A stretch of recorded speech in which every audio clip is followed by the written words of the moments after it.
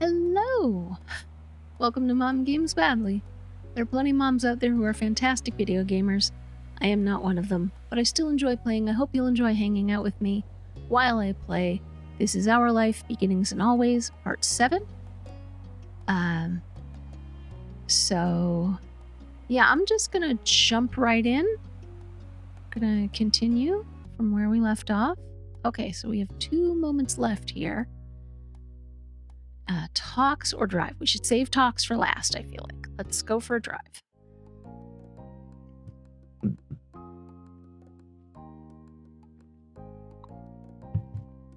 Gave up our opportunities to flirt with Baxter. For Cove's sake, so, because we've solidified our relationship. I think. But not defined it. I feel really solid in my relationship with Cove, but I don't know what it is, really. Like a lazy cat. Oh. Like a lazy cat, you stretched your arms above your head and yawned, blinking your eyes sleepily. The day was warm and pleasant, and you were lounging on the couch in the living room, finding it difficult to do much in that moment. Your moms and Liz had gone out shopping, looking for some new items for your sister to take back and decorate her college dorm with.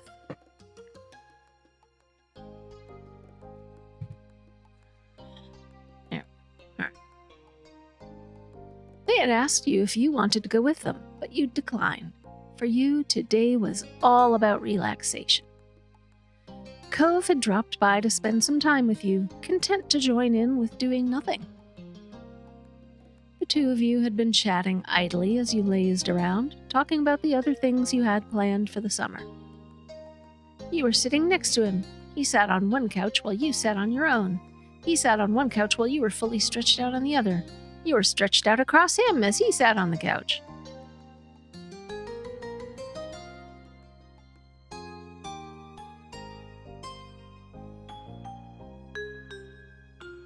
Let's go with sitting next to him and see what he does. One of his legs was stiffly crossed over the other, and he barely looked at you the entire time he'd been there. Oh, okay. Maybe that wasn't the right choice. The day dragged on, and you found yourself yawning more and more often between conversations. You had almost dozed off completely when suddenly a buzz rang out, disturbing the silence. Your phone was on its charger in the kitchen, so it couldn't have been that. Cove pulled his own phone from his back pocket and checked the screen. His movement had jostled you, so you tried to readjust your position to get it right again. Oh. It's my mom. Cove waved his phone in the air, giving you a small smile. I'm gonna take this. I'll be right back. You made a small noise. Why do you have to leave for that? Sure. Okay. It's your mom. Can't I hear it? You held on to him to keep him there.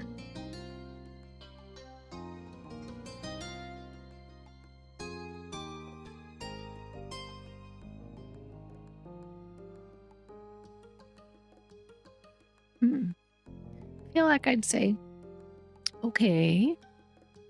Or make a small noise like, why you gotta leave? Okay. You gave him a pitiful nod of the head. That was not one of the options. It was not. He chuckled at your pout, a soft blush spreading across his cheeks. He got to his feet and stretched out, answering the call and holding the phone to his ear as he headed off. Hey, Mom, what's up? Tell her I said hi. Don't keep me waiting long. You blew him a kiss. You waved him goodbye. Tell her I said hi. He turned to give you a nod, smiling as he walked backwards toward the door. The lock clicked behind him as he exited the house, and you sank back onto the cushions, idly trying to decide what to do next. Wait, he left the house? Why couldn't he have just walked into the next room? What? I don't get this guy at all. After electing to grab your own phone from its charger, you resumed your position on the couch, tapping away at the screen. Your mind drifted away from thoughts of Cove and his phone call with all the many ways your device could distract you. It was an effective enough way to kill the time, and you had managed to do various little things when the door opened again and Cove returned. Hey. I'm back. You watched as Cove strolled over to where you were still sitting. Is everything okay? Everything's fine, just... He sighed dramatically and let his forehead fall against the couch back. I know I just came back from visiting my mom, but... Well, last time I flew there. Every time I just fly there and back, and so there's a lot of stuff I've left over there, because I couldn't take it all with me on the plane. Now that I'm not going to be visiting her like I used to, I'll have to go get it at some point. He gave you a look that you thought seemed almost guilty. Some of it is pretty big, so it's not really practical to have it shipped. I can drive over and pick it up. When will you go? That's what my mom wanted to know. She thought it'd be best to do it soon before things get even busier. He paused and let out a soft sigh, his shoulders dropping, as if he really didn't want to be the one to have to tell you that. I think that's probably the idea that makes the most sense, too. It'd be good to get it over and done with. I'll be setting out as soon as I can. Oh, another trip already then. He sighed and dropped his head again. You could tell he wasn't any happier about having to go than you were about seeing him leave. It's not a big deal. Fine. Are you just trying to get away from me? You didn't know what to say.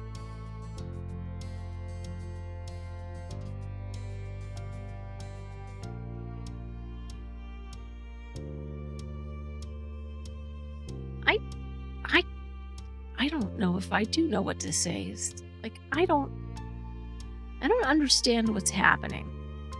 It's like, yes, he's got to go away again. It's for completely understandable reasons. But apparently he's been acting kind of distant toward us today, anyway. Maybe that's why. He's worried that we're going to freak out. Like, this would probably be the response that he would fear. So, are you just trying to get away from me? Because it's all about me. Me. Not a big deal. Fine. I'm worried that this is a sarcastic fine. Fine. It's not a big deal. The quicker you leave, the quicker you'll come back, right? Yeah. Looking up again, you met his bright aquamarine eyes, hiding a sad smile tugging on his lips. Oh. Suddenly his eyebrows jumped, and his eyes lit up like a lamp. You could come with me. What? You should come. My visits to my mom's are usually special, so she and I can spend time together, but this time it's not like that. It's an errand. My plan is to drive out one morning, spend the night, and then we can pack up the car the next morning and turn right back around. It'd only take 2 days for the whole thing. You thought to yourself for a moment, amused by Cove's excitement. Are you sure it'd be okay if I go? Yeah, why not? I could probably use the company. It's a pretty long drive for one person. A sprinkling of color spread over his cheeks as he admitted quietly. And I'd just really like to have you around. Plus, you'd have a chance to see my mom in person. I know she'd be happy to see you again. You shrugged casually, smiling as you officially let Cove talk you into it. Let's do it. A road trip with the two of us would be fun. I'll have to let my moms know, but as long as we've got nothing else important on the days we pick, then there's no reason I wouldn't be able to go. Cove's face brightened, and you were sure that the prospect of having a travel buddy made the task seem less tiresome.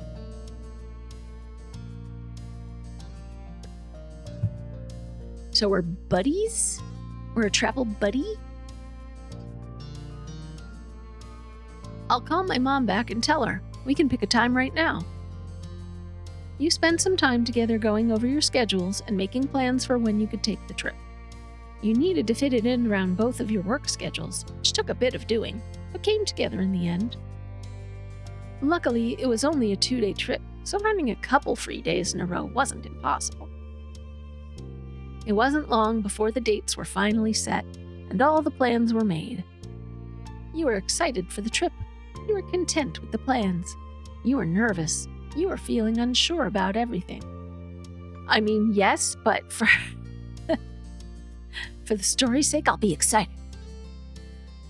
A short trip sounded like the perfect way to spend some time. You could listen to music, eat snacks, and enjoy the open road. No matter what you thought about things, the morning when you were due to leave arrived. It was cooler than usual, the sun barely peeking over the tops of the houses. You stood outside your house on the footpath near the road, waiting for Cove. You yawned loudly, covering your mouth with the back of your hand. Mornings were always a struggle. With your travel bag clutched in one hand, you watched as Cove finished packing up his car. He had organized all sorts of things, water bottles, snacks, and who knows what else. Cove insisted he had everything under control and didn't need help. At least you could rest easy, knowing that it was all taken care of. As you waited, you glanced over Cove's car. You knew it well.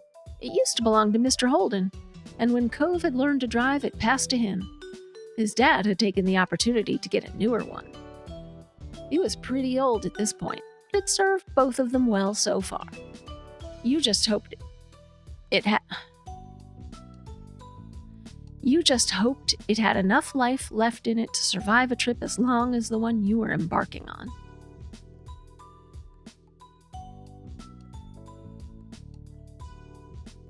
Can I just say I hate this tank top? It's ugly. Ugly, ugly, ugly, and it clashes with his hair color. The slam of a door closing made you jump. You snapped back to focus and saw Cove was walking toward you. He dusted his hands off on his pants and tilted his head toward the car. That's it. Ready to go? Yeah, I'm ready. He smiled and stepped aside, giving you space to situate your own bag where you wanted it. Once everything was safely inside, he glanced back at you. All right. We should get started. It's gonna be a ways to go. Woo! You gave him a high five. You hugged him. You smiled back with a nod.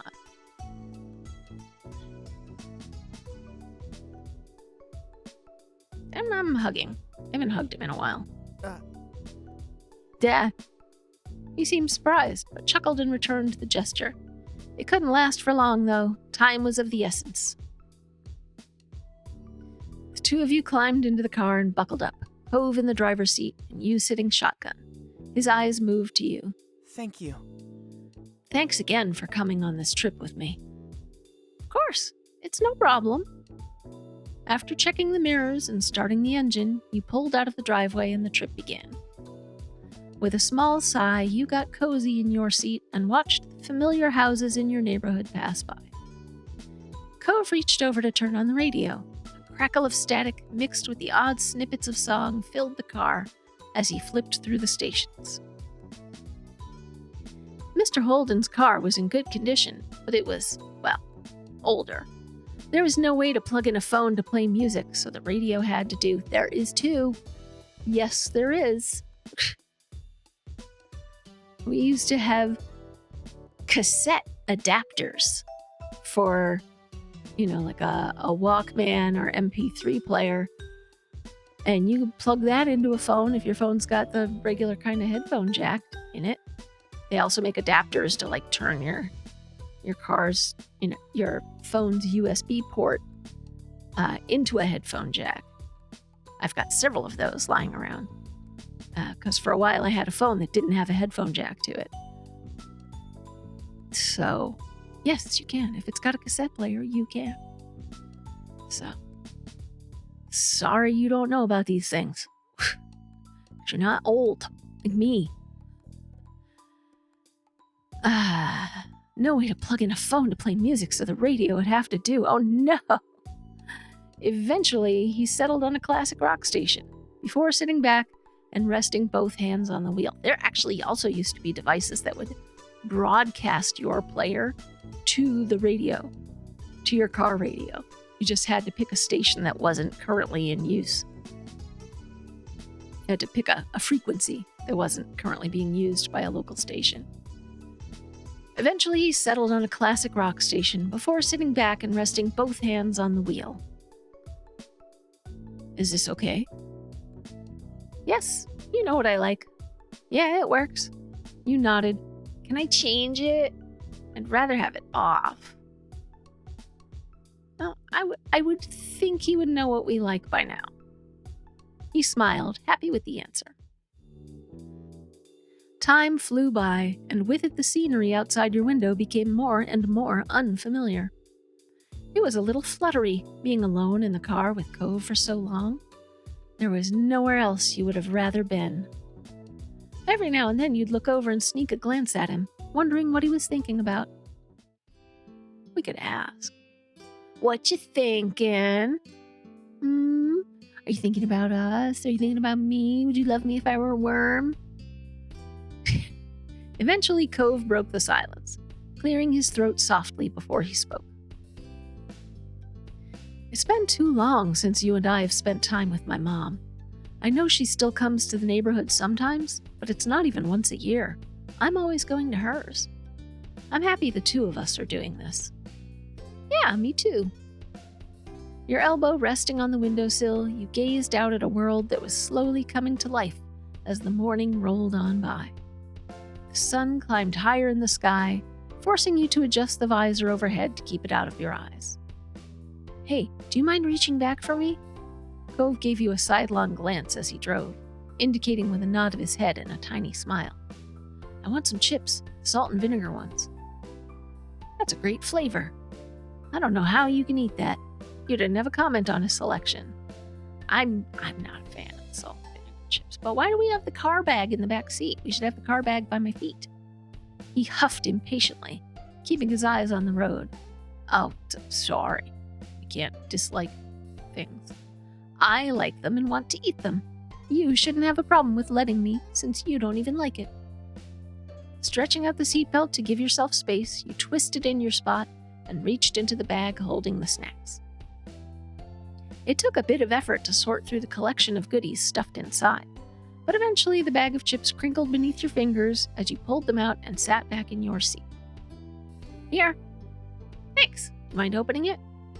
His eyes lit up at the prospect of the snacks, and you shook your head in amusement, popping the top of the bag. You poured a few chips into his hand. You held the open bag out toward him. Want me to feed them to you? Not gonna just... Here. With a smile, he dug into the bag noisily, picking out a couple of chips between his fingers and popping them in his mouth. The sound of crunching and rustling filled the car as he reached over from time to time, taking a few more. Ultimately, he elected to drag out an entire handful at once, losing a few of the chips to the floor. Dude, chill. Just chill. After that, you rolled up the top of the bag and stowed the chips safely in the back again. When you turned to the front, it was to find Cove crushing the fistful of chips into his mouth, crunching loudly. He wiped his hand on his pants absent-mindedly before gripping the wheel and spilling crumbs all over the place. All right, I'm done. I'm done with this guy. That's it. That is...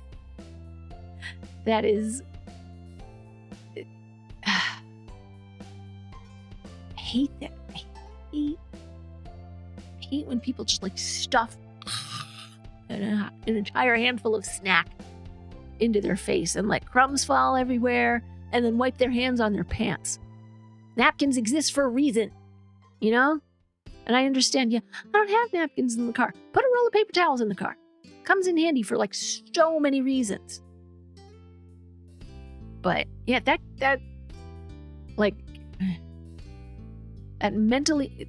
mentally grosses me out. Not grosses me out exactly. I mean, it is a little bit gross, but it's also just kind of skeeves me out. I'm like, if I had a friend who was with a guy that did this, like if, there were another pair of us in the back seat and I saw the guy do this, I would think, oh, why are they with this guy? Why are they with this guy? This guy is a loser who does not care about getting grease on his clothes and crumbs all over himself and all over his car, and stuffing his face greedily because he can't eat, only 2 at a time. No, you've lost me. Like, genuinely, kind of lost me here. With liking Cove. You're like a little kid. You laughed at that. How can you eat that much at once?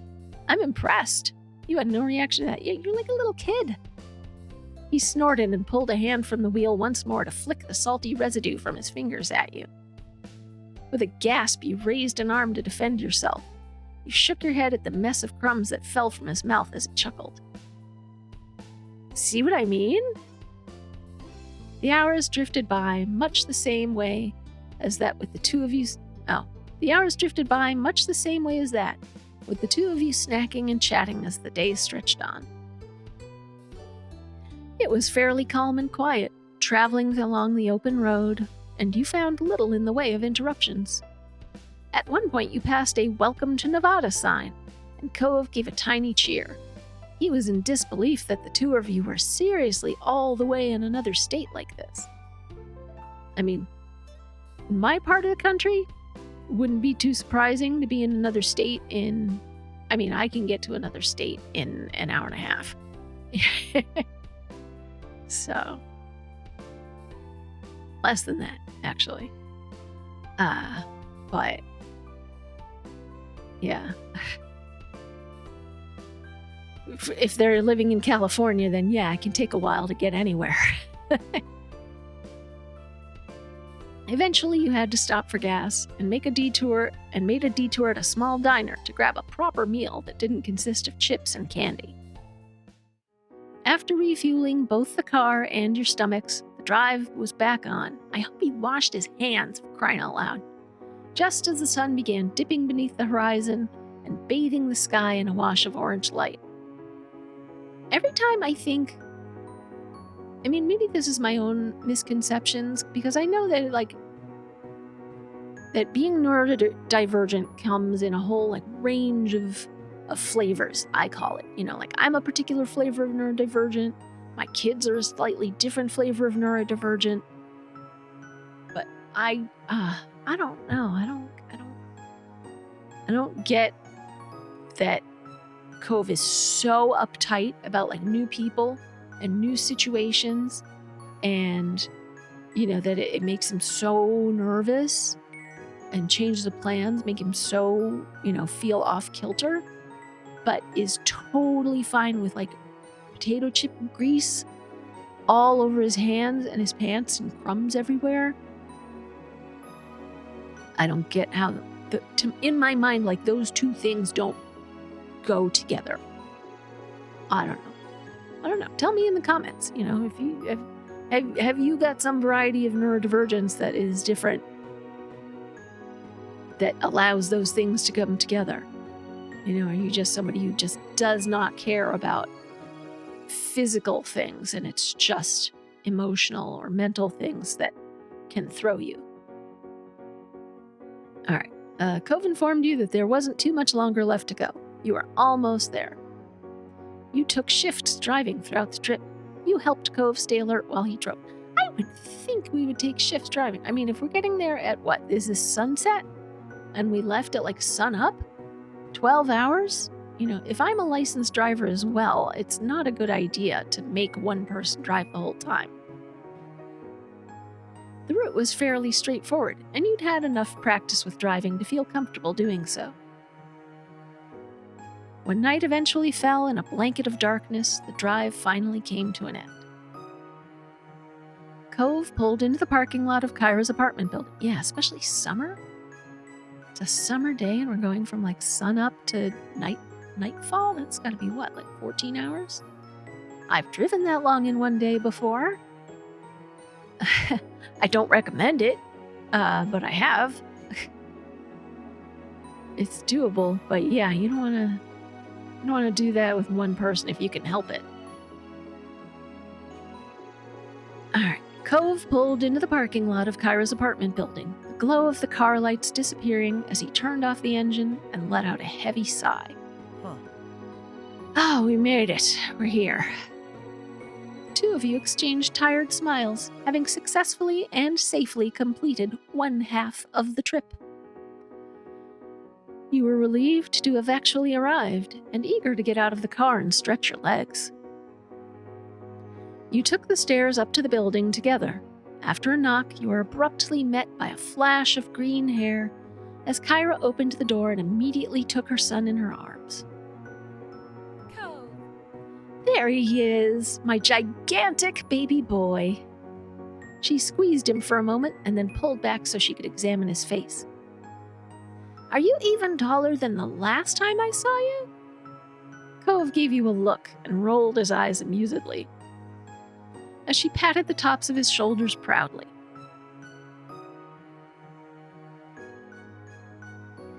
You say that every time I'm here. It doesn't even make sense right now. My last visit wasn't that long ago. Kyra simply laughed before letting him go fully and ushering the two of you into her apartment. Then she turned to you, a wide grin pulling at her lips. There's a lot of lip pulling in this game. Jamie, it's so nice you came along with. And as a bonus, you've both arrived in one piece. Yeah, it's good to see you. It's been a long time. Kyra beamed at you both, and while you would have loved nothing more than to settle down and rest after the drive, you could see she wasn't going to let you go that easily. So, how was the trip? I admit I was just a pinch worried. We barely made it. I appreciate your concern, but it was all right. You felt the fussing was unnecessary. You let Cove answer that. We barely made it. Cove gave you a dry look, a small smile tilting his lips. Yes, also lots of lip tilting in this game. We handled it just fine. Kyra clapped her hands together, the bracelets around her wrists jumping. I'm so proud! I can hardly believe how mature you both are. Where did all those smarts come from? Cove ran a hand over his hair with an awkward chuckle. I don't know. Well, I don't know. Maybe I got some from my parents. Not your dad. Just saying. His mom looked up at him deeply, her eyes glistening as she shook the sentimentality off with the wave of her hand. You have to be half asleep already, huh? I don't want to keep you up much longer. Early morning in any hoosies.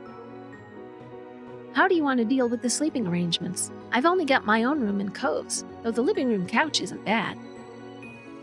You keep your bed, Mom. Jamie can use mine and I'll sleep on the couch. Or the floor. Whatever's easiest. It doesn't matter for one night.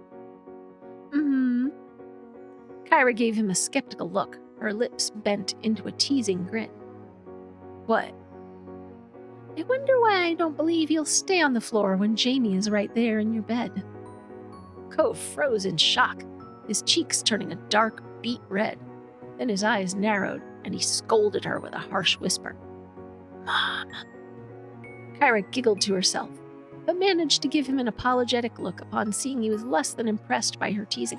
Why has he not had this discussion with his mother? That he is asexual. Why has this not happened? Supposedly they have a good relationship. How does she not know? And that this would be like an embarrassing thing to say. Sorry, baby. I'm only pointing out the obvious. You blushed. You laughed it off. He's had a long day. It's cruel to tease the poor boy so late, even if it is true. Yep, she's right. That's totally what you do. You're annoyed. She knows he's sensitive. It was uncalled for. You put a hand on Cove's arm in a show of support. Yeah, especially after all the effort he'd made to visit her. I'll take the floor. I'll sleep on the couch in the living room. Thank you for letting me have the bed. I'll sleep on the couch. I'm shorter. Anyway, I'll fit on the couch better.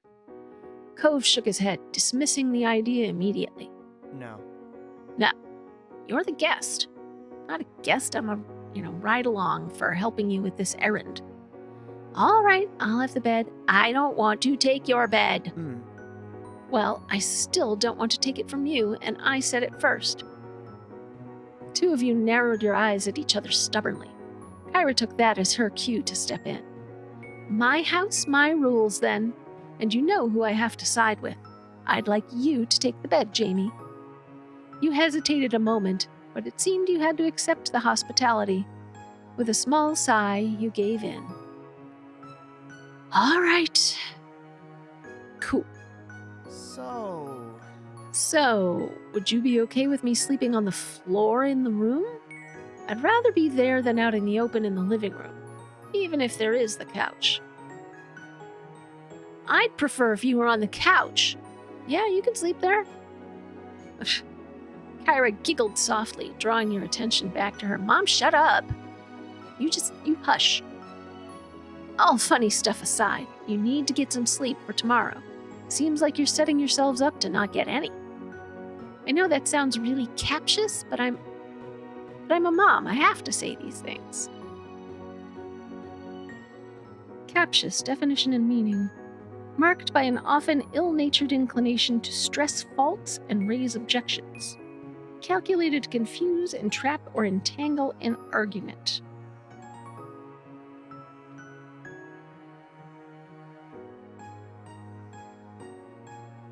Comes from the Latin captio, which refers to a deception or verbal quibble. Arguments labeled captious are likely to capture a person. They often entrap through subtly deceptive reasoning or trifling points. A captious individual is one who might also be dubbed hypercritical, a sort of carping, censorious critic, only too ready to point out minor faults and raise objections on trivial grounds. Alright, well, it's used correctly, I have to say. That sounds really captious, but I'm a mom. I have to say these things. No, you don't. No, you don't. Come on, we're not little kids having a sleepover. We're responsible adults, aren't we, Jamie? Right, Jamie? Yes, very responsible. No, we're not. Well, I am. Cove, though. Cove is, though I can't say the same for myself. You simply smiled at him. Maybe you should sleep in the living room after all.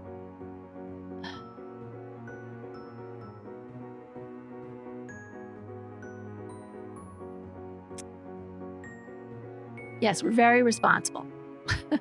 She gave the two of you a suspicious look, and you stood up straighter, trying to prove your point. I'll leave it at that then, for now.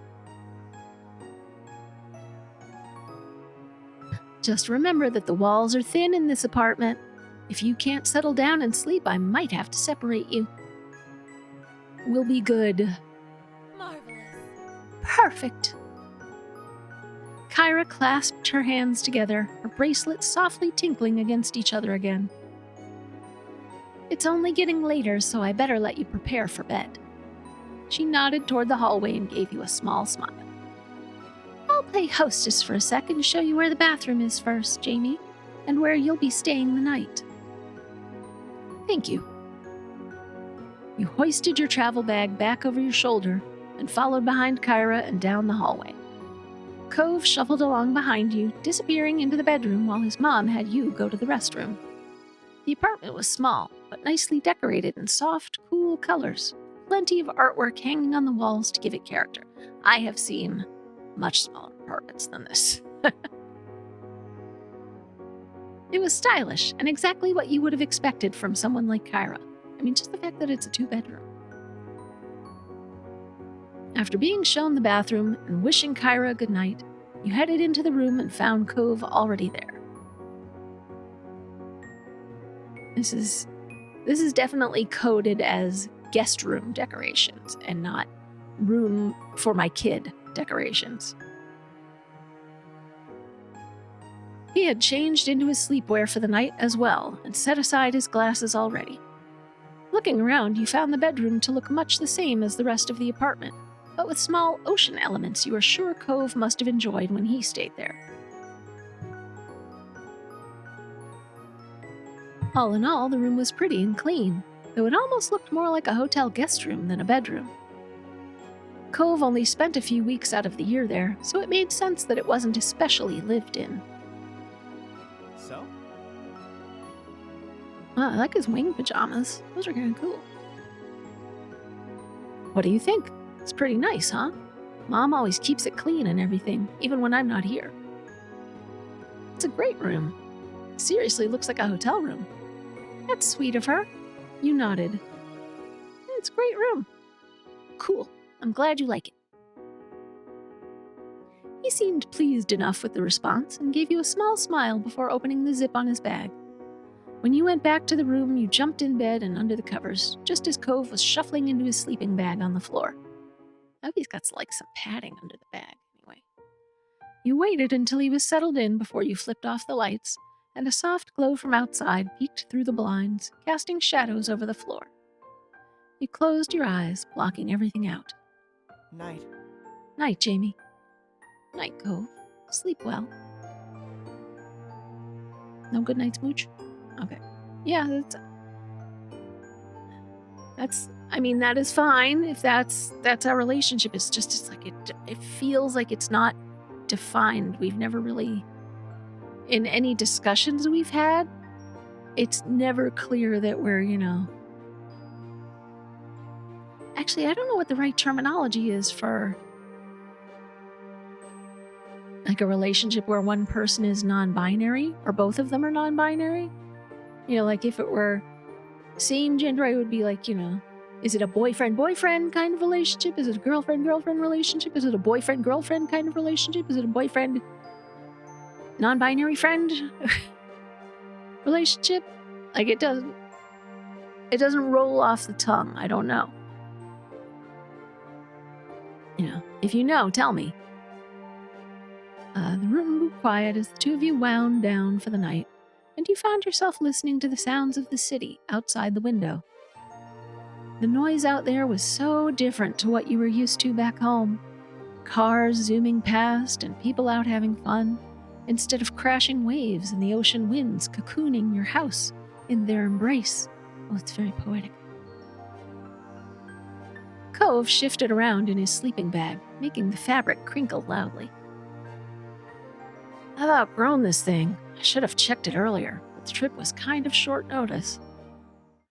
Are you really sure you don't want the bed? Why don't we share?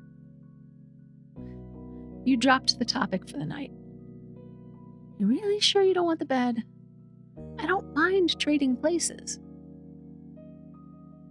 No, it's all right. Well, then don't bitch about it. I already said I'd sleep on the floor, and I don't mind. Don't worry about it. You're already doing me a big favor by coming here in the first place. Just let me do this one thing and give you the bed. That's what I want for this trip, okay? Pursing your lips tight, you gave a small nod and admitted defeat.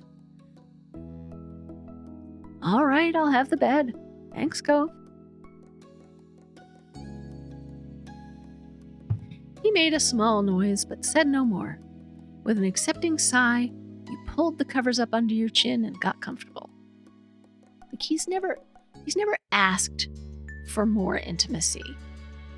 Like, ever, I don't think. I think he's spontaneously hugged us once or twice ever in the course of this game.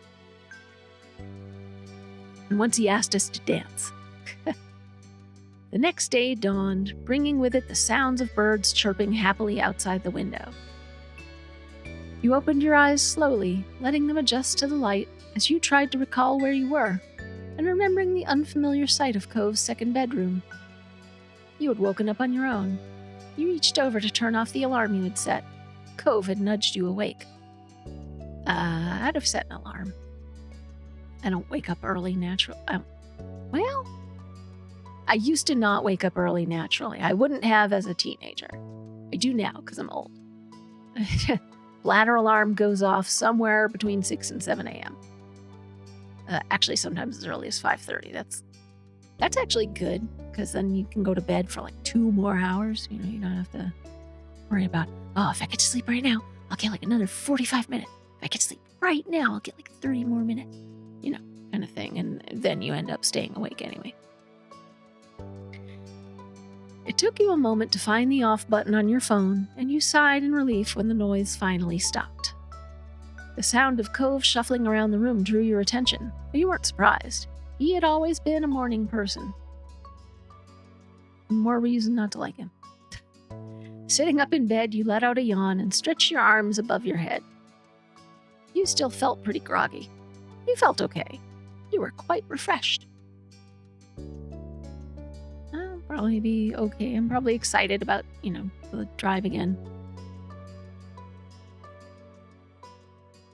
Considering the long drive the day before and the late night, you were feeling ready to get the day started.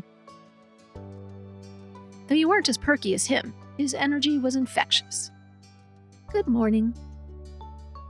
You pulled yourself out of bed, grabbing a fresh change of clothes and your toiletries before heading to the bathroom.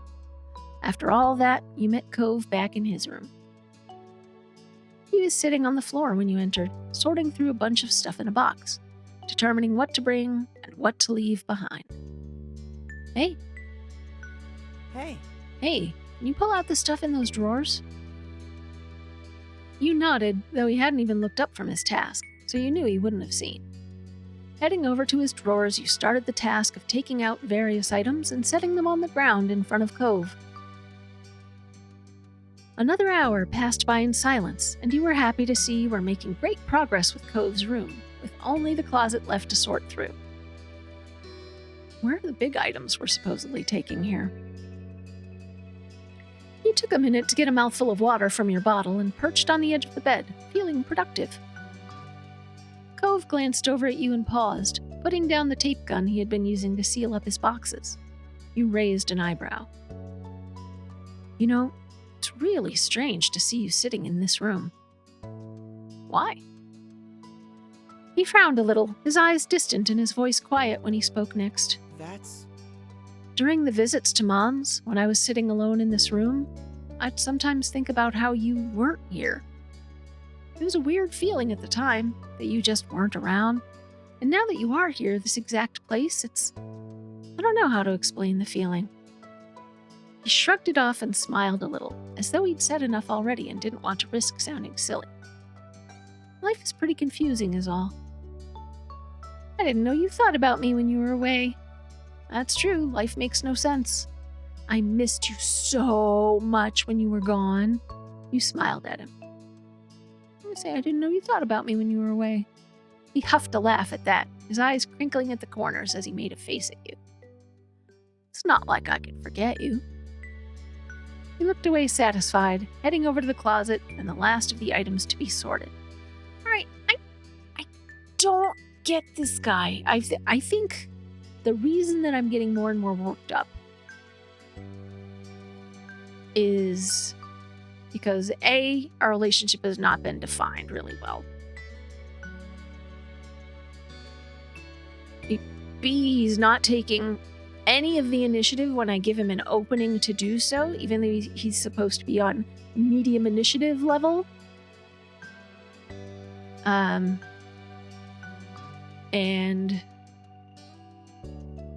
there was a C. C, I'm feeling a little taken for granted. Like, duh, of course you know how I feel about you. Duh, Of course I missed you. Of course I couldn't forget you. Of course I couldn't, And it's not of course. He'll occasionally say, I'm glad you're with me. I'm glad you came with me. I'm glad you're here. And it's like, that's really nice and all. But we haven't heard the L word at all yet. He looked away satisfied, heading over to the closet and the last of the items to be sorted. I understand that we're officially on crush level, but you would think that would be coming up. I don't know. Before long, every box, closet, and drawer had been thoroughly combed through, with the items either neatly packed up in boxes or organized and returned to their proper place. With a sigh of relief, you glanced around the bedroom and the work you had done together. All right. We're done. Good job to us. I'm going to change out of my PJs for the drive. I would hope so. Yeah. When the two of you headed out into the living room, ready to get everything finalized and hit the road, you found Kyra in the kitchen, pouring a cup of tea. Cove headed toward her, leaning casually against the counter that divided the two spaces. Hey, you didn't have to get up so early. Come on. Are you crazy? Of course I have to see you off before you go. You can't sneak away while I'm out cold. She beamed at him, and in all honesty seemed more than happy to be up and getting ready for the day. Do you want some breakfast? I've got some muesli or eggs and toast. Oh, and some of that fruity cereal you used to love. That's okay. We should really eat on the road. Kyra smiled sadly, a little disappointed, but she seemed to understand that your time was running thin. I thought you might say that. In that case, I've packed you some snacks for the road. What do you think? Even if you don't end up eating them, take it anyway, just in case. You can always feed them to Cliff when you get home. And tell him I said hi. Cove laughed and shook his head, knowing his dad would love nothing more than to polish off whatever food Kyra had prepared for you. Thank you. Thanks, Mom. You really didn't have to. Thank you for the snacks. It's nice of you to organize this for us. It must be a mom thing to know stuff like that. I'll definitely eat whatever you've packed. You smiled quietly at her. Yeah, there are a lot of options in this game where you can be very untalkative. You can be a very quiet person if you want to, if that's your tendency. So, I mean, I criticize this game here and there about the writing, but it's also, I definitely applaud, number one, the amount of work that must go into this, providing this many choice paths. And I mean, I presume not all of them will take you onto different paths, but the amount of work it takes to come up with options that sound relatively reasonable for every choice that you present. It presents a lot of choices. You're not going like huge stretches between having to decide things. And, you can really kind of pick something that fits your personality. It really kind of allows for that, which I appreciate. So, I will just say thank you for the snacks. I'm sure they'll come in handy with this guy around. I mean, yeah, this guy eats a lot of snacks. Cove scoffed and playfully rolled his eyes, earning a giggle from Kyra. I don't doubt it. Like father, like son. She returned your smile with one of her own, before putting her cup of tea aside. Well, I'll help you get the car packed. Sure. Sure, thanks. The three of you got a move on, taking the boxes from Cove's bedroom and heading down to fill the back seat of the car until there was barely an inch of space left in the back and the trunk. With all of you helping, it only took a couple of trips to move everything, and you were done before you knew it. Then it was truly time to say goodbye. You convened back inside the apartment, where Kyra looked over the two of you with a quiet smile. It was great to see you both. Thank you for coming. She gave each of you a hug, and you felt a little sad that you hadn't been able to spend more time with her. It was good to see you too, Mom. Cove embraced her in return, two of them holding on to each other for a few seconds longer.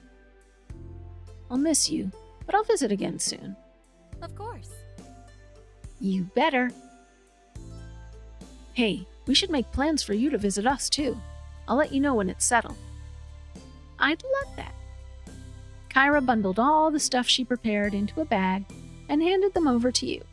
You took a quick peek at what she had packed. There was fruit, nuts, seeds, hard-boiled eggs, and some veggie sticks. Oh no, you're not going to eat hard-boiled eggs inside an enclosed car. No. Absolutely not. Absolutely not. Ugh, stinky. There was fruit, veggie sticks. Okay. Cool. Oh, good to see we've got some fresh food options now. The snacks I brought weren't. Kyra shook her head at him and let out a soft laugh, as though she wouldn't have expected anything else. Yeah, neither would I. I seriously hope you're feeding yourself better than that at home. Yeah, of course. Just not on trips. I can live with that then. She looked over him fondly, her eyes at last focusing on his face, filling with emotion.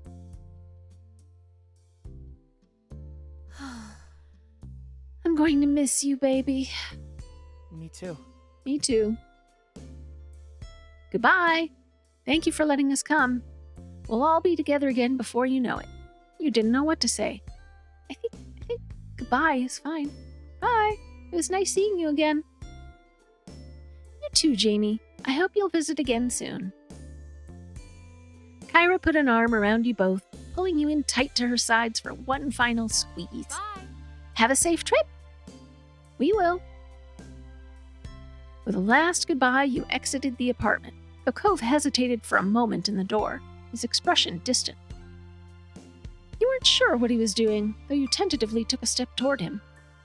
Everything okay? Your voice seemed to bring him back to earth, and he shook his head to clear his thoughts, his green hair swaying from side to side. Come on. Yeah, let's go. With that, the two of you headed back down to the car, ready to make the long trip home. Soon enough, you were on the wide open road with a car full of Cove's things and only one destination, Sunset Bird, California. The drive went as smoothly as could be expected, with the morning slowly creeping into midday as the miles flew by. After a while, you switched places with Cove and took over driving for a couple of hours. Day flew by in a whir of open road and sunshine, and before you knew it, it was early afternoon. By that point, you had already crossed the state line. Cove announced that he planned a little stop on the way home. He was quite pleased with himself as you arrived at the precipice. The Redwood National Park. Redwood National Park is on our way home. I gotta look at a map for a second. I'm probably gonna put like a little inset map on the screen here. Like, I knew Nevada is further north than most people think. Yeah, I guess it depends where in Nevada you are. Nevada goes all the way up to Oregon and Idaho. So we could live in Northern California, like way Northern California. And the Redwood Forest could be south of us. All right. Yeah, I didn't realize Nevada and Utah are both north of Arizona. All right. Not as familiar with that part of the country. I'm a East Coast girly.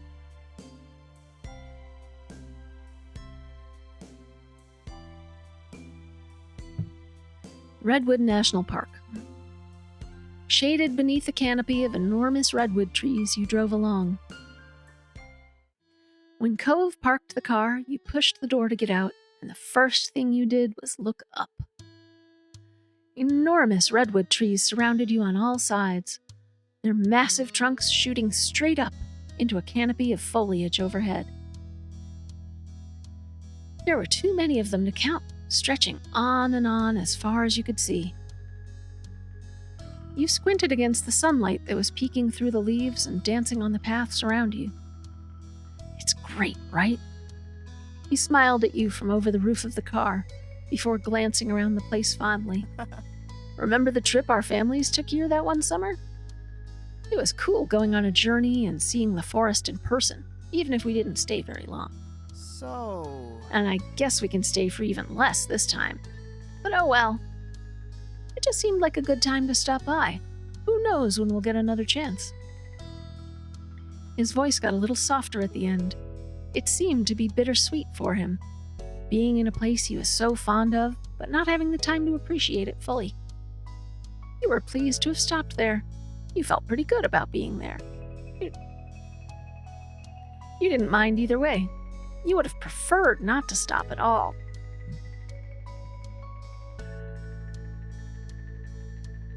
You were pleased to have stopped there. I mean, come on, it's beautiful. It was a beautiful place to stretch your legs and take in some fresh air. Yeah. All that oxygen trees are breathing out. Thanks for bringing me here. There will be more chances in the future, I promise. It's better than taking a break at a gas station. I'll put up with you for the trees. I'll put up with this place for you. You said nothing about that. It's better than taking a break at a gas station. Cove nodded, his eyes drinking in the nature surrounding you. It's more beautiful anyway. Well, yeah. The two of you walked around for a while, completely dwarfed by the sheer scale of the redwoods. It kind of put your view of yourself and everything into a strange perspective. You took in a lungful of clean forest air, listening to the sounds of birdsong and the cool breeze rustling through the underbrush, taking advantage of the space to move around freely. However you felt about being there, it was a totally different scene than sitting in that old car for hours and hours. You walked closer to Cove. You were feeling nervous, so you kept your distance from Cove. You felt more comfortable keeping your distance from Cove. Walk a little closer. He seemed tense when you approached, but he didn't move away. Eventually, he relaxed a little, and the two of you walked along in a comfortable silence. Being here again, you couldn't help but reminisce on what else had happened during the trip you had taken here all that time ago. There were a lot of things that had reminded you of it recently. You looked over at Cove, who seemed to be lost in the peace of the place, and you wondered if any of it crossed his mind.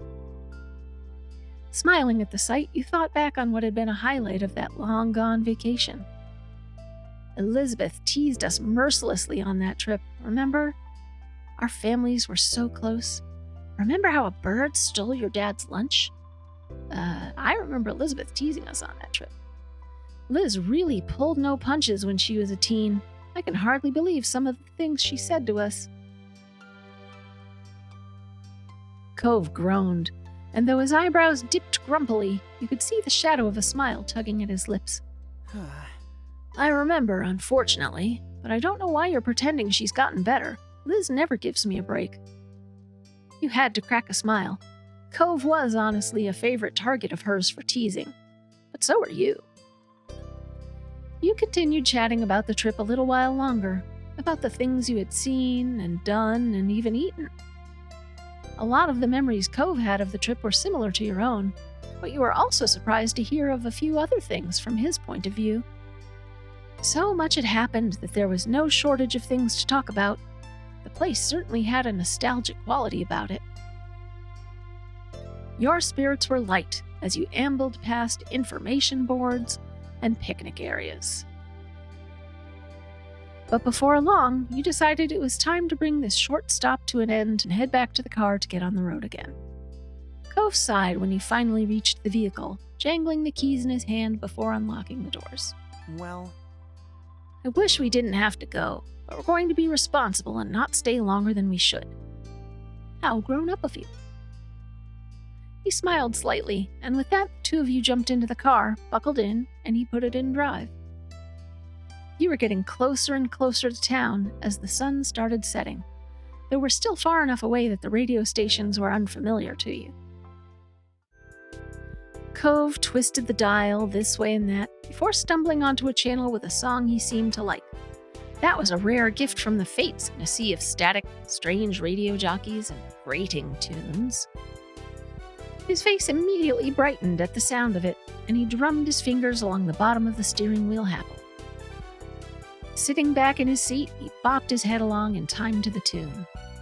You smiled, you chuckled softly, you shook your head, you sang along, you ignored it. Will he get upset if we sing? So I think if we chuckle in, being bemused, that he'll take it as we're laughing at him and not laughing at, being happy and I'm glad that he's enjoying himself. I'm going to sing along. Cove raised a pleased eyebrow at your vocalization. Emboldened by you, Cove decided to do a little lip syncing. Every now and then a part would be stumbled over, and by the end you were both laughing too much to continue.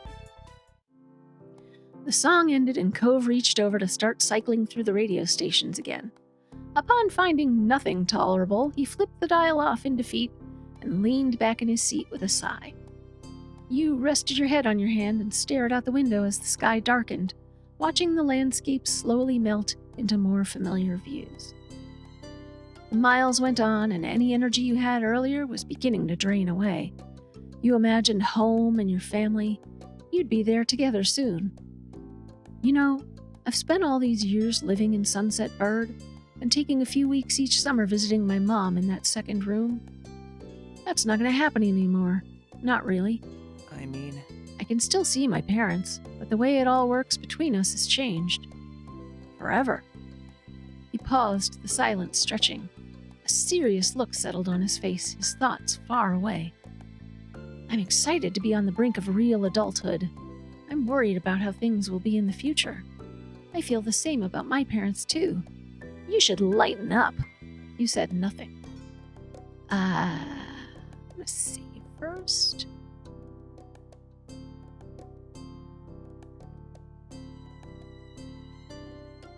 Alright. I'm excited to be on the brink of real adulthood. There are so many experiences we've yet to do. Cove's mouth pulled into a tight line, though he gave a small nod. Cove stared straight ahead down the long, long road. The path looked like it had never ended from where you were. That wasn't true. Eventually, he found a few more words to say. so glad. I think it's good we were able to do this trip without any parents or chaperones. It was just us. We did it all. I don't know, I feel a little more independent now. A little more ready for what's ahead. Right. I've felt ready for a while now. I'm not sure I'll ever be ready. You didn't respond to his conclusion. Just gonna say, right. It's like a real first step to be on your own all the time. It'll be here before we know it. The topic seemed to wear on Cove, and he made an attempt to find something else to speak on. So, I'm kind of sad about getting back. I'm gonna miss having you right there tonight. He grimaced and leaned forward, his shoulders tense and his eyes hyper-focused on the road ahead. I'm sorry, I didn't mean for that to sound weird or anything. It's just nice to hang out. Yet you're not comfortable with me walking close to you? On a forest path? That isn't strange. I can understand it. Cove gave you a small smile, one that you returned, and the two of you fell into a more comfortable silence. The sky outside grew ever darker as the hours passed by, stars blinking on like tiny fireflies, painted onto a canvas of blue. The scenery continued transitioning between open roads, industrial areas, and beach towns, becoming increasingly recognizable as time went on. You felt somewhat disconnected from the world around you as you watched it through your window, your tired mind growing hazy. It was a strange, reflective feeling, but peaceful nonetheless. Soon enough, the world would return to you, and you'd find your feet firmly on the ground. It couldn't be helped. The adventure would end, life could continue, but your memories would linger on. All right, perfect. So I need to take a break, go do some other stuff, and I'll be back to record this, to record the rest of this one another time. So I'm back. Had to take a little break in the middle there. Had to go do some stuff. So I have re-bleached, re-dyed. It's a little darker than I'd like, but that'll fade out. I had to correct the hue because it was way too magenta earlier. Part 6. Not doing so great. I mean, none of these are doing great, but that's just sometimes how it goes. So nevertheless, we persist. Why? ADHD. Because I've started this and I'm gonna finish it. So even if it's not doing well, I will be happy at the end of it all. We'll have like this full experience to package up in a playlist and say, here's my gift to you. Maybe I'll do one of those things where I put everything together into one massive video and market it as go to sleep while hearing about this person's life, have 24 hours of a life story. I don't know how long this is going to end up being. But anyway, let's go to talks.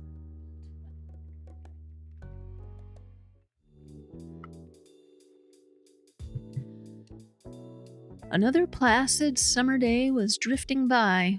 Your daydreams were chasing each other, none sticking around long enough to become a firm plan. But you really didn't mind that right now. A tapping worked its way into those dreams. Focusing more, you realized it was coming from your window. A grin popped on your face as though it had been waiting all day for this moment. Heading to the window, you could see Cove outside.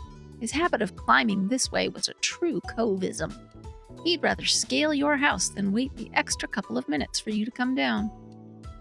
It's because he has the maturity of a 12-year-old, even though he's supposed to be 18. I don't know where this accent is coming from. I think I watched too many Instagram reels in a row from people from the South. Okay. Stood aside to give him space.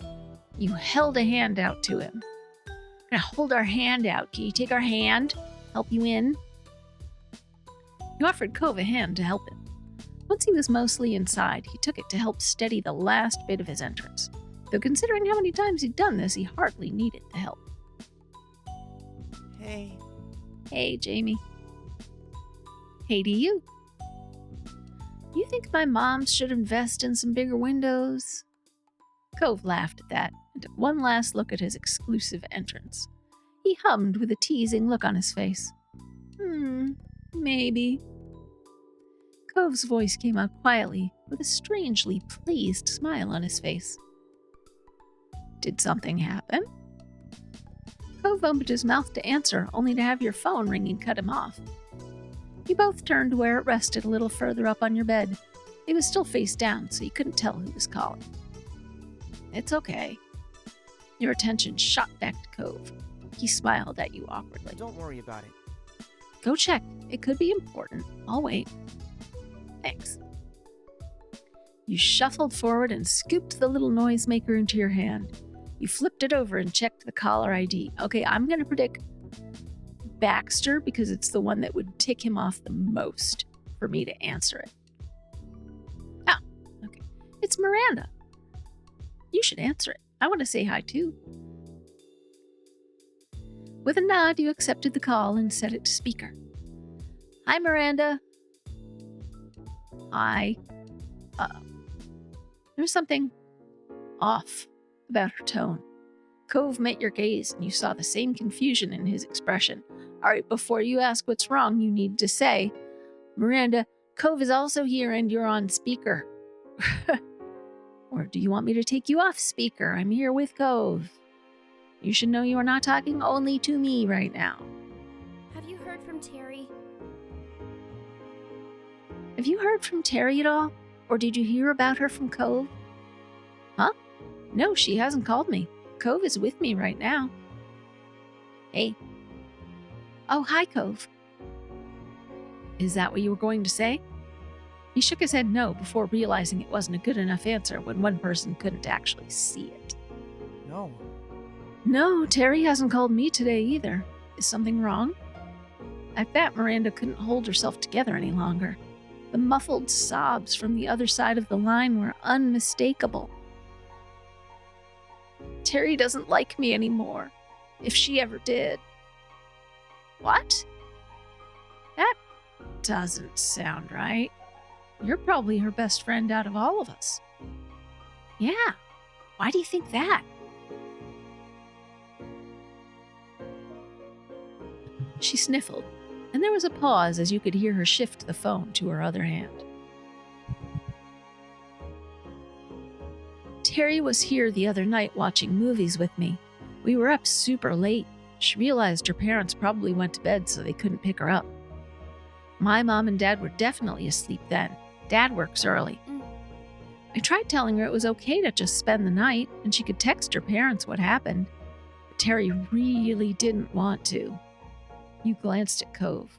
He looked equally unsure as you about where this story was going. It didn't sound like a friendship ending situation. I suggested things to make it easier if she was nervous, like she could sleep by herself in my room while I stayed somewhere else. Yeah. And I said we didn't have to sleep at all. We could have kept watching movies until one of our parents woke up. I wouldn't have minded. I know not everyone can do sleepovers, but Terry wouldn't even tell me what was really wrong or what I could do to help. I thought we could tell each other anything. I guess I was wrong. Did she stay in the end? No. We got too loud in the kitchen and my dad woke up. He offered to drive her home when he heard what was wrong. She texted me apologizing for my dad having to do that when he needed rest. But that was it. She isn't talking to me anymore. I'm not making her sound heartbroken enough.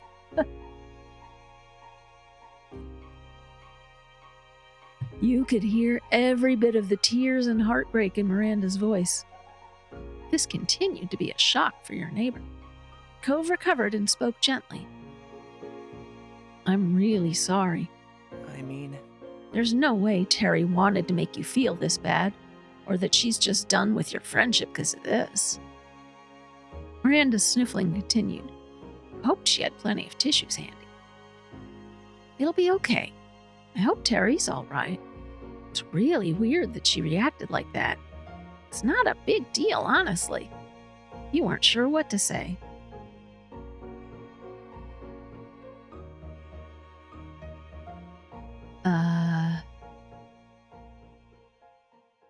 Yeah, I mean, it's weird that she reacted like that. It's like, I hope she's all right.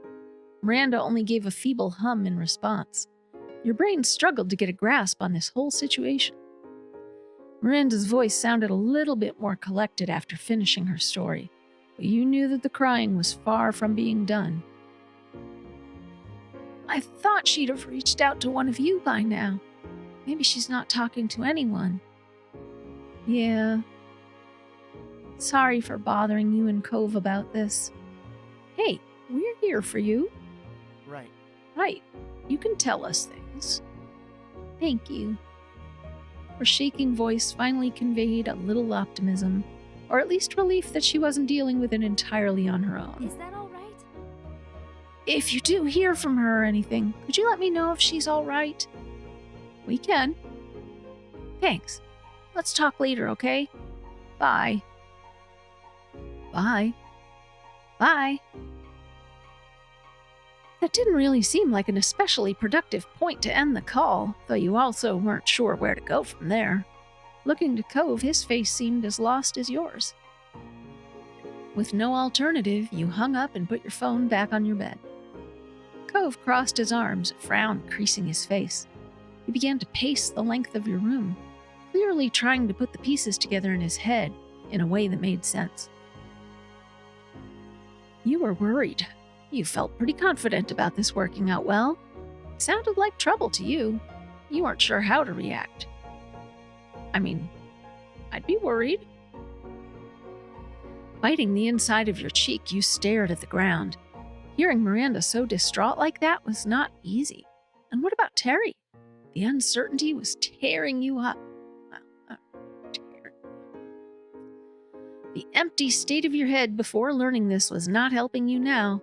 You couldn't put two thoughts together, and flopping back on your bed, you stared into space. We should probably try calling Terry. Yes, we should. Yes, that is an intelligent thing to do. Cove's voice managed to drag you back to some grounding. He'd stopped pacing, but you still saw a perturbed look on his face. Yeah, I'm worried about her too. You bounced up and moved to his side, ready to act on whatever plan you two could come up with.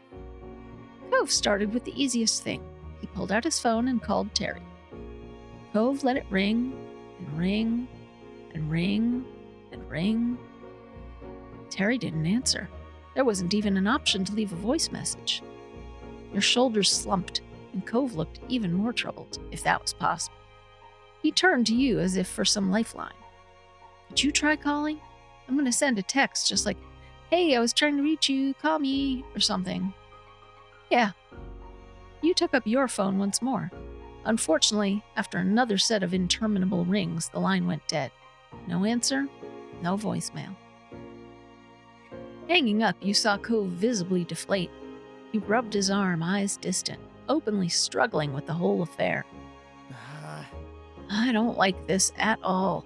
They're fighting, we barely know anything, and we're supposed to just wait and see? Despite it only being a minute since he texted Terry, Cove checked his phone again. He was desperate for progress, or something, and you frowned as you watched him. You need to try to relax. You're making me anxious. There's no way Terry has answered you. They're gonna get over it, you know. You stayed silent.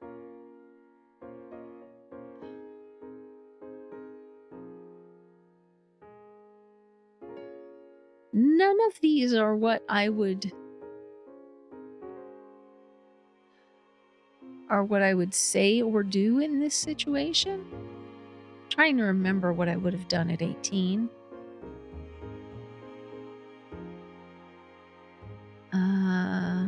What exactly did he say?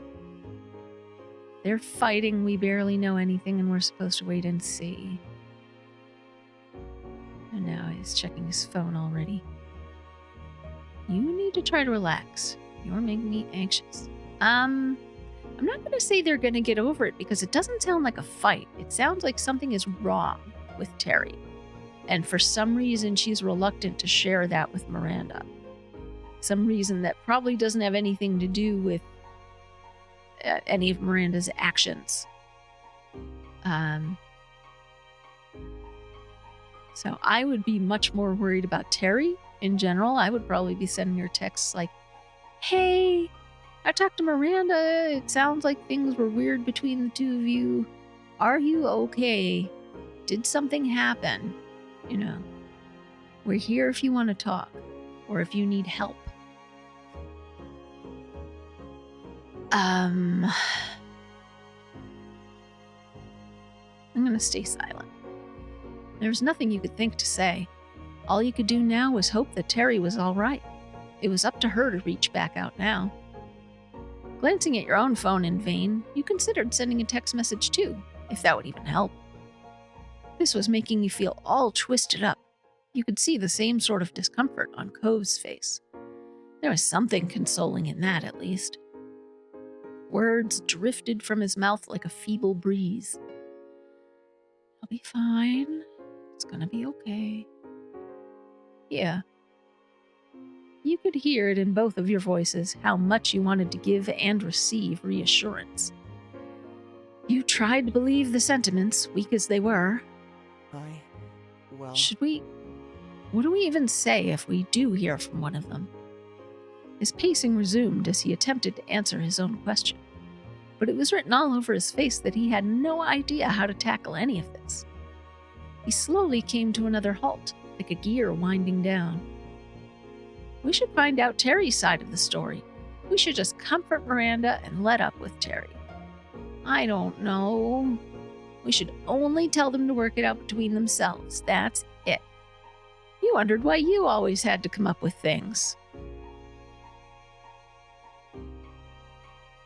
I mean, kinda. But, it's also the nature of the game so that you can have the majority of the choices. But we should find out Terry's side of the story. Nothing could be done until you knew what she thought of this. That much was certain. Cove nodded slightly in agreement, and maybe Miranda did do something. She didn't pass that along in her phone call. Or she didn't realize that something that she did had maybe offended Terry or upset her. For several minutes, you both remained there in silence, drowning in your thoughts. Eventually, Cove turned around.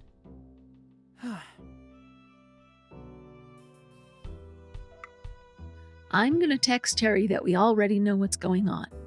Maybe she'll have an easier time talking to us because she won't have to pretend or explain. I think that's a terrible idea. We don't know what's going on. Yeah, that might be the only way to get her attention. You can't do that. Miranda didn't say it was all right to admit she talked to us. You felt way too overwhelmed to know what to say next. I think you're pushing too much. That's not a good idea, Cove. Not at all. Why are you so fixated on this? It's not a good idea. Cove's mouth turned down, and you could see the grip on his phone tighten out of the corner of your eye. You wondered if he was even aware of it. Why not? Would she want to hear that we know about that? If Terry wants us to hear the story, she'll tell us herself. But what if she doesn't? Then we respect her privacy, that's what. You have to stop whatever this is. Cove's eyes narrowed into sharp slits, a look that was almost unheard of for him to direct at you. His tone of voice was equally as cutting. Is this what you want? For us to start fighting too? If that's what's happening, you can't just blame me for it. That's not what I want. That doesn't mean it isn't what's happening. No, I don't. You could only look back at him. You were sad, not angry. Come on, Cove, this is not worth it. Go home, Cove. I mean, go home is tempting. Because I may have had it with this guy.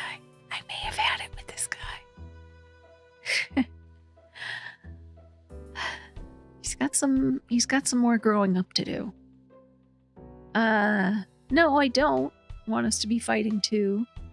Or I can just look back at him being sad.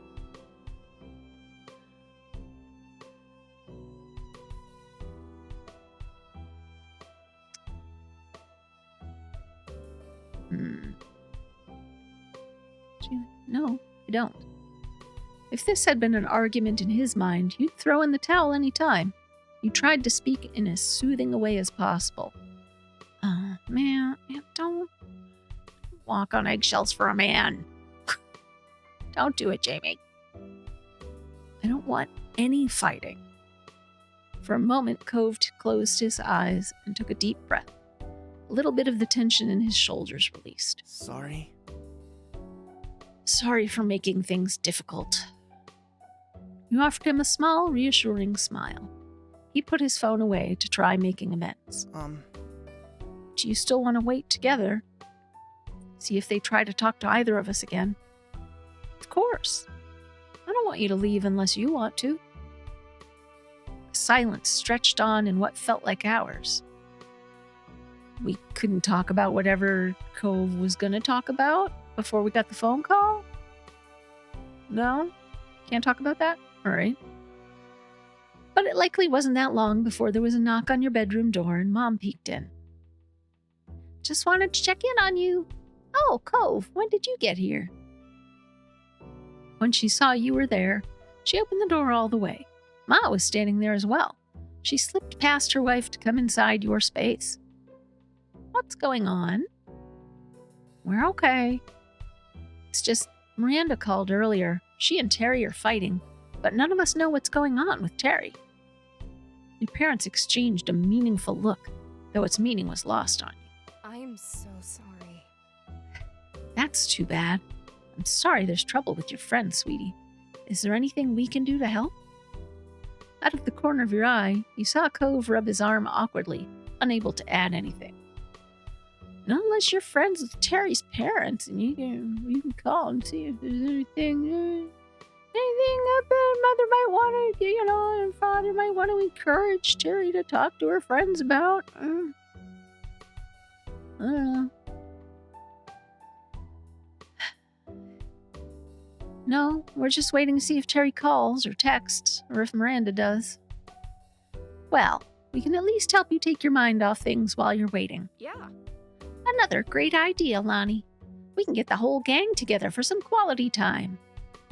Mom gave you a soft smile and added, This'll be good, especially since it might help make up for what happened at the farmer's market. Oh, yes, the terrible, terrible betrayal of the farmer's market.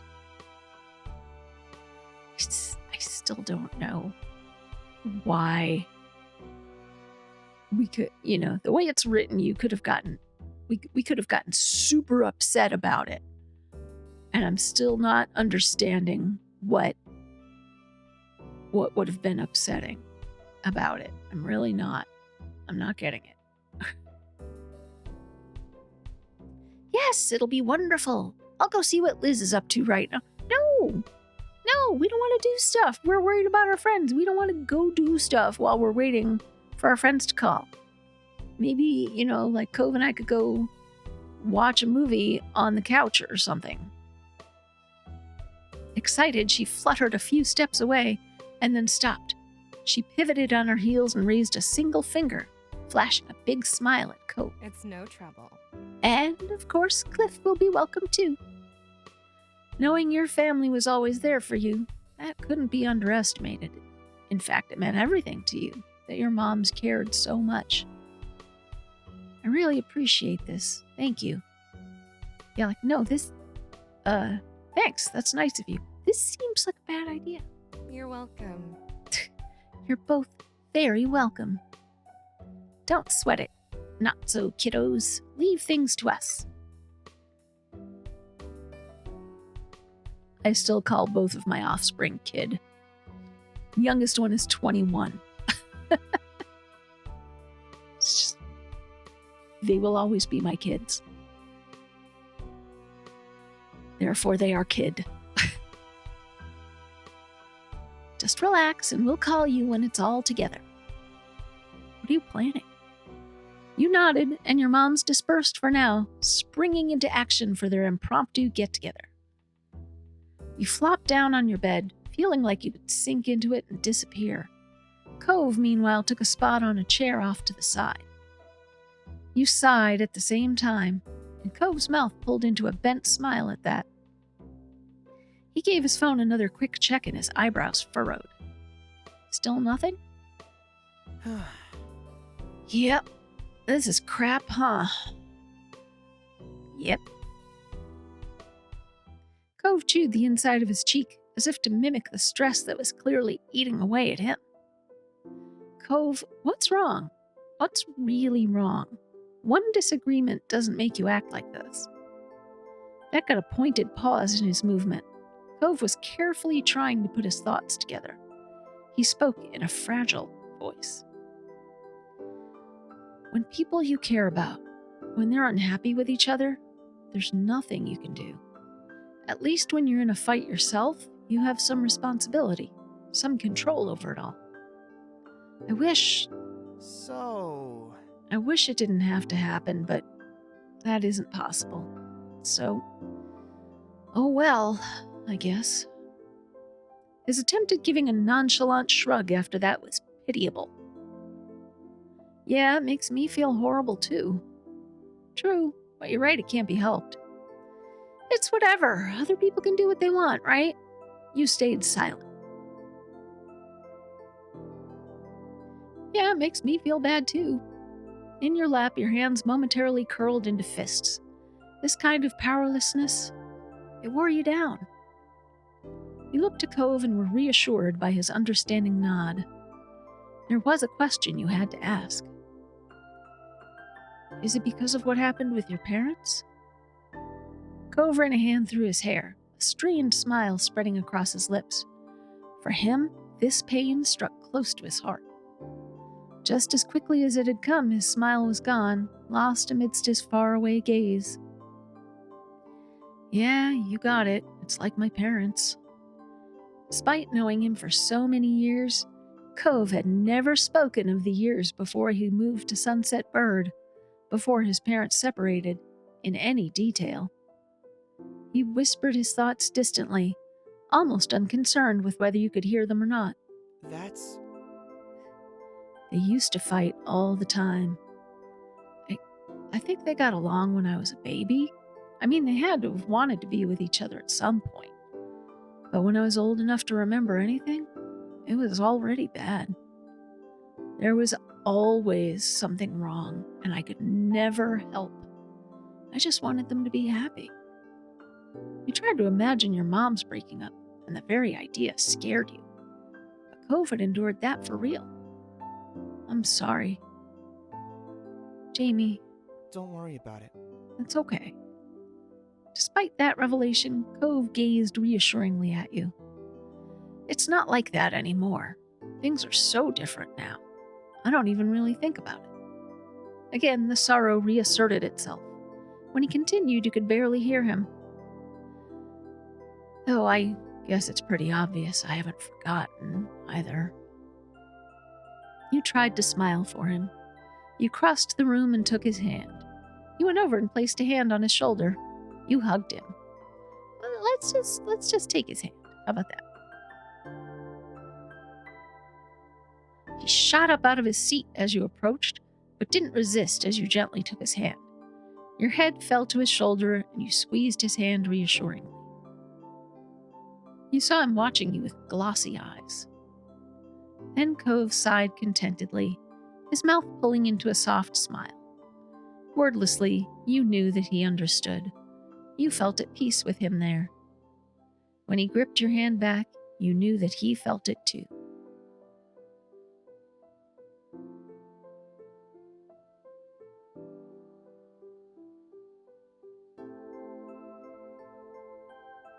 The two of you took a seat again, this time side by side on your bed.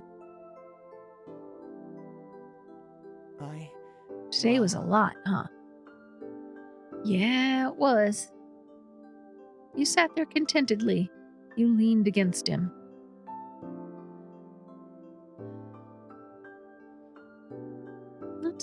All right, we've taken his hand and he's sitting right next to us. Let's leave the next, see what he does next, physically speaking. You sat there contentedly. After everything today, you felt a sense of relief. The two of you still had one another. No matter what happens, we can make it work. Can we? I mean, we can make our friendship work, sure. Whatever else is going on, I don't know. Like, I literally don't know what it is that's whatever else is going on. His mouth pulled into a bent smile at that. You chuckled. Me too.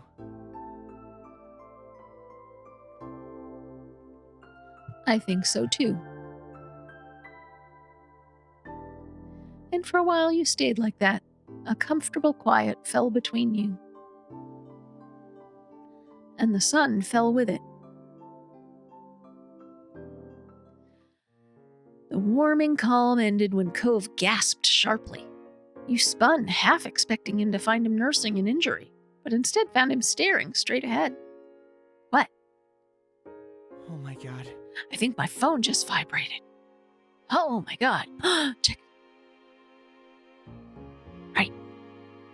He patted his pockets, fumbling in his panic, and yanked the phone out. The force of the action nearly catapulted the device out of his grip entirely, but he caught it just in time. His eyes honed in on the screen. It's Terry. Oh, thank God. She says she's sorry.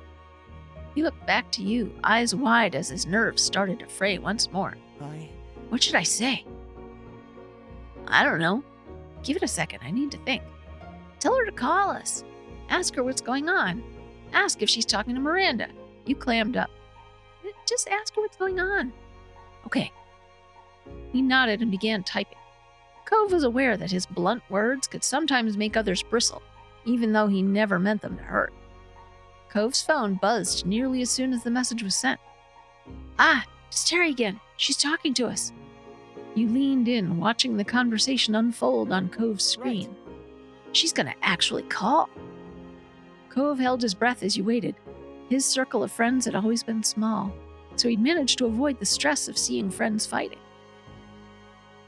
You suspected he was feeling this even more keenly, both because this was so uncommon and the friend so important to him. His phone rang out. Cove jammed the answer button. He switched the phone into speaker mode, allowing you to participate in the conversation. But despite his immediate reaction, his voice lacked the same resolve when he spoke. Hey. It was tentative, a white flag fluttering in the wind. Jamie's here too. Hi. We've been worried about you. Hey. Hey, buddies. Terry's voice was barely recognizable without her usual quick patter and energy. Are you okay? Are things okay? I don't know. Probably not. Cove tensed, his free hand coiling into an anxious fist. What happened? You heard Terry sigh over the phone as she unburdened herself. All right, here we go.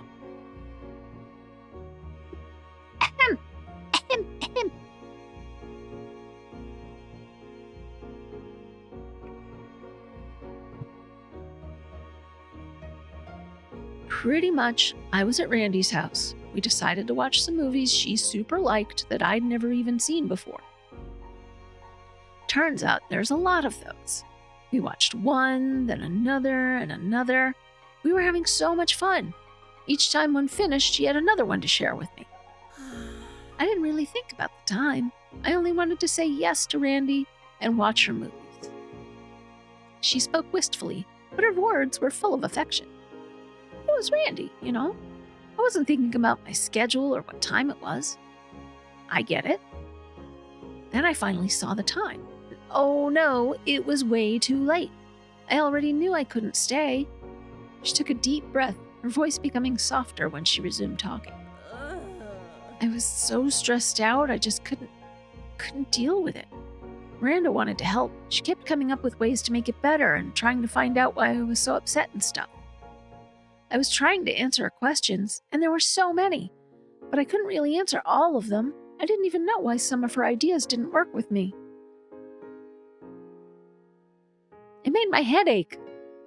I still had the first problem, and Randy there trying to help, blasting all these questions and suggestions at me faster than I could even think. She gulped audibly, sniffling.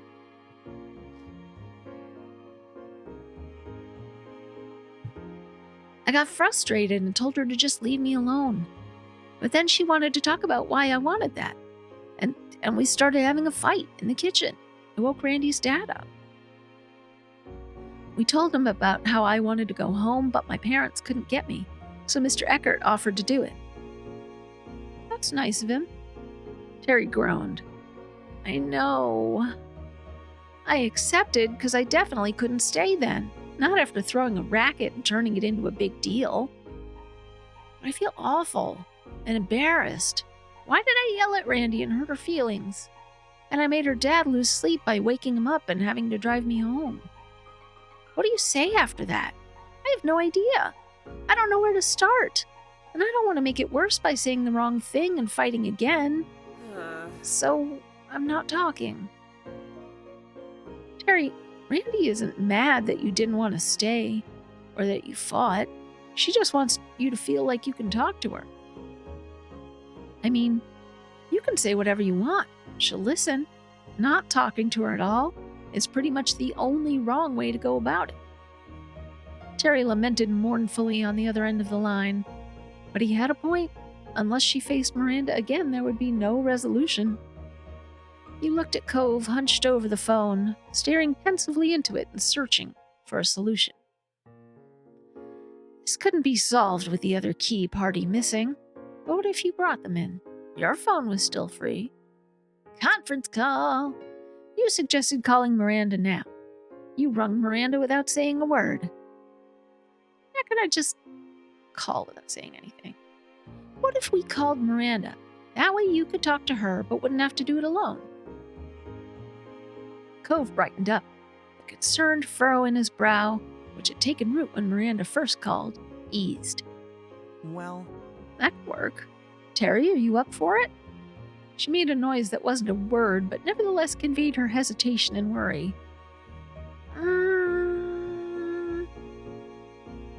But she brought it to a close with a decisive exhalation, as if pushing all negative thoughts from her body. All right, I'll do it. Cove nodded.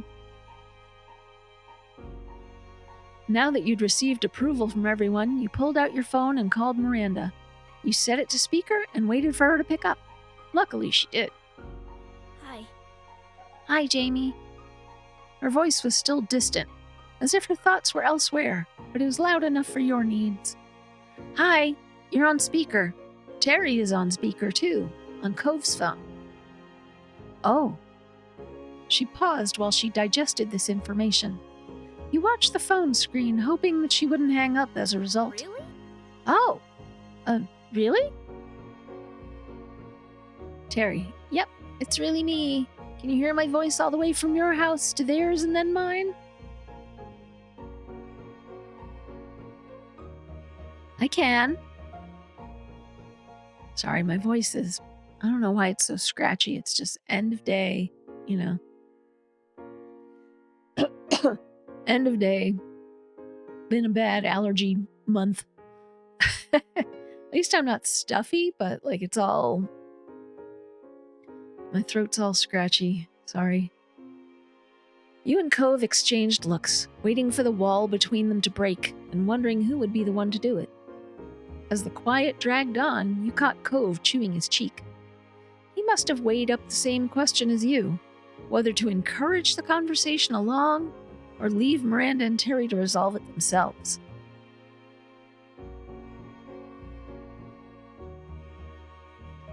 The answer came in the form of one sniff, followed by another from Cove's phone. Sorry. Sorry, Randy, I hope you still like me. What? You were the one acting as if you didn't like me. Her tone was defensive, no doubt a result of her wounds from last night still being raw. What? No way! Everyone likes Randy. You're wonderful. Your eyes met Cove's.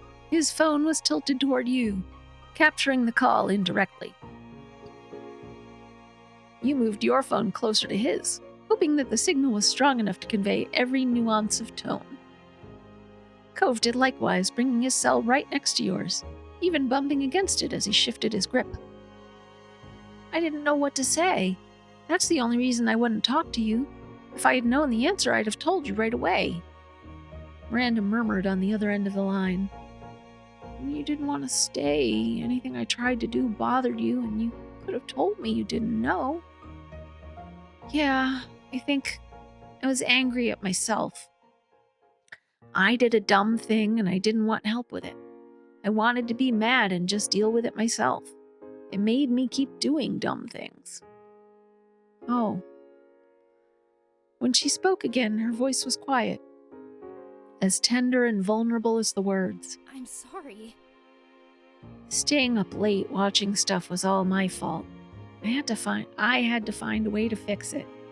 That's what I thought anyway. But I should have given you space. I'm sorry for being so pushy and sensitive. Hardly. Miranda Eckert having a flaw? I've never heard of such a crazy thing. Miranda let out a ghost of a giggle. Cove cleared his throat. Maybe you should call each other now? Sorry. Sure. Can do. Thanks for giving me the kick in the butt to do this already. Randy Mandy, I'm gonna call you right now. Bye, Jamie and Cove. She hung up after squeezing in another quick bye, though not giving you or Cove room to respond in kind. Miranda laughed, the noise tinkling gently like wind chimes in a summer breeze. You're really nice. Thank you for listening and helping. I'm gonna hang up now so I can answer Terry's call. Bye. Bye. Bye. Talk to you soon. Miranda hung up, still chuckling softly as your call ended. Another crisis over nothing. Great.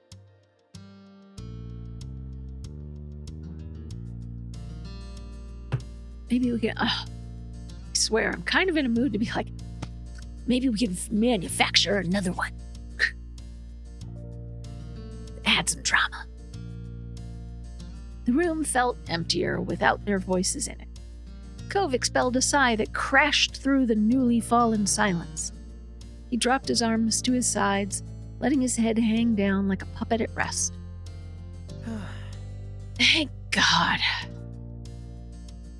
They shouldn't have involved us in that. So relieved it's okay. You were simply happy your friends had made up. The day's events had drained you. You were content now that Cove seemed at ease again. Everything's all right now that Cove feels better. That's the only thing that matters. No, no. I'm relieved it's okay. Cove scratched at his face, his expression cloudy. I think I need to find better ways for dealing with conflict because that was awful. Yes, therapy. Say it with me. Therapy. We could all probably do better at that. I think you did okay, given the circumstances. Yeah, I think that would help. You didn't comment. We'll be nice and say everybody could work on that. We could all do better than that. Cove meekly smiled as he rubbed at his eyes, weariness creeping over him, and mumbled his next words. We can talk about it another day. Conflict resolution methods? Huh? Oh, no, forget it. No, get back here. Your eyebrows rose and then a light bulb went off in your head. Before Miranda called, didn't you say there was something you'd wanted to say? Cove's original visit had been thrown so off-kilter that it was a struggle to wind your memory back to when he'd first turned up. Now you did, though, you remembered that he had been perky when he'd arrived this afternoon. Was it good news? Cove brushed his hands against his now folded arms shyly. Well, yeah, maybe. Not exactly sure it counts as news, or even good. It is what it is. I'm happy about it, though. You were curious, but you didn't want to push Cove if he didn't want to speak about it. He came over here to talk to us about it.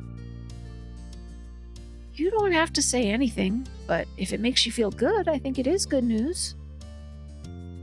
Cove chuckled awkwardly, a hand creeping up to ruffle the hair on the back of his head. It's fine. If you want to hear, I can tell you. Yes, tell me! He shifted on his feet, as if a different posture might give him the support he needed for the conversation. I didn't want to make it a big deal, but I I just know what my sexuality is now. Oh, good. Let's be crystal clear about it, okay? But, I will adapt. I will adapt. Great. Oh, real subject change, huh? He chuckled. True, it was unexpected, but you were excited that Cove had come to understand himself more and glad that he wanted to share that with you. That's great. Tell me more? Cove drew a breath, straightening up. I'm demisexual. So, most of the time I don't really have those kinds of feelings, physical wants and stuff. It's only in some situations, when I'm already really emotionally and romantically connected to someone, that I start to ever think about anything sexual, and it's only with them. I hadn't heard the term until pretty recently, and it just made a lot of sense once I knew what it meant. I had a word that fit how I felt. Yeah. And I'm pan-romantic, because I've never had a preference for a specific gender or anything. So, yeah. Aren't those the things that we chose? For ourselves? I wonder if Cove automatically does that in this game. That makes sense. Cove looked down at the floor. Being so open and direct about a matter that personal, which you were sure he'd spent a long time trying to figure out, seemed to be kind of weird for him. Despite that, there was a small, proud smile on his face, and when he looked up again, his gaze was steadfast. All this talk of Cove's sexuality made you reflect about your own. Your feelings on yours hadn't wavered. Your view had evolved since when you were younger. Oh, God. You have to figure this out again. No, we're going to stick with it. We too are demisexual and panromantic. Cove had known for years now. It was heartwarming that he had reached a point where he felt similarly capable of discussing his own. You felt even closer. Oh, huzzah. You could tell that Cove felt like it had been an emotionally draining day, but had now come to a close, everything wrapped up neatly with a bow on top. You'd had some good talks with your friends and with each other. A lot had been brought out into the light, and you'd come out of it not only knowing each other better, but yourself too. But there was still something that Cove didn't know, something that had gnawed at you many times over the years. You'd never told Cove about how you'd first met his dad. Dun dun dun. Finally, yes, let's tell him. You'd always held it back from him, unsure of how he would take the revelation. His dad seemed to have done the same, as Cove didn't seem to have heard of it from Mr. Holden either. You decided that the secret had hung over you long enough. Maybe you'd tell him someday, but not today. He felt it didn't matter anymore. There was no need to rake up old drama. No, where the secrets have been held long enough. It was time to tell Cove about the deal that his father had proposed when you were 8. You were ready. Today was the day to tell Cove the full story of how you'd come to know him. Can you tell I'm really excited? Come on, let's get this out. Cove. You hooked his attention with the way you spoke his name. There's one more thing I'd like to talk about. Cove raised an eyebrow, but didn't say anything. He was listening. You took a deep breath and stated the situation plainly. You tried to handle it lightheartedly. You were still hesitant and chose your words cautiously.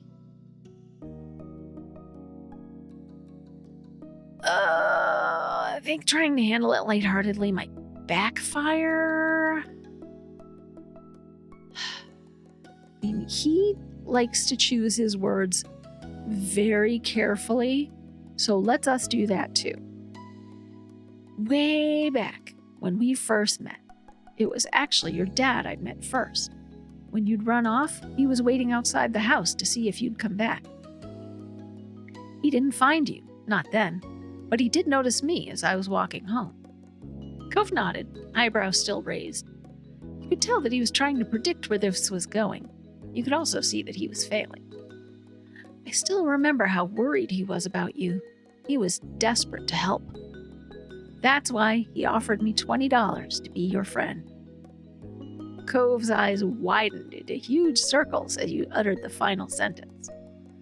That's not how I predicted I was going to deliver. Maybe I should have gone for the lighthearted. His mouth hung open, ready to speak, but no words followed. You stood still, giving him time to process this revelation. You watched the layers of subterfuge being ripped away as his eyebrows rose higher on his forehead, followed by a deepening frown. And then Cove burst into a roar of laughter. Oh, it's all okay.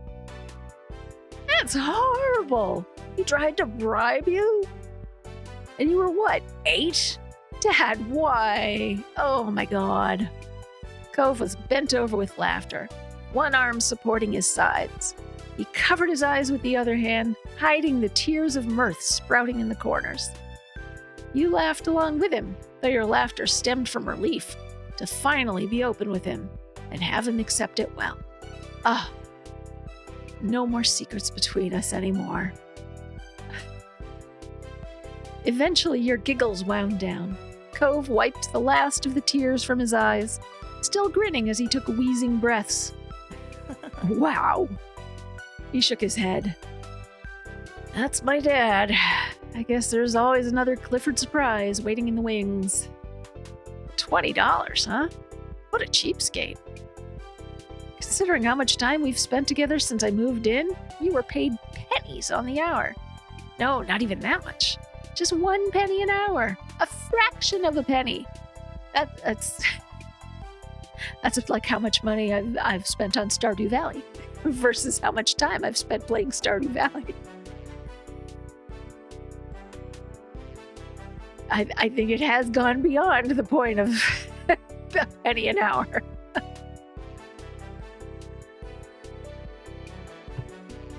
I said he offered. I got even less than that. Nothing, because I didn't take money from a random person on the street. Cove gave you a lopsided smile with a shake of his head. Sorry, you definitely got the short end of the stick. I hope you plan on making up for it.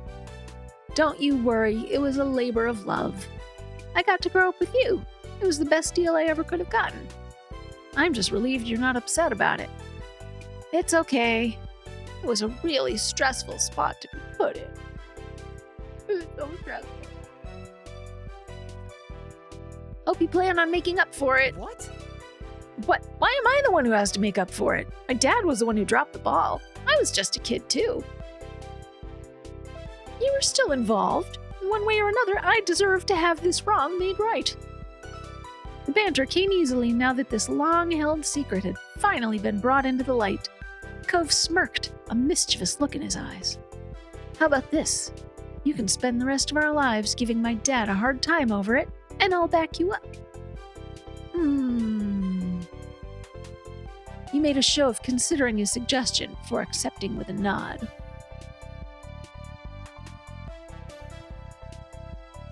That might help. Good. We've got our own deal now. The deal. During step 3, tell Cove about the deal his dad wanted to make with you.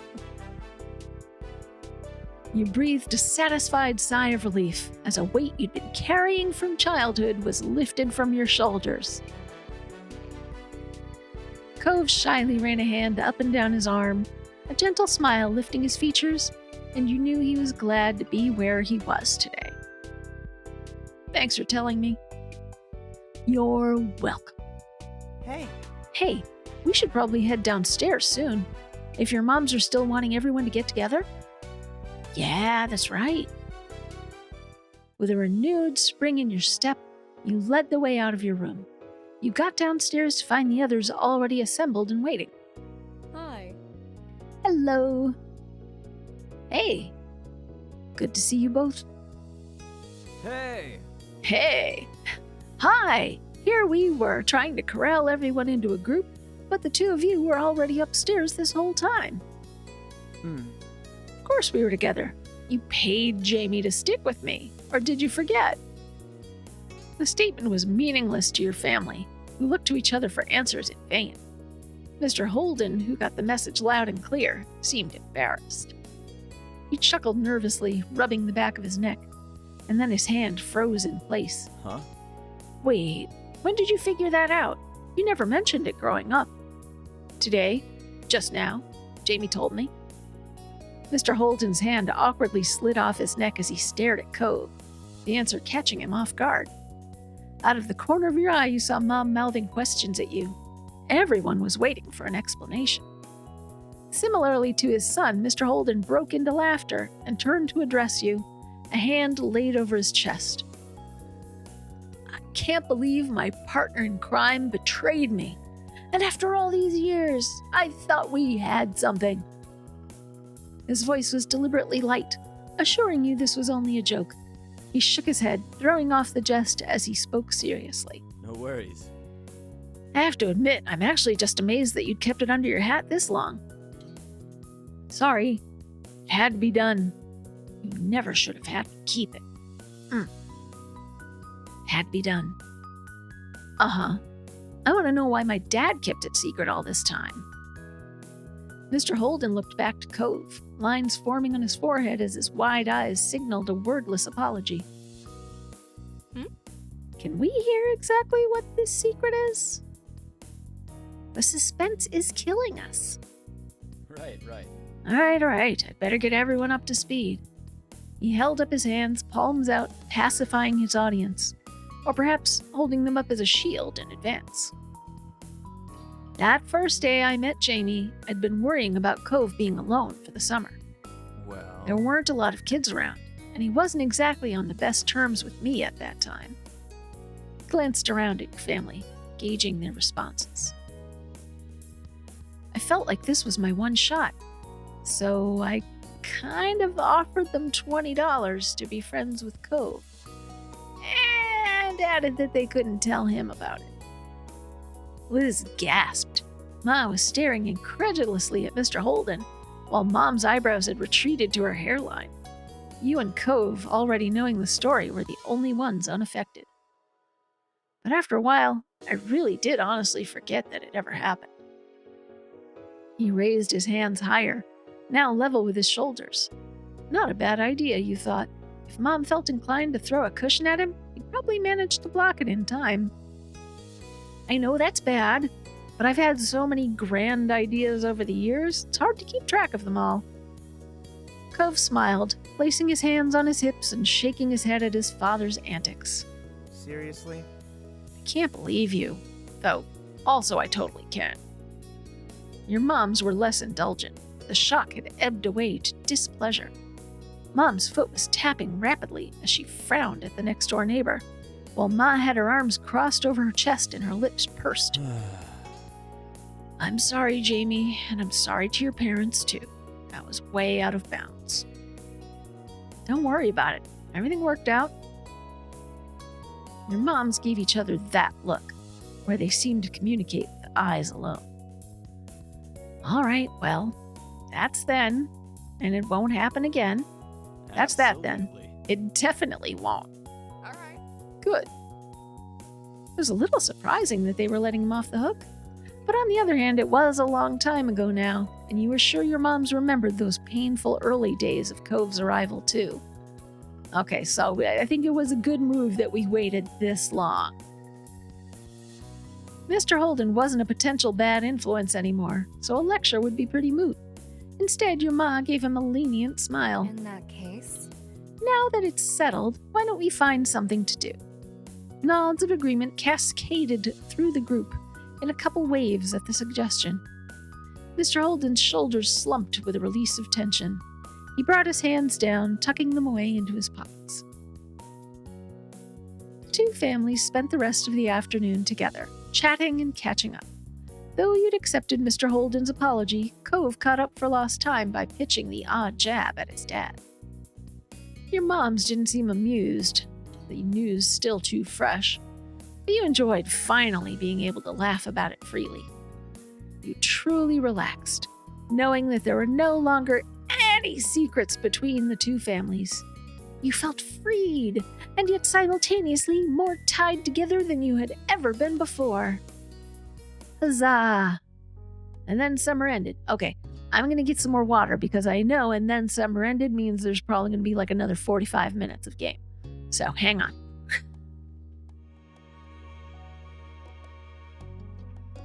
Back again.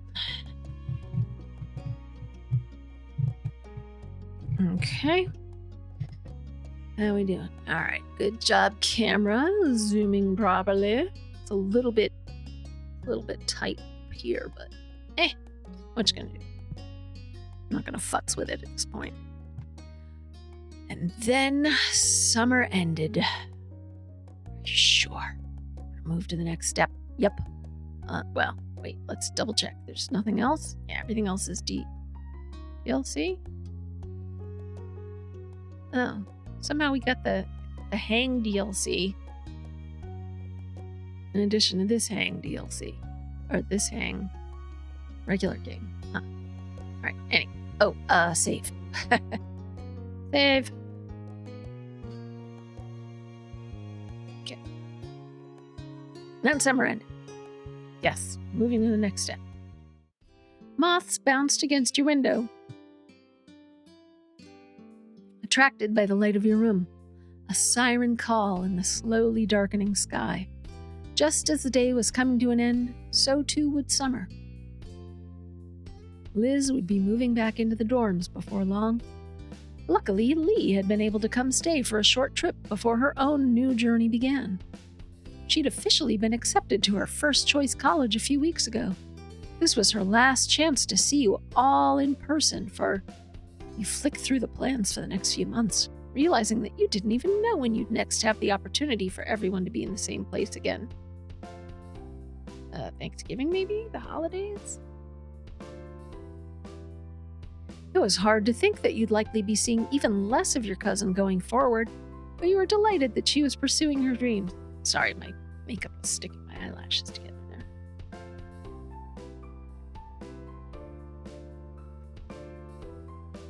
While you were still with each other, your family was going to have dinner together. As ever, the Holdens were tagging along too. You were going to the Chinese restaurant. Your destination was that tropical place. Let's go to the Chinese restaurant. It was somewhere your family had always enjoyed going, ever since you and Liz were tiny. That long-standing connection made it a fitting location for a final meal out before Liz and Lee set off again. Technically, you were getting ready to go out. Your mind was only half on the task. It was a pleasantly warm evening, the kind that epitomized the vacation feeling, and you were in no mood to spoil it by rushing around. While idly gazing at your room, you spotted a small cluster of unopened envelopes. That must have been left for you by a parent earlier. You headed over to the table to flick through for anything of interest. As a child, any correspondence felt exciting due to its rarity. You recognize now that most of it was mundane, but you were checking any mail you got more regularly of late. There was something that you were expecting. You stopped at a crisp, white envelope. The logo proudly proclaimed the sender, a school you'd applied to. You took a deep breath and read it. You opened it instantly, hesitated, worried by the possibility of bad news. And just open it. You had to see what it was going to say, regardless of whether it was good or bad, as soon as you could. You pulled apart the glued flap on the front of the envelope. Flap on the front of the envelope? And extracted the letter. Your eyes darted over the message, rushing past the pleasantries to get to the heart of the matter. The blood pounding in your ears deafened you to the world outside that was contained within these letters. Oh, deafened you to the world outside that was... The world outside that was contained within these letters. No, it's just still a little off. Your heart skidded to a halt as you read your verdict. You'd been accepted! Hooray! You were ecstatic. You were relieved. You could hardly believe it. I think probably relieved. Tension flooded out of your body with such intensity that you needed to slump against the wall for support. You had to tell your family right away. You'd make an announcement at dinner. You wanted to keep this news to yourself for now. You wanted Cove to be the first to know. Oh, right, he doesn't like surprises. So I guess we should tell him first.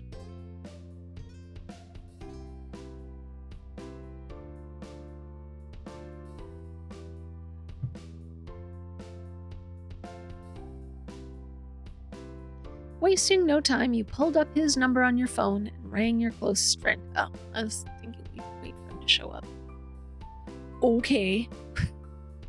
You pressed your phone to your ear, waiting impatiently for the dull ringing to be replaced with Cove's voice. It took a few rings, but you were in luck. Cove picked up the call. Hi, Jamie. You blurted your news without the customary preamble of a greeting. I got into college. Seriously? What? You heard him gasp before continuing, openly gushing over your good fortune. That's amazing! It's incredible! You did it! Congratulations, Jamie! There was another pause as you and Cove both marveled over the announcement.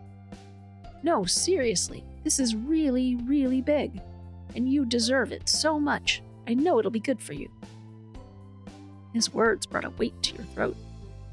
Thanks, Cove. As soon as I heard I wanted to talk to you about this, I had to call you right away. You heard Cove chuckle softly over the phone. Thanks, I appreciate it. You wanted to talk it through further, whether this could actually be your future, whether he really meant it when he felt you deserved it, and if he felt you were equal to the challenge. But your hopes were temporarily dashed as Mom called up from downstairs. It's almost time to go. Jamie, you ready? Oh. You covered your phone with your free hand and turned away from the device, not wanting to deafen Cove. The yell was intended to reach another floor of your house, not an ear that was virtually inches away. Coming! You brought your mouth back to the phone. You know, they make a mute button for phones. You could hit that and then yell and then unmute. You brought your mouth back to the phone. I've got to go. I'll see you soon. I mean... Yeah, there's something I want to tell you too, but we can do that later. We're about to have dinner together. That piqued your curiosity, but you exchanged goodbyes and hung up. Oh, that is so nice to see piqued spelled correctly. When you mean something that has aroused your curiosity, piqued is spelled P-I-Q-U-E. A lot of people write it as peaked, like P-E-A-K-E-D, which I mean makes sense in context. You know, your curiosity piqued; it was at its height. But no, it's the expression, you know, pique someone's curiosity. It's P-I-Q-U-E. That piqued your curiosity, but you exchanged goodbyes and hung up. Hurriedly, you finished getting ready for the dinner, acutely aware that time was against you. Despite that, you didn't regret the time you'd spent on the phone. It had all been worth it to speak to Cove. Oh, Jamie, chill. Now you'd tell your family. You'd make an announcement for everyone else at dinner. He was the only one who you wanted to know for now. We'll tell them at dinner. Fudge. You tried your best to finish getting yourself ready for dinner ahead. It was a strain. Ugh. Your mind had only been half on the task before. Now with the news fresh in your mind, it was a struggle to concentrate on anything else. You kept having to recall your thoughts away from the future, back to the present. Time was against you. Mom soon called from downstairs that it was time to go. You had to check the time, sure that you had 10 or at least 5 minutes left. You were wrong. Tore down the stairs, attempting to juggle your composure among the hurry and excitement. Your moms, who turned to greet you as you arrived, swapped silent, knowing looks.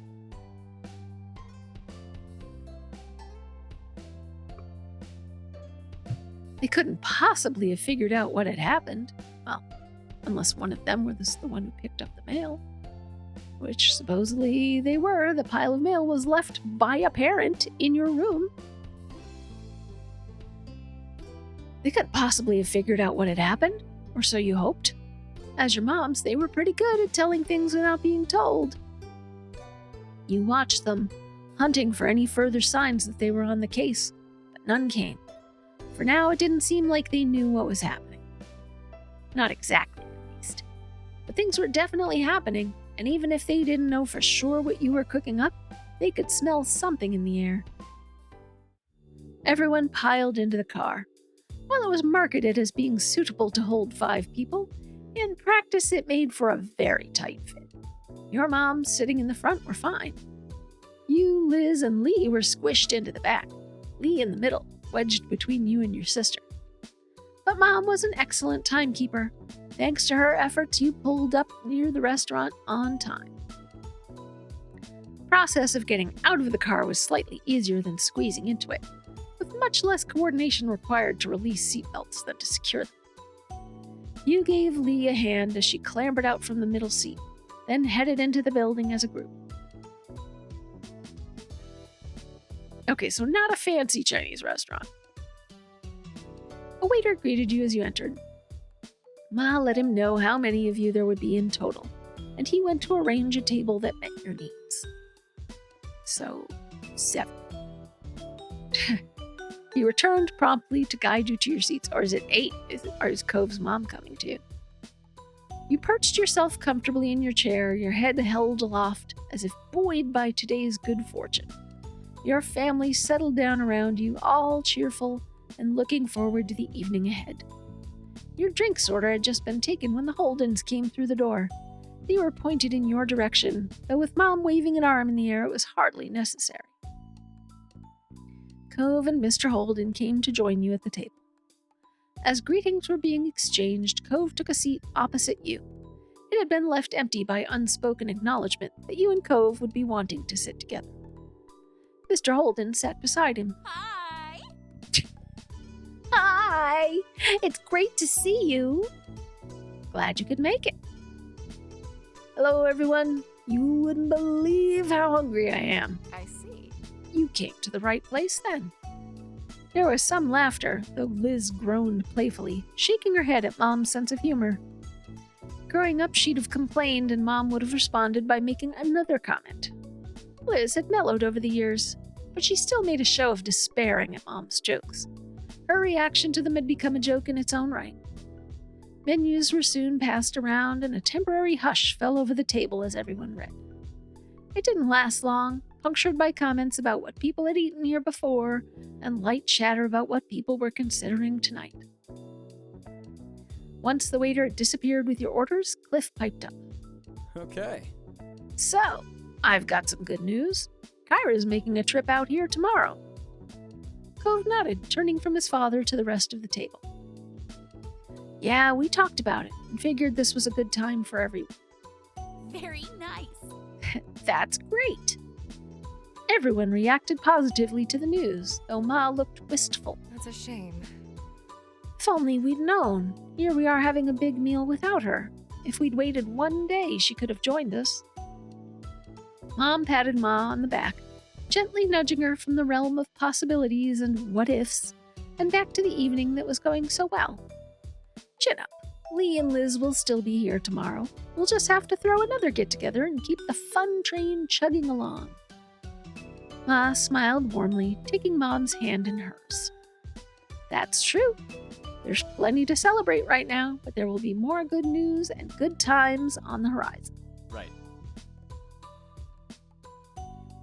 Right. And speaking of, that's not all we've got either.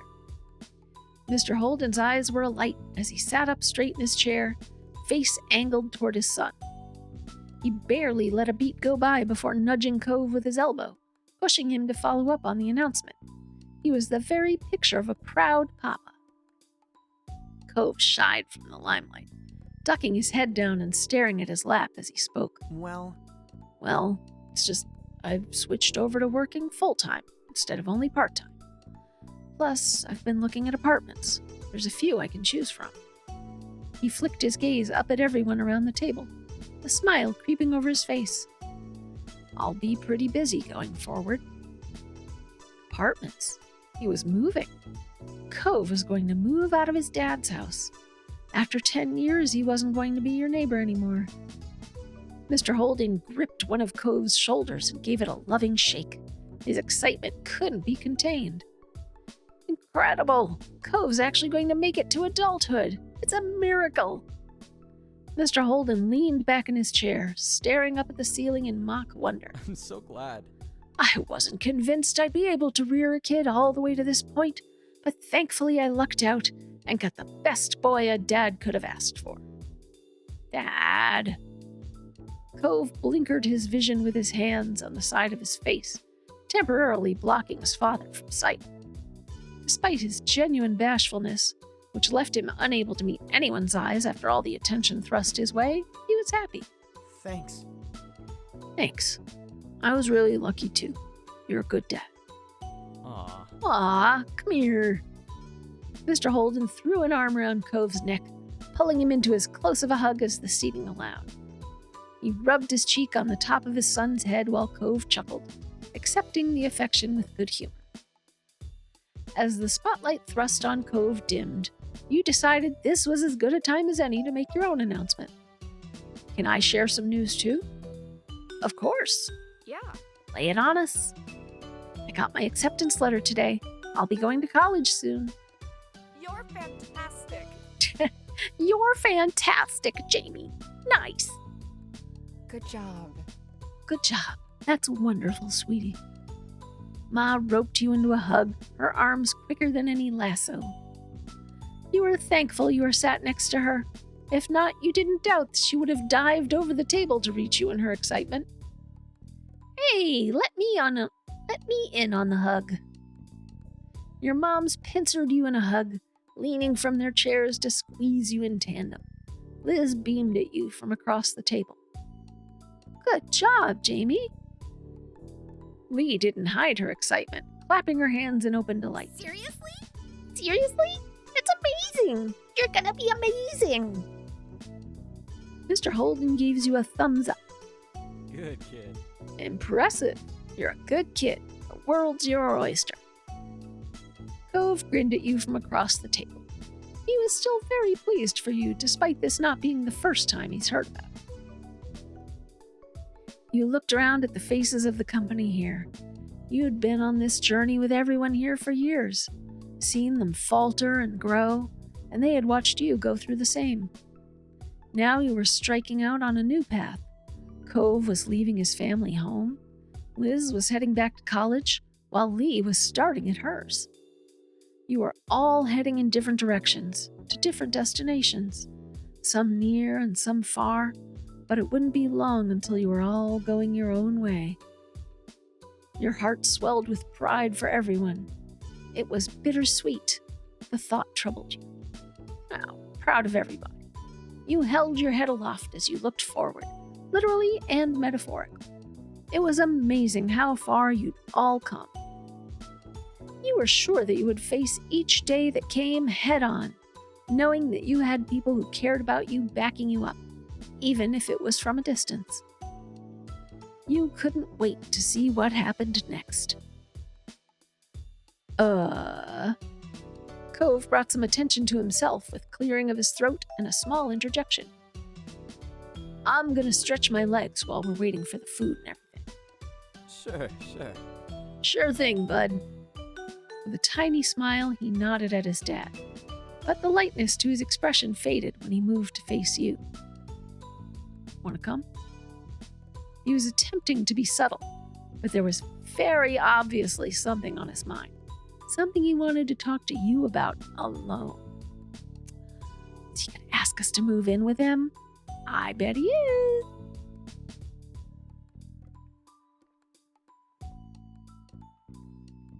You ever going to want to smooch us? I bet not. I don't know. You watched him with concern as you rose from your seat. Yeah, I'll go. Take care. With those parting words, the two of you walked about the place. He was trying to get as far away from everyone else as possible, without actually exiting the building. What did you need to say? He hadn't admitted what this was about, but he didn't need to. Cove started pulling on the hem of his shirt. He turned his head back to face you, but it was an awkward movement. Well, I wanted to talk to you one-on-one about all this. You know, my work, moving. That's what I meant when we talked before dinner. I mean, it was coming before, but now it's pretty much here. Yeah, it's exciting. Cove stopped picking at his shirt, and he seemed to respond well to that response. He was relieved you weren't upset about it. I'm glad you think so. Then he looked down and his brows furrowed. You saw his hand shift away from his clothes to instead rub at his arm. Are you looking forward to it? I am. Well, trying to be. He ducked his head further, and you saw his face start to redden. But it's scary. I don't want things to end. Come on, you don't need to worry. You're going to do great things. So you're saying you're going to dress up as the future for Halloween? You don't need to worry. You're going to do great things. You don't need to worry. It may be scary now, but it'll be worth it. That's not a sure thing. Cove then turned his head away and wrapped his arms around himself. You felt a sudden chill that definitely wasn't caused by the air conditioner. I was just thinking, are we really going to stay friends? His words came out hesitantly. He didn't want to ask this. He didn't want to know. I'm not just talking about today, but forever. Always. Even if things change later, right now, do you feel we can make it? Or do you think we can't last? That one day we'll have to move on? If you grow up, yeah. I think we can make it at least as friends. At a minimum.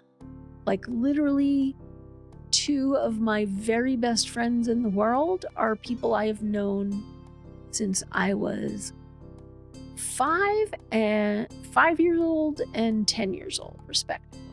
So, yes, friendships can make it that long. You were as worried as he was. You got mad at him for this. You kept calm. You understood his concern. It was definitely hard to imagine what would happen. However, you didn't let yourself get upset. I want it to be forever. I'll make sure we always are. I don't know, but it's going to be all right.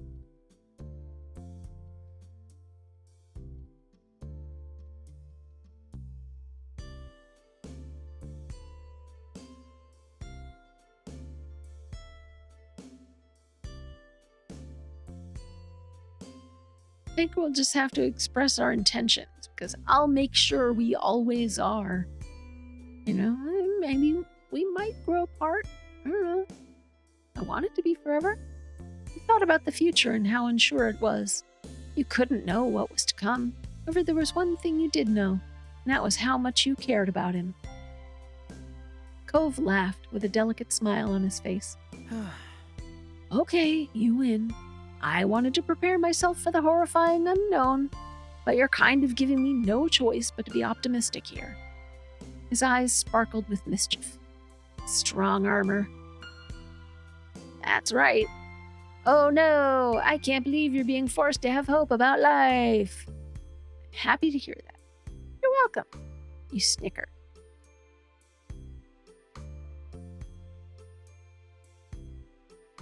"Oh no, I can't believe you're being forced to have hope." Right? His lips twitched at your sarcasm. "I know. How am I going to get past this?"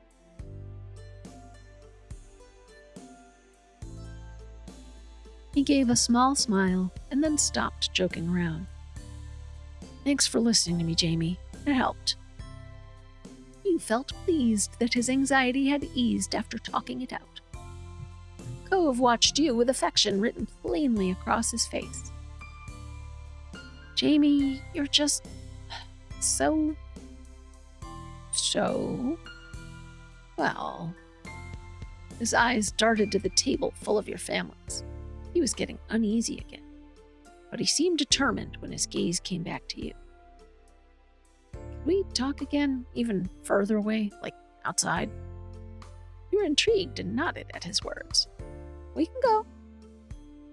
"Thanks, it's important to me." With that, you left the restaurant and went out onto the sidewalk. A couple cars drove by on the main street and the breeze hit your face. Cove prepared himself to speak his mind. Whatever else he wanted to say after that was trapped in his throat. You watched patiently as his mouth slowly closed moments after nothing else followed. Cove took a deep breath and then another. His gaze clung onto you, laser-focused. "There's something I've wanted to tell you about. About something I've realized." His voice shook, and there was no mistaking the fear in his blue eyes. Goosebumps broke out across your skin, and you subconsciously started wiping your sweaty palms on the side of your hip. Well... But I haven't said it. I'm not very good at talking about this. Your chest was sore from how hard your heart was beating, but it continued to drum faster and faster. The world around you seemed to slow as you realized Cove was waiting for you to say something. "Please, I'd like to know." "It's okay, you can tell me." "I have a feeling where this is going." "Don't. You don't have to. Not right now."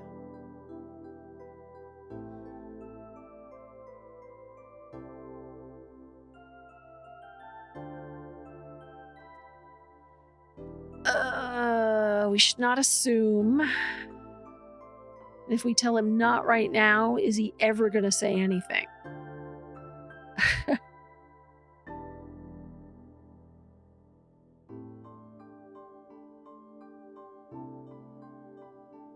Let's just go with, "It's okay, you can tell me." That seemed to be exactly what Cove needed to hear. He smiled softly, and you watched his shoulders start to relax. Cove's expression hardened. His hands balled up into fists. Boy, he's just like relaxing and tensing and relaxing. "Jamie." He said your name boldly, but then his confidence faltered as he stared deeper into your eyes. Only a squeak came out next. "Jamie? Hey, you... Ooh, are we getting it? I think we're getting a confession." He frowned wobbly, and his face became a dark red. It was plain on his face that his nerves were spiraling. "You know, you could have written a letter. You could have written a nice letter that I could keep forever and treasure. And then we wouldn't have this. We wouldn't have this going on." Save yourself the chest spasms here. He frowned wobblily. Frowned wobbly, and his friend's face became a dark red. It was plain on his face that his nerves were spiraling. Then Cove froze completely. You waited for him to compose himself. Instead, he crumpled forward, burying his face in his hands. "He can't do it. Not yet, you realized, feeling disappointed. Sorry. I'm sorry. Cove continued to hang his head in defeat, and you knew it would take at least one more chance for him. He started on his way, but it was always a struggle for Cove to fully take that next step. I understand. Well, if this hadn't happened, it would have been weird, right? You gave him a few pats on the back. Exasperated, you sighed. You remained silent. I mean... get your shit together, kid. You know? Get it together.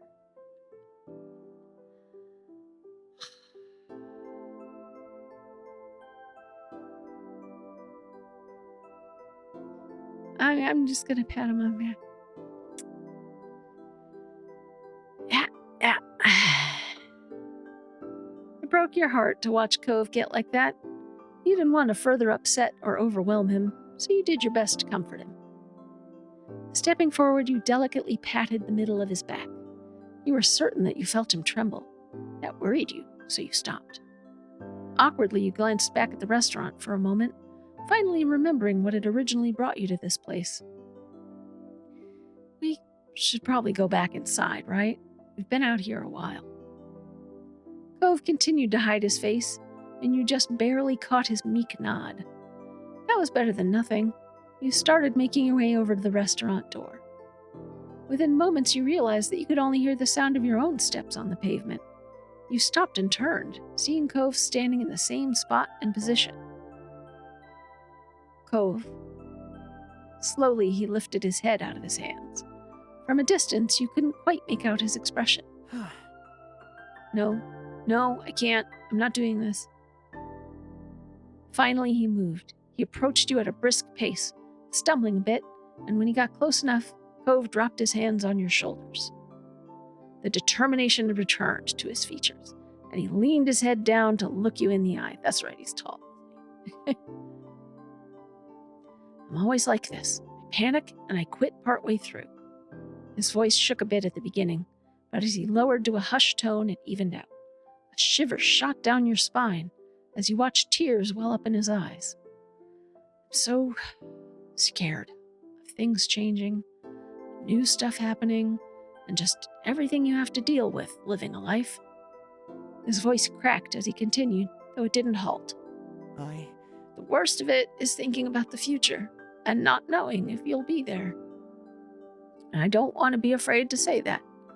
I don't want to be scared of anything that has to do with us. Not when it comes to you. You're the one who makes me less afraid. When something is horrible, you can make it better. When I feel alone, you're what lets me know I'm not. Sometimes I can't even remember what my life was like before I moved here, before you were in it. I was so little, and it was such a long time ago, and it was so hard then. But I do remember those days when we were just kids running around the neighborhood. Even though we didn't get along at first, it's still so clear in my head. It was like my life had started over. It was a new beginning, and nothing feels more right than you being there. Not just back then, but always. As much as he tried willing and blinking the tears away, they won. Big tears bubbled and burst from his eyes.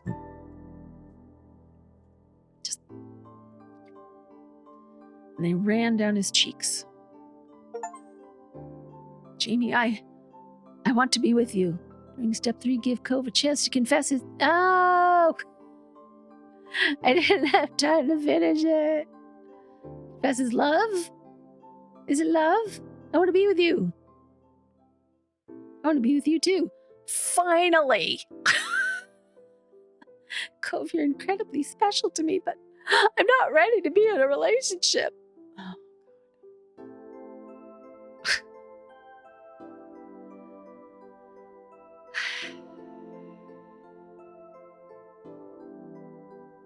I mean, internally, yes, all this, finally.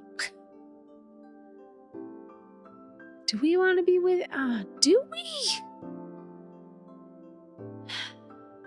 I feel like that's the best way for the story to progress. I mean, we've got one more part of this game still to go. What happens if I say, no, I don't want to be with you, or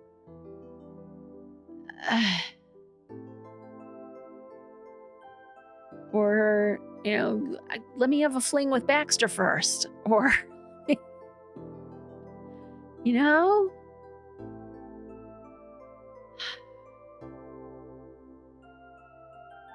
I'm sure there's like all kinds of dramatic whatnot we can create by saying you're not ready to be in a relationship. Like the whole next chapter will be about the will they, won't they get together?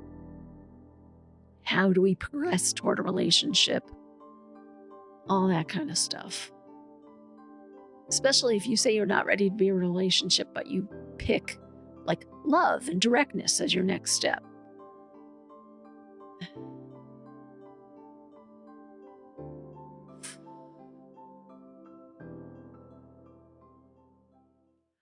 All right, but you have to stop wiping your hand on your pants. The words came completely naturally. Your mouth pulled into a beaming smile that made you feel like it had a high chance of being permanent. There were probably a million moments or more over the years where you looked at him and thought about saying it, but there was nothing stopping you anymore. You wanted to be with him, and now you knew beyond a shadow of a doubt that Cove actually felt the same way about you. About goddamn time. Cove's eyes widened and his breath hitched. You could feel his hands on your shoulders begin to tremble. Way's expression twisted. You knew that he was struggling to put his thoughts in order. You wondered if he even believed the last few minutes had actually happened. Is this really all right? No, I was fibbing. That was all he could muster in the tiniest whisper. But you knew the weight of those words. You had a long history, and this would change things. Your head tilted towards him as you stared at him fondly, feeling your skin burn hot and your heart beat a mile a minute in your chest. Of course it is. Cove let out a long, shaky breath. He still seemed to have difficulty believing he had spoken those words, and that you had returned the feelings.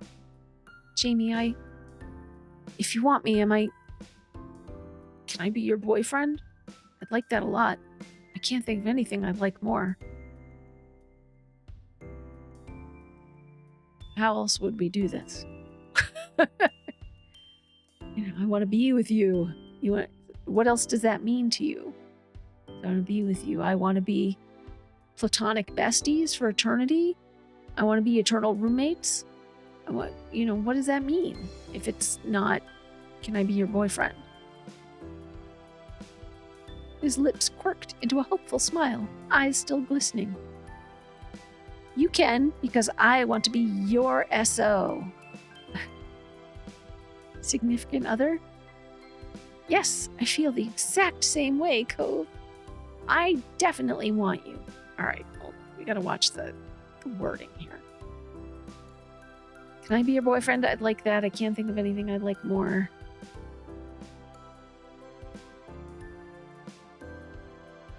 I definitely want you.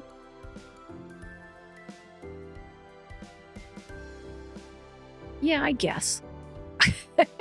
You hugged him. You covered your face shyly. You jumped into his arms. You beamed at him.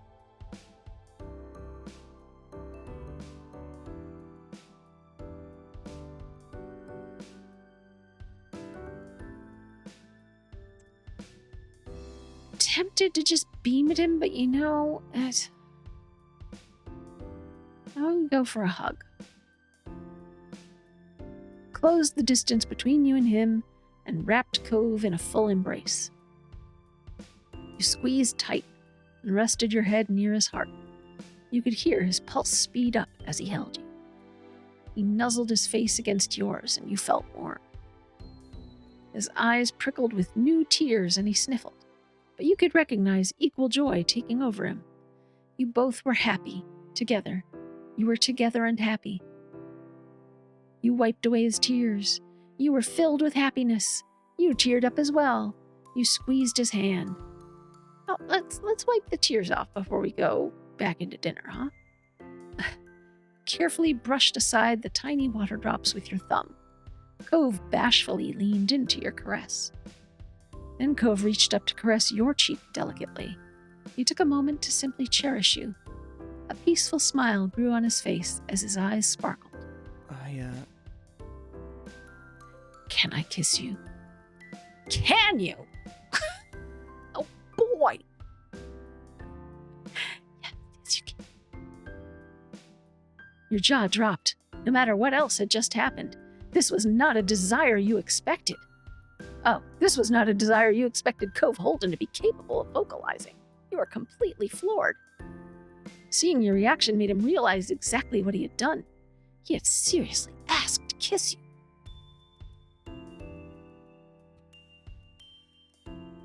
An intense blush covered every inch of his cheeks in absolute embarrassment. But he didn't take it back. Yes, please do, you nodded shyly. You kissed him. Sorry, Cove. You looked away and shook your head. No. It is too soon, no. Please do. Cove looked bashful but resolute. He brought his face to yours. Within seconds, you were close enough to feel his breath on your face. Oh, I hope my breath's okay. Did we brush our teeth before we left? Your noses brushed together when he paused, giving you another chance to change your mind. You looked at him expectantly, completely sure of this. Not wanting to deny either of you what you both clearly wanted, he stopped hesitating. Cove kissed you. You returned it without delay. The feeling was blissful and longing. He was absolutely still nervous. You could tell from his shaking hands as he cupped the back of your head. Oh, he did the hand thing. Oh, good man. However, he wasn't going to let that stop him. Shyness was secondary to being able to kiss you for as long as he could. There was no denying he'd been hoping for this moment ages before it ever happened. You knew this was right. Cove blinked rapidly when you parted, newly stunned, but it was only with amazement. What happened was shocking, unexpected, but he absolutely wanted to hold on to this new thing between you. He ducked his head with a childish giddiness and peeked at you out of the corner of his eyes. Thanks for giving me a chance to finally get it together and say this. Yeah, it definitely took you a while. You were worth it. It was agonizing. Agonizing, you bastard. For you, I would have waited forever. You've always done that for me.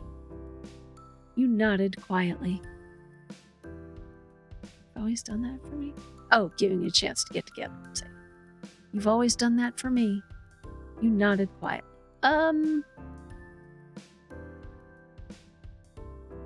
You've always done that for me. Jamie.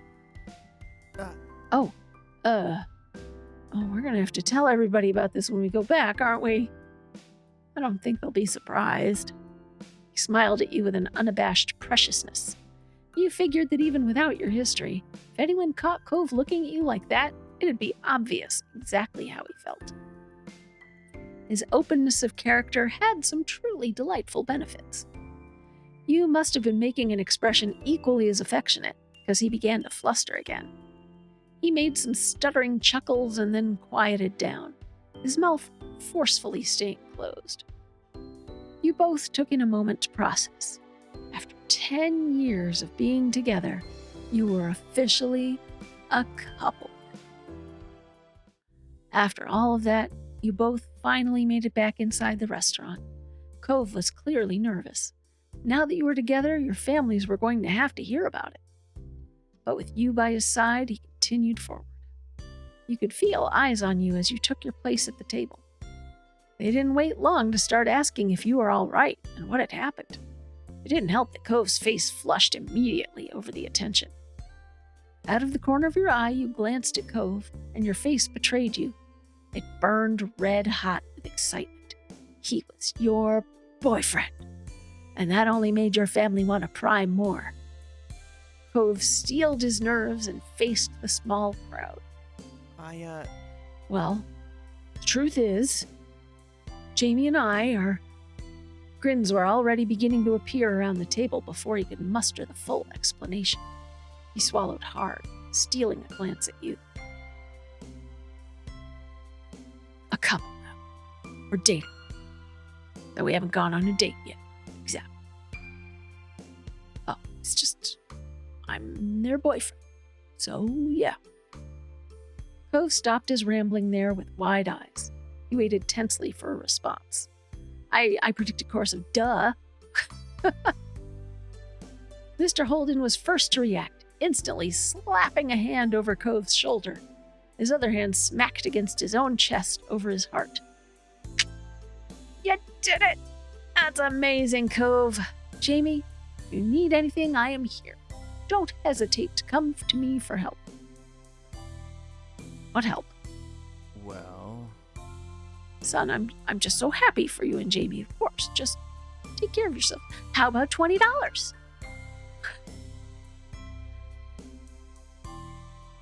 This is either heading towards the breakup of a lifetime or a wedding, and I will be there for either. Oh my god. Dad! God damn it, Mr. Holden, we just kissed for the first time. Cliff has no discretion at all. And why is there flan for dessert at a Chinese restaurant? Oh my god, Dad. Cove covered the side of his head that was facing Mr. Holden with a hand and sunk lower in his chair, in some desperate attempt to put distance between himself and his father's words. As kind of a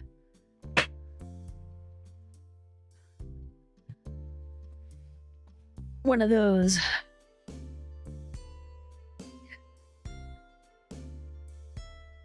Meanwhile, the women in your family all burst into laughter. Pull back on those reins a little there, Cliff. They're not ones to rush.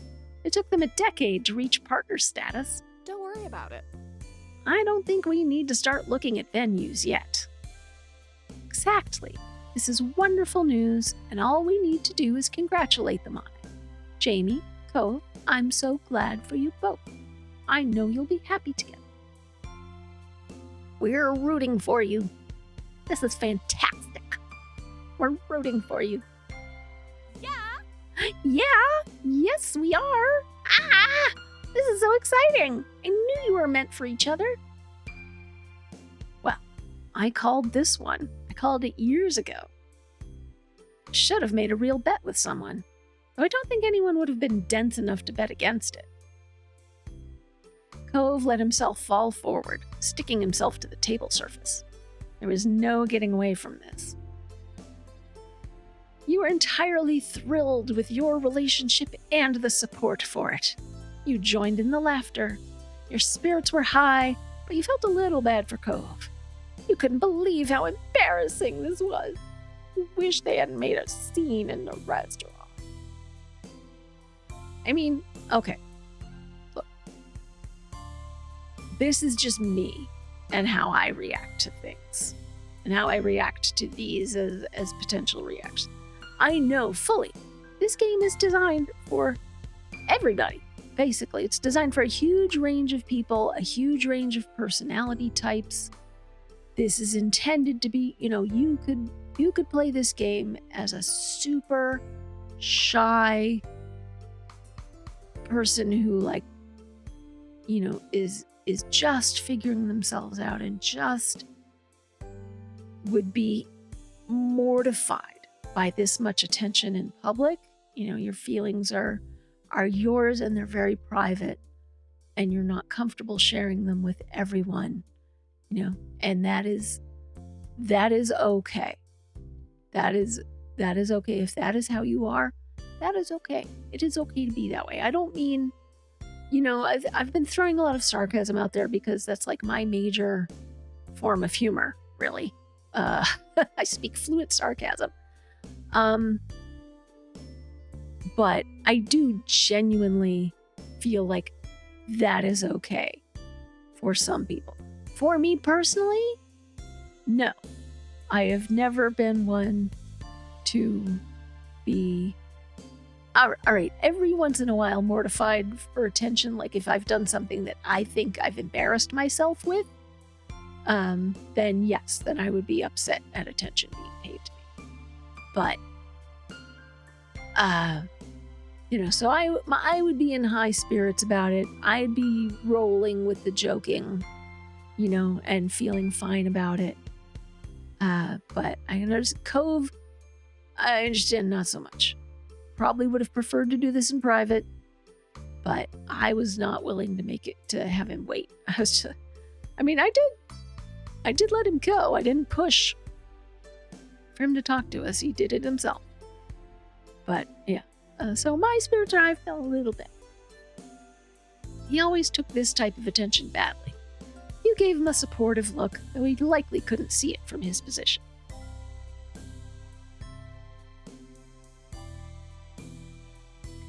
Once the wave of family teasing and cooing passed, you were able to feel grateful for both families' encouragement. It made you happy, knowing just how loved you were. Right, maybe the food will get worse. Night fell soon after everyone finished their meals, and before you knew it, you were standing in the parking lot, saying your goodbyes and packing up the cars to go home. After the last of the chores were done, your family spent some more time together. The rest of the night felt like it was going by in the blink of an eye, and somehow the time came to retire to your room to sleep. Bet we're going to have a visitor. Bet our moms aren't going to be as complacent about that anymore as well. Although maybe they're going to be like they're 18, they're adults. You pulled your covers up under your chin and settled down for the night, getting warm and cozy. As your head sank into your pillow and you closed your eyes, your mind drifted back to everything that had happened that day. You could see it all now behind your eyelids, as though you were experiencing it all over again. And then the image of Cove popped into your head, and you smiled softly to yourself. You decided to send him a text to chat. You texted him to come over. You wanted to sneak out to his room. You were feeling tired, so you snuggled deeper into your bed. I think this occasion merits us going over to him. If Cove could do it, then you didn't see why you shouldn't be allowed to. You made up your mind. As quietly as you could manage, you put on your shoes and slipped out of your room, closing the door behind you softly. All right, let's put bets. Do we actually make it over to Cove's room, or do we bump into him in the middle of the street when he's on his way over to our place? I'd say it's 50-50. Heading slowly down, you took care not to make the floor creak, especially the boards right by the bathroom. Those definitely squeaked. The stillness of the night made even the slightest sound seem so much louder to your ears, and you were very aware of your moms sleeping nearby. Upon reaching the bottom, you tiptoed toward the front door. Slipping out into the crisp night air, you shut the door and took a relieved breath. Excitement rising, you dashed across the street toward Cove's house. The road, too, was surreal at this hour, familiar and yet strange. It might have been eerie at another time, but with how eager you were, you hardly cared. You attempted to find your way from the normal footpath to the side of the condo, but the limited lighting was making it difficult. You knew for sure which window was Cove's, and lucky for you, it was on the first floor. Unlike Cove, you wouldn't have to do any building scaling.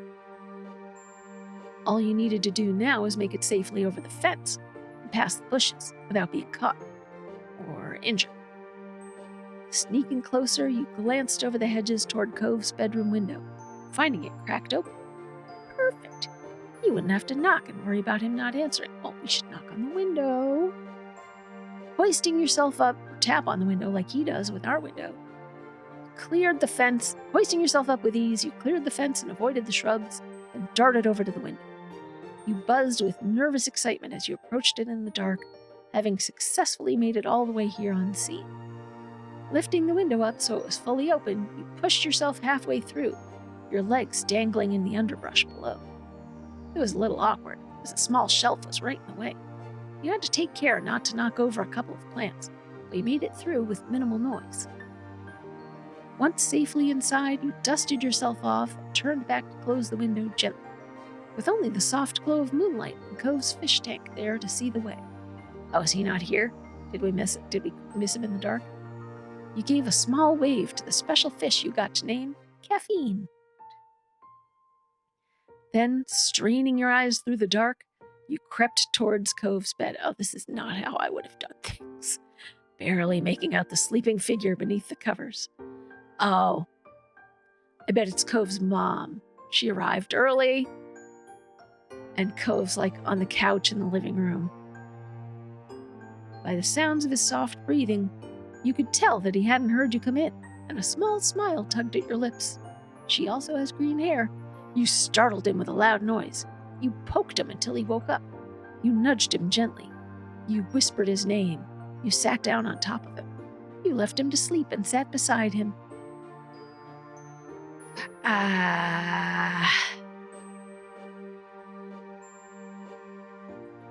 Let's try just whispering his name. Cove. Cove? You figured he must be in a deep sleep as he continued snoozing away. Positioning your lips beside his ear, you tried again. Oh, this is not going to go well. Cove, wake up. This time he sleepily blinked his eyes. Oh, it is him. Sleepily blinked his eyes and mumbled something incoherent beneath his breath.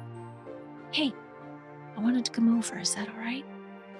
He let out a yawn and rolled toward you, waking up just enough to understand the question, not the full context. A faint smile appeared on his face. What? Yeah, I want you here. He reached for you, his arms wrapping around your neck as he pulled you toward him. When your foreheads touched, he gave a satisfied sigh. Then, as if totally unaware of what he had done, he started dozing off again. You snickered quietly to yourself as you sat there.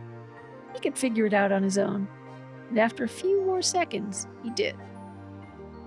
Wait, Jamie? Yes, I'm here. He shuffled under the covers and sat up to stare at you in alarm. What? Why are you in my room? What's happened? A smile slipped onto your face as he finally registered your presence for real. You said nothing. I didn't want to be alone. I was bored. You hugged him, pulled him in for a kiss.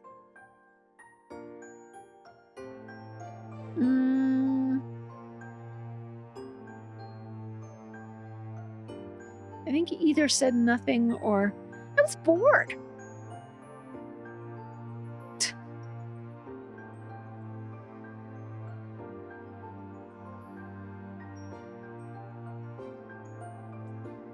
All right, you know what? I'm actually gonna save for this choice. This feels hazardous. All right. I was bored. He gave you a crooked smile, as if to say, "Really, Jamie? That's what I was looking for. I should have known you'd do this one of these days. It's only fair." You let out a breath, feeling relieved that he didn't seem bothered by it. In fact, it felt kind of good. You thought maybe this enthusiasm was why Cove did it so often.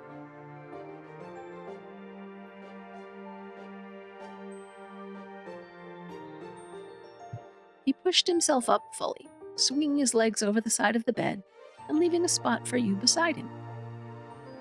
His hands shook where he held them in his lap. He was nervous. You can stay as long as you want.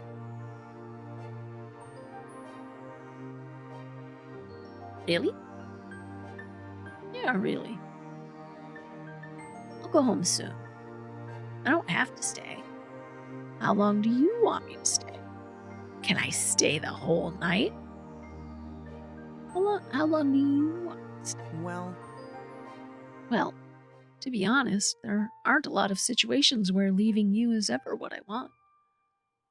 I guess only when I annoy you and you need space. You chuckled softly, doubting that would happen anytime soon. Okay, I won't go anywhere. His face lit up as he settled in even more. I've secretly slept in your room before. It's fair you get to do it too. You snickered, feeling pleased with your decision to do this. Wait, you what? Sorry, you what? What is this, Edward Cullen? No, we don't do that. You don't do that. You do not secretly sleep in somebody's bedroom. Well, looks like you might be getting the floor yet again. Okay, but there's no way I'm letting you take the floor this time. Yes. Here we go again. You rolled your eyes and let out a soft laugh, which Cove returned as he rubbed at the back of his neck. No, seriously, you can have the bed. We should just share the bed. I'll take the floor, I insist.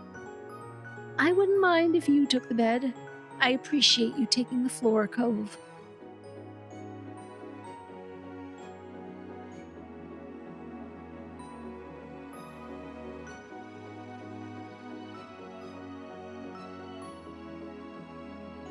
I would have to insist on the floor.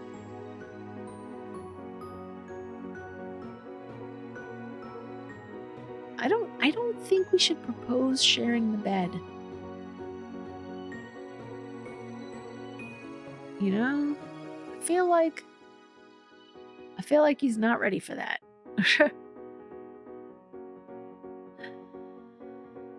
I insist. His eyes narrowed into slits of aquamarine. He didn't want to argue about it, but also didn't want to accept your offer. You were firm about your decision. Your gazes stayed locked on one another until you had silently entered into some sort of staring competition, neither one of you willing to budge. As the mini battle of wills continued, you drifted closer until you could almost count every single one of his individual eyelashes. Cove stared you down, and you tilted your chin higher, eyes locked on his. One of you would have to be the first to crack. You know I'd be more comfortable on the floor than the bed. Too bad. It's your house, so I'm not taking your bed. He pouted and pulled at the hem of his shirt unhappily. Come on. Jamie, I just can't be sleeping in a bed if you're not too. So that's it. I'm not going to be the only one with a bed tonight. You raised an eyebrow and folded your arms over your chest, giving him a questioning look.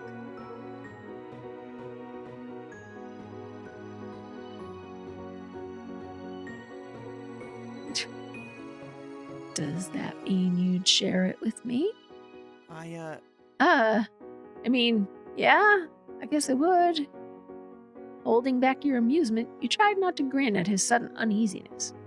He obviously hadn't thought it through completely. Eventually, your smile broke through, though Cove stayed completely serious, his face set like stone. I mean, we could sleep, top to tail. His head at one end and my head at the other end. Cove stayed completely serious, his face set like stone. There, I've made a compromise. If you won't take it, then you'll just have to accept me sleeping on the floor. Okay, I'll take the bed. We'll both have the bed. We'll both have the floor.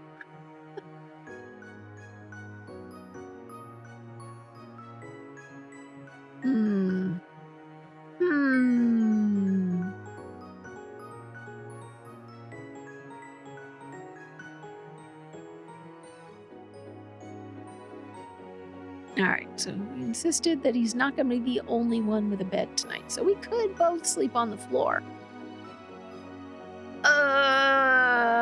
Both the bed or both the floor? Which one's going to be more interesting? Well, then we'll both have the floor. It's less emotionally loaded. Less sexually charged that way. Huh? That's my compromise. He broke into laughter, all tension gone.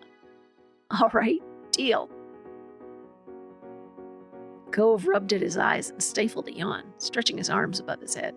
So... This is kind of dumb, but we're doing it, so we should just put stuff down to sleep on. Right, I'll help. He gave you a grateful smile. Two of you took pieces from the not being used bed and gathered up a few spare pillows and blankets, then set them up on the floor. When you had arranged them enough to be comfortable to sleep on, Cove hummed happily.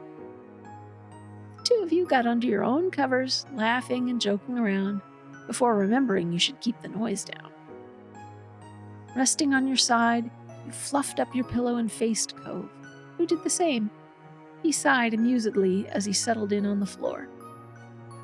Make sure you don't get too close to me, otherwise it'll basically be like we're sharing the same sleeping spot anyway, and then all the sacrifices we're making will be for nothing. You scoffed quietly, hardly believing how ridiculous he was when it came to this. But that was Cove Holden for you. You flicked the tip of his nose. You nudged him playfully. You're so dumb sometimes. You shook your head at him. Nudge him playfully. He pulled a funny face at you in return, which had you laughing all over again. Your neighbor looked over at you happily. He was honestly content. The night stretched on and you continued giggling and chatting, tuning out absolutely everything except this room and each other. You felt so light again, like you were 8 instead of 18, and the only big decisions you had to make were what you were going to have for breakfast in the morning. Soon enough, your eyes began to grow heavy, and the conversation slowly came to an end as you both fell into a restful sleep side by side.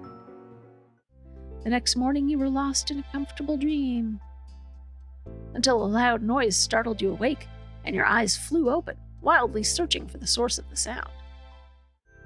It was the door opening abruptly, and in the frame stood Mr. Holden, smiling brightly. He hadn't seemed to have noticed you straight away. Get your butt out of bed, sport. Mom's here. Oh. All of a sudden, the two of you made eye contact, and he froze where he stood, the smile slowly slipping from his face. That's not usually what I walk into. I clearly should have knocked this morning. Your mouth wordlessly fell open.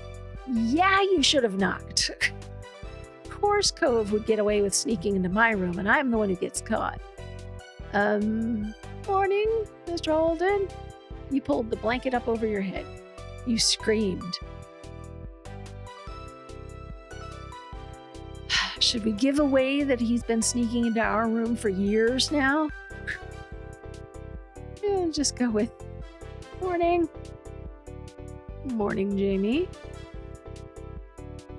Cove blinked his eyes tiredly and mumbled something incoherent before turning toward the door. Both you and Mr. Holden stared at him for a few moments, neither knowing what to say or do.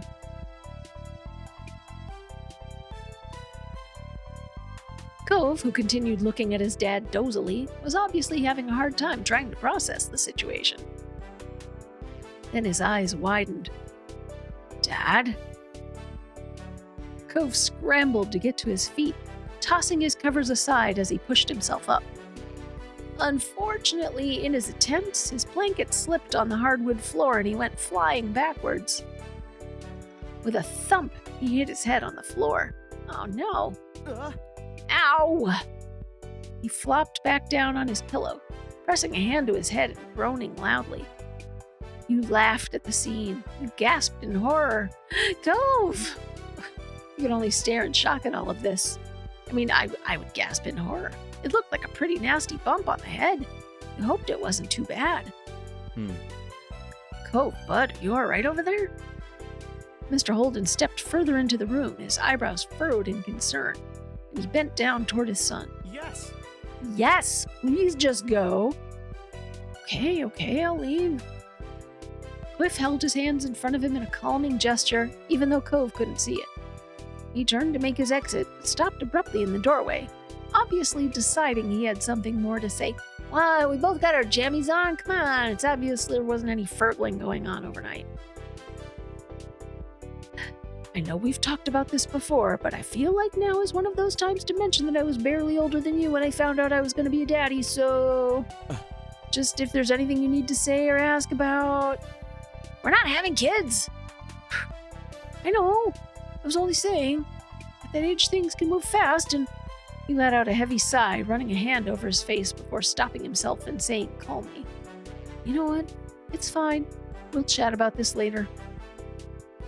Kyra's waiting.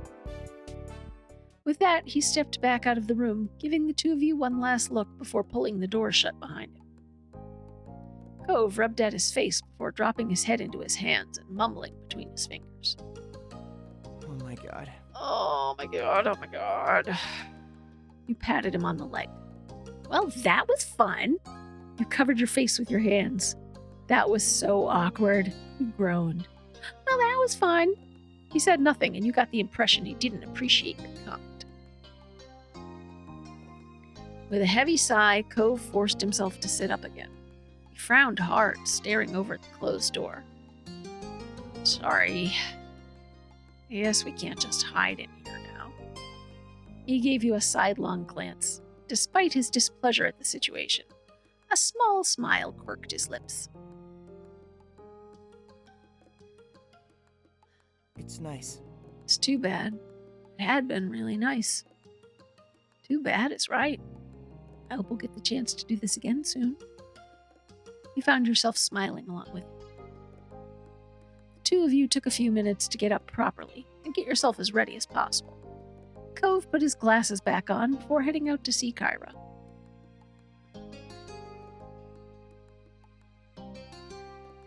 Kyra was waiting patiently in the living room. She was in high spirits, with her eyes set on the hallway. Her amused smile only widened when you and Cove froze. It didn't take long for the realization to sink in that the scene must have been loud enough for her to hear, even from here. Cove tried to look unimpressed, eyes narrowing, over Kyra's smug delight. Though his face was already turning red, and his mom hadn't even said anything yet. He squared his shoulders, lifted his head, and strode forward. Hey. Hi, Mom. Hi, baby. And hello to you too, Jamie. Her tone cracked in her greeting, and then she just gave in and laughed, unable to keep any of it in. Cove frowned at that, and his eyebrows furrowed. Sorry for the interruption. I didn't know you already had guests. His frown wobbled as he became even more embarrassed by this moment. He couldn't muster up any words to defend himself. Well, it's not like anyone's surprised by this. I'm sorry. Hi. You don't have to laugh. You didn't say anything. Let's just go with hi. Hi. As Kyra slowly composed herself again, you raised a hand to wave. All you could really do was smile. Cove was still unable to say anything. Other than his teeth biting into the inside of his cheek, he stood there frozen. Kyra studied you both for a moment. It's all right. It's okay. My not-so-little mister is spreading his wings. I can't complain about that. She lightly tapped the tip of his nose. That got a tiny smile out of Cove. Despite being much taller than Kyra at this point, he still seemed like a little kid in front of her. You released the air you were holding in your lungs, and then Kyra's gaze locked onto you. You know, we were just about to go over to see Pam and Noelle. Are you two coming?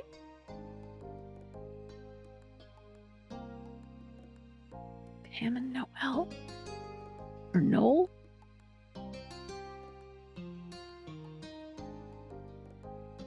Oh. I mean, our mother calls her Lonnie. It's Noelani. But Noel? Are you two coming? I'll go. He stretched his arms for a moment and yawned, trying to physically shake off what had happened. Sounds good. Yeah, that sounds good. Great. Great, let's do it. It was then that you noticed Mr. Holden standing on the other side of the room. You figured he must have been trying to create some space for everyone during that last conversation. You could tell that he felt a bit awkward, but he tried smiling reassuringly as he scratched the back of his neck. His attention went to Cove. But do you want to get changed first? Cove looked down at his pajamas for a moment. He shook his head.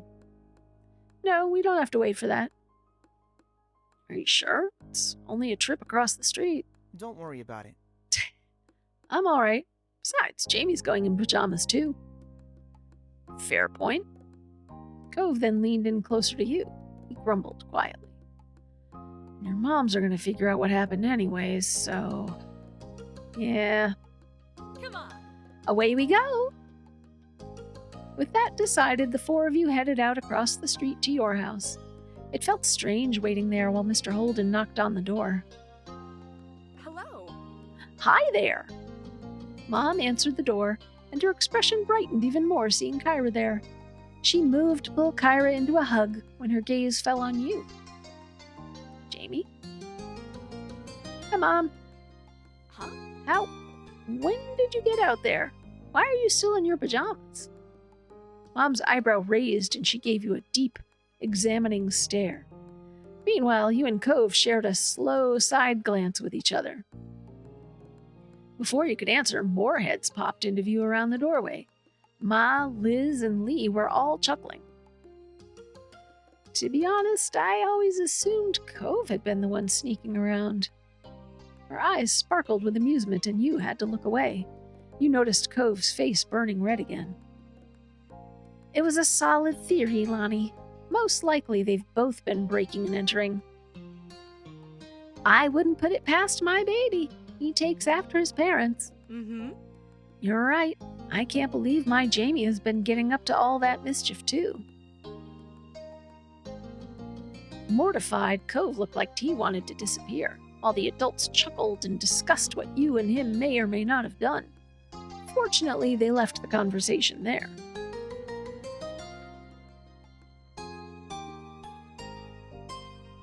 Enough of standing around out there. Come on in. Mom moved aside to usher the group in and guided them to the living room. Before anyone could get settled, Mom spoke up. You're all welcome to stay for breakfast. We still have some great spices and stuff from the farmer's market. Of course. Yes, we'd be thrilled to host you. There were eager nods from Mr. Holden and Kyra. Cove looked around, the room filled with familiar faces, before speaking up. Maybe, instead of staying here, why don't we go to the beach? A scenic picnic, eh? Mr. Holden crossed his arms and contemplated that idea happily. Excited, Kyra clapped her hands together. Yeah. Oh, we could really make a day out of it.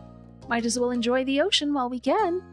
Yes, plus, that gives both me and Cove an excuse to go to our separate rooms and change clothes. So it's not a weird, Cove and me hanging out in our pajamas together, or maybe I could go upstairs and change into my clothes, but then only Cove is in his pajamas. This way everybody goes and changes. That sounds lovely, Cove. Everyone else put in their own agreement with Cove's suggestion. Before long, both families dispersed, getting everything ready. Sandwiches had to be made, water, sunscreen, towels, and more needed to be gathered and packed. Plus, you and Cove both took some time to get dressed for the day. You also decided to bring up the bottle of lemon lime soda Cove got you. You were happy with what was being brought.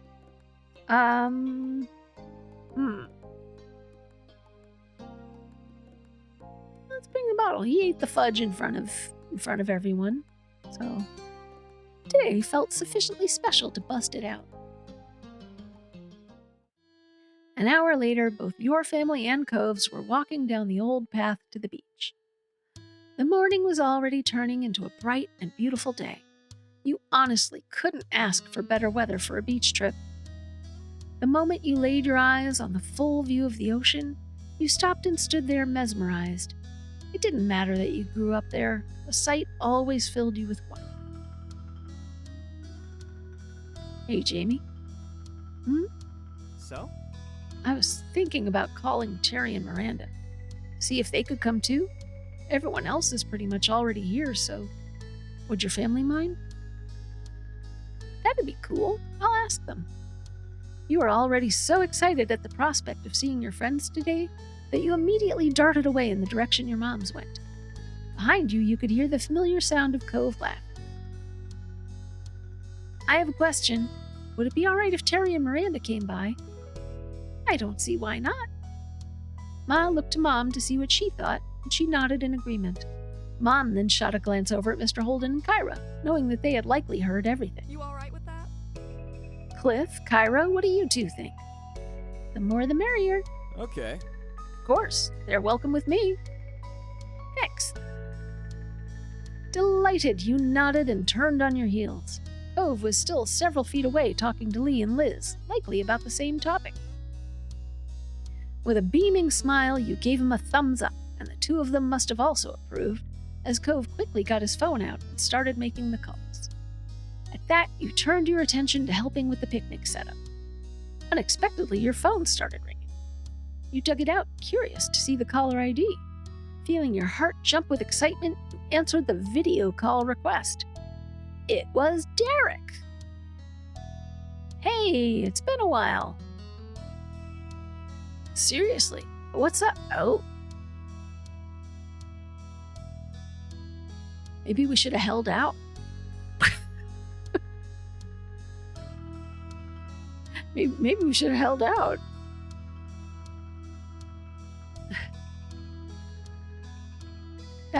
The voice that came through was much deeper than it had been when you first met, but it still had the exact same amount of enthusiasm of a kid. Have you been enjoying these crazy summer days? Yeah, I have. It's been amazing. There's been ups and downs. It's been memorable, to say the least.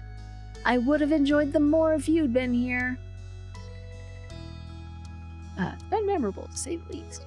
Sounds interesting. You'll have to catch me up on that. But what about you? How's your summer been? You were beyond curious to know what Derek had been up to since the last time you spoke. He chuckled, noticing your invested tone. Honestly, I've just been slammed with stuff lately. College applications, scholarship inquiries. What else is new? I bet you're even more toned than the last time I saw you, you joked.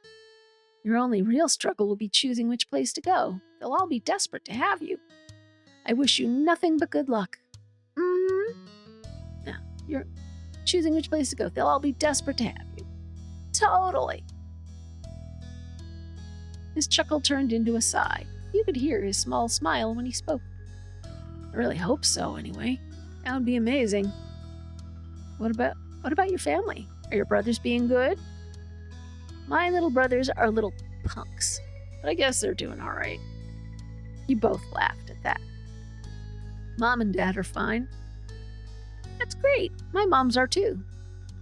Turning your attention back to your surroundings, you smiled warmly at your family buzzing around. Towels were laid out, chairs and umbrellas were being set up. Actually, I'm out with my moms right now. Liz and Lee are here visiting too. Oh, that's fun. But if that's the deal, I'll let you get back to it. Are you sure? I don't mind. I'm sure. I'm not about to lose your number. Okay, bye. Bye, Jamie. Have a heck of a day. Hanging up the conversation left you energized and in good spirits. It was exactly what you needed to make this day even better. Hurried over to your mom's and helped put the rest of the food out. In moments, you noticed Cove at your side. So what did they say? They're gonna come. Cool. Thanks for calling them. No problem. No problem. I'm glad I found it. They'll meet us here later today. Shouldn't be too long. I can't wait. Once the setup was done, everyone got comfortable and dug into the food. You can remember the last time breakfast tasted this good, but you attributed it to the gorgeous ocean view and soothing sea breeze. Morning swiftly gave way to afternoon, and a very recognizable face came walking down the shore. Baxter seemed momentarily surprised to see you all there. He pleasantly approached with a wave. Hello, folks. Hello, folks. Hello there. I didn't mean to intrude on the party. I was coming down to get some fresh air. Oh, you didn't intrude on anything. You're welcome to join us. We brought plenty of towels and food and sunscreen. Yeah, you're one of the neighbors. Get back and relax with us. Thank you. Well, I can't possibly say no to that. Thank you. Baxter's gaze moved over to you and Cove. He smiled. Jamie, Cove, long time no see. Hi. You waved from where you leisurely sat, and Cove nodded. It was then that Baxter noticed the faces he didn't immediately recognize from around the neighborhood. He turned his charm up even more for the introduction. Excuse me. I'm Baxter Ward. I'm sorry we haven't met before. Well, we're not typically from around this area. Just visiting. I'm Cove's mom. A few giggles escaped Lee as she watched Baxter carefully. When his attention turned to her now, she held out a hand. Hi. Hi, I'm Lee, Jamie and Liz's cousin. Single. Baxter shook it and then took a step back. Lee's smile grew. I'll remember that. It's very nice to meet you both. After that, Baxter spent some time getting better acquainted with everyone, and Terry and Miranda arrived excitedly. The conversation shifted to what you all would do next. In that case, We could do a few rounds of volleyball. There's plenty of us now. is that all right? Could I play? Of course. Miranda brightened, delighted with this plan. Ma looked around to see if there were any other takers. I don't feel like playing. I'd have to change, but it'd be fun to watch. I could be the ref. My eyes won't miss a thing. Volleyball's a good idea, but there should probably be something happening for those who aren't a fan. Ooh, I have some crafting supplies we could use to make jewelry.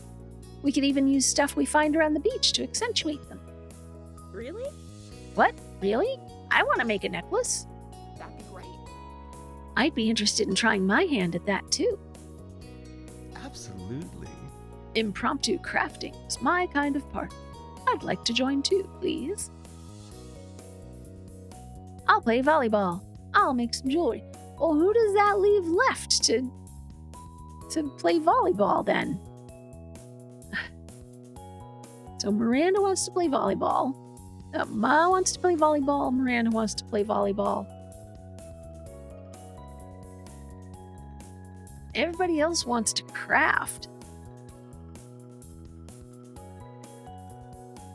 So if I say I want to play volleyball, Cove will probably go along with that. So then it will be 2-on-2. So I mean, that's enough to play volleyball. But if I don't, then the volleyball plan gets scrapped and then Miranda gets let down.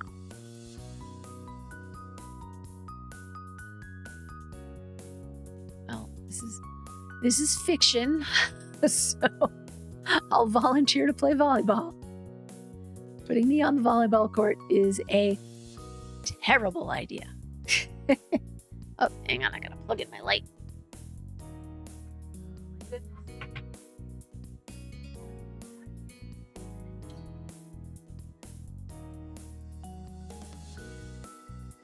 I thought we'd be done by now. This is a long, long wrap up. Alright, you looked at Ma, ready to jump into a competitive mode. She looked thrilled to have you on board. I'm game to play some volleyball. Yeah, see, there we go.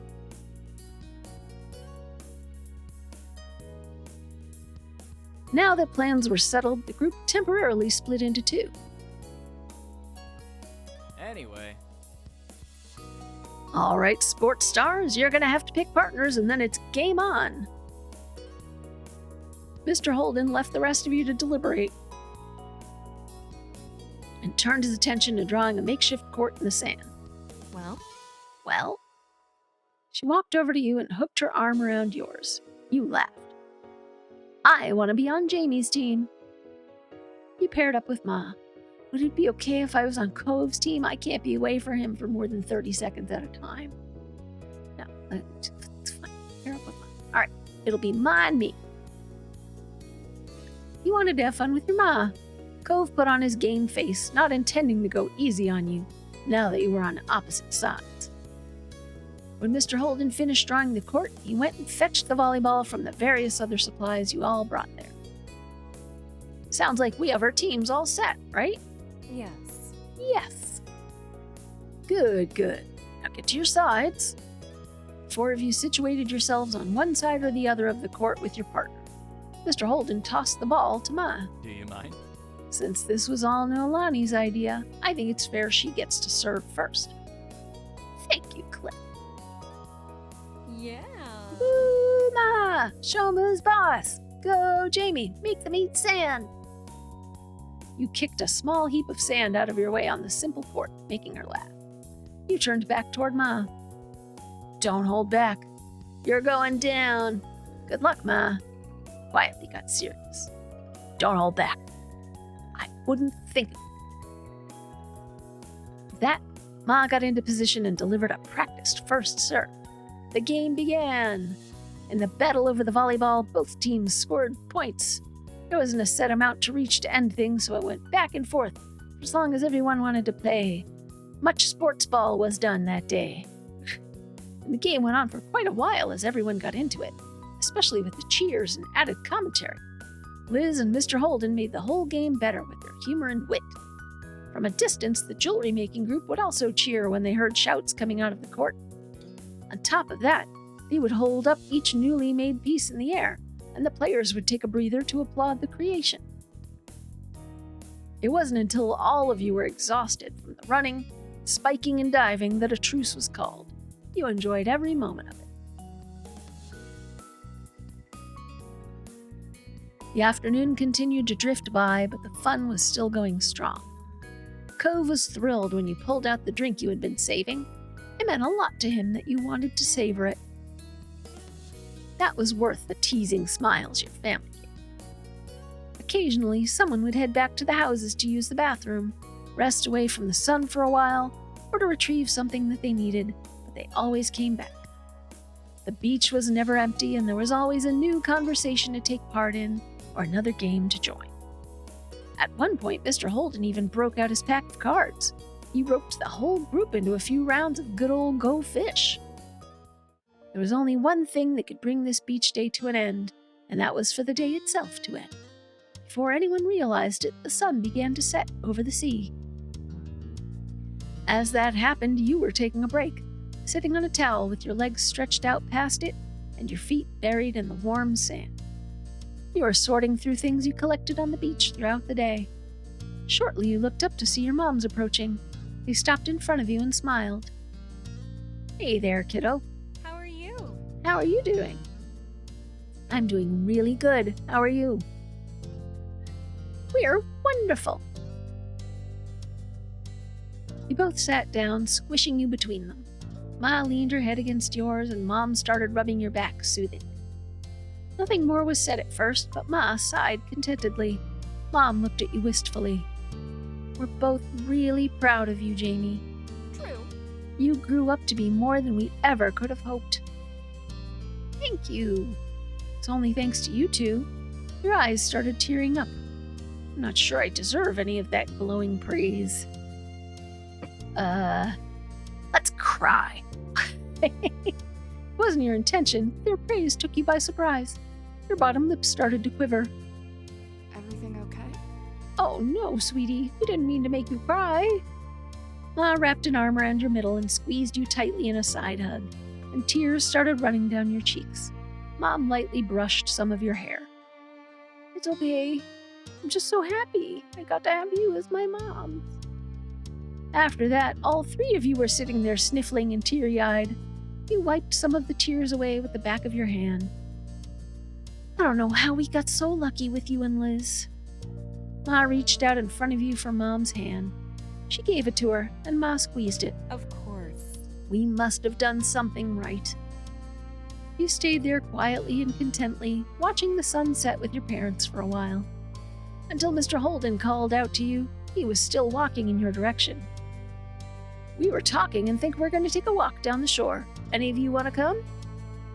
Automatically, you looked to your moms for what they were thinking. Mom glanced from you to Ma and smiled. That sounds good to me. That's fantastic. That's fantastic. That'd be very nice. My legs need some stretching. Let's go. Thrilled, Mr. Holden threw out a thumbs up and began heading out the way he came in a light jog. Hey, don't leave us in the dust. Cliff kept going forward but flipped around, walking backwards across the sand so he could face you again. No worries. Don't worry, we wouldn't leave without you. All right, we'll catch up. Ready to go? Uh-huh. Both of your moms held a hand out to you. Chuckling, you gave them each one, and you all strolled back to the rest of the group. When Liz was in reach, Ma used her free hand to pull her into it too.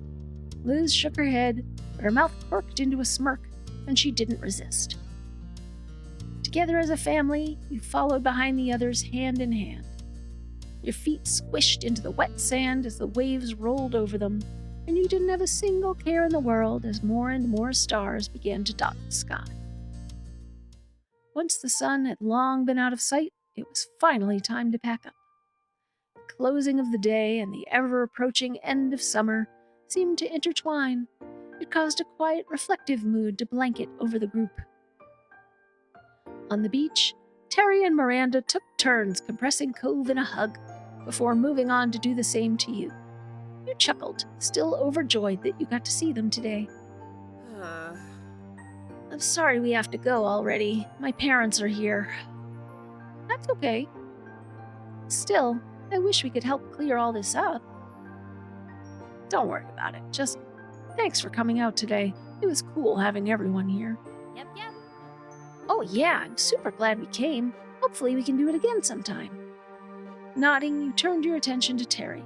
She wore a large grin on her face and held a hand out for a low five. You obliged. See you later. Take care of yourselves, buddies. After that, they walked away, waving to you and Cove as they went down the shore. Cove waved quietly back with a small smile on his face. You waved too. Bye! Have a safe trip back.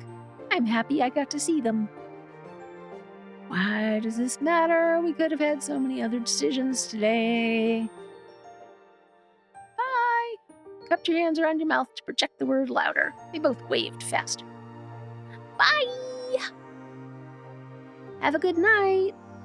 Taking you by surprise, Terry jumped and twisted around. She kept up with Miranda by walking backwards. She kept the mood of your farewell light by shooting finger guns at you and Cove. Miranda bumped her with a hip. It left everyone with a laugh just before they disappeared down the bend. Jamie? Come on. Hey, Cove, could you come here? Both your parents were motioning for you. The two of you went to them. Tons of things ended up at the beach over the course of the day, so there was still so much to pack up, and the parents needed help. With a nod, you got to it, stuffing various things into bags and bundling them up in towels. Once things were ready to go, everyone filled their arms with as much as they could carry. Absolutely no one wanted this to be a back-and-forth kind of task. The walk back home ended up being mostly quiet. Each person seemed to be feeling the effects of the day. A cool breeze carried you across the sand and onto the road. There was a sigh of relief from what felt like the group as a whole when they arrived back to the neighborhood. Baxter carefully placed what he had been carrying on the ground. Thank you so much for helping with that. Thanks. No, thank you for allowing me to join today. You all shared with me. Helping to carry it back is the least I can do. Ma nodded and the others started collecting their things from his pile. Baxter, meanwhile, stepped over to you and Cove. It really was a pleasure getting to know you both this summer. His head tilted toward you and he smiled warmly. Baxter offered you his hand. You used your freer hand to shake his. You waved goodbye instead. You patted his shoulder. You side-hugged him. You raised your hand for a high five. Let's just shake hands, like we did at the beginning. It was tough with what you were carrying, but you were able to extend one of your hands a bit. Baxter chuckled and shook it. I think we did end up as good friends. I really enjoyed meeting you. Good luck on your next semester at school. You didn't say anything. You were rude. Really enjoyed meeting you. Glad to hear it. I'm delighted to hear that. I enjoyed this vacation immensely, thanks to you. Baxter turned to shake Cove's hand this time. He was a little incredulous for a moment, but then Cove eventually shifted what he was carrying and took Baxter's hand. It wasn't long, but it was a solid handshake. Baxter was clearly pleased. I wish we had more time together, but it was still a nice ride while it lasted. Would happily do it all over again. Bye, Baxter. Yeah, bye. Baxter nodded and walked a few steps toward his condo. He then stopped and waved. Goodbye. Goodbye. Baxter sauntered away completely and disappeared inside the condo to return to his own things, his time with you and your family and friends ending. You paused for a moment, staring at where he went. But afterwards, you looked back over at the rest of the group. Lee and Liz were just going inside your house. You couldn't spot Kyra or Mr. Holden anywhere. The door to their house was wide open. Mom approached you with an amused look on her face. Seems like you're holding up some Holden things. Surprised, you glanced down to take a quick inventory of what you were holding. Mom was right. Some of it belonged to the neighbors. Would you mind dropping it off now? Can do. It's not a problem. Thank you very much. Cove took a few steps toward his house and stopped, waiting for you. Good night. Good night, Cove. I'll see you inside, Jamie. Night.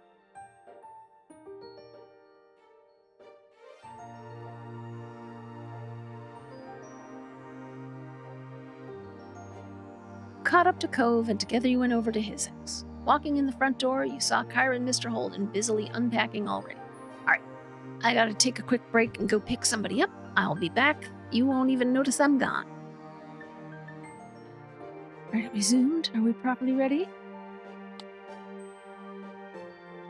You caught up to Cove, and together you went over to his house. Walking in the front door, you saw Kyra and Mr. Holden busy unpacking already. Things were scattered on counters, and they were moving around each other, putting the items away. Both lifted their heads when Cove closed the front door. Hey. It's nice seeing you again already, Jamie. Her teasing tone brought a light smile to your face. You hefted the stuff in your arms a little closer. I ended up with things of yours from the beach. Oh, thanks for getting that to us. You can put it here on that coffee table. Mr. Holden pointed at the surface he was referring to, and you immediately left what didn't belong to your family there. Cove put his own things down on the floor just at his feet, wading through everything strewn about to reach his parents. Putting your family's stuff on the ground for a moment, you dusted your hands off and straightened up. You needed a second of rest and a minute to resituate it all. You went over closer to where Cove and his parents were. Kyra smiled gently at you. Thank you for hanging out with me today. It was a blast. I had a ton of fun. Thank you. Every time I've gotten to come by, it's been an absolute joy. Things really couldn't have worked out better. Mr. Holden took a step closer to you.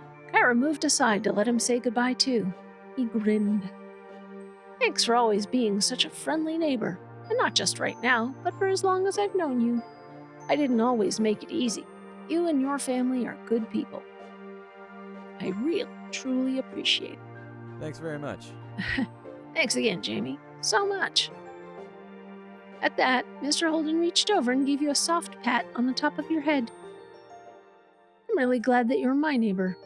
You're good people, too. You hugged him. Goodbye, Mr. Holden. I'm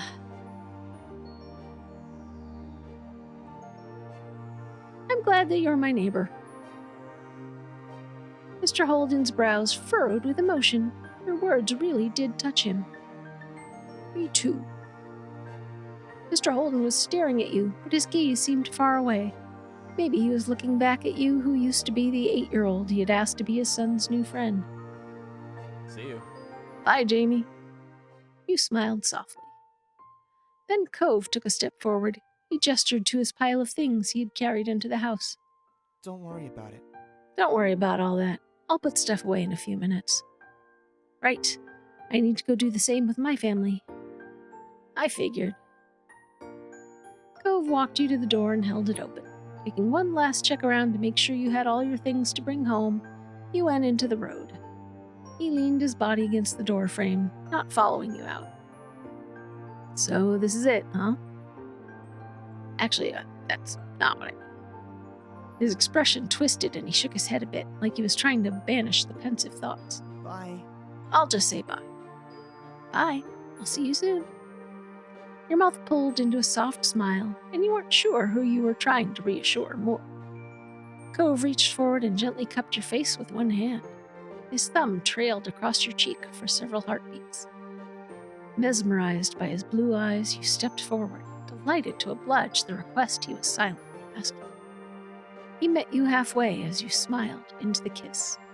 It was soft with longing, and your chest ached, knowing that there couldn't be anything more than this, at least for now. One of his hands grabbed onto the door handle and firmly held it. He was stopping himself from coming along with you. As you walked over to your own front door, you stopped. Turning around, you spotted Cove right where you left him. You laughed quietly to yourself. For a small pause, you both stared at each other from across the street. Good night. You blew him a kiss. You waved. You ran back to hug him goodbye. I'll blow a kiss. Cove reached out like he was catching it off to the side, and then he curled his fist to his chest, holding the kiss close. Your lips curled into a beaming smile. Things couldn't be dragged out any longer. After one more shared smile, you opened the door and went inside, shutting it behind you.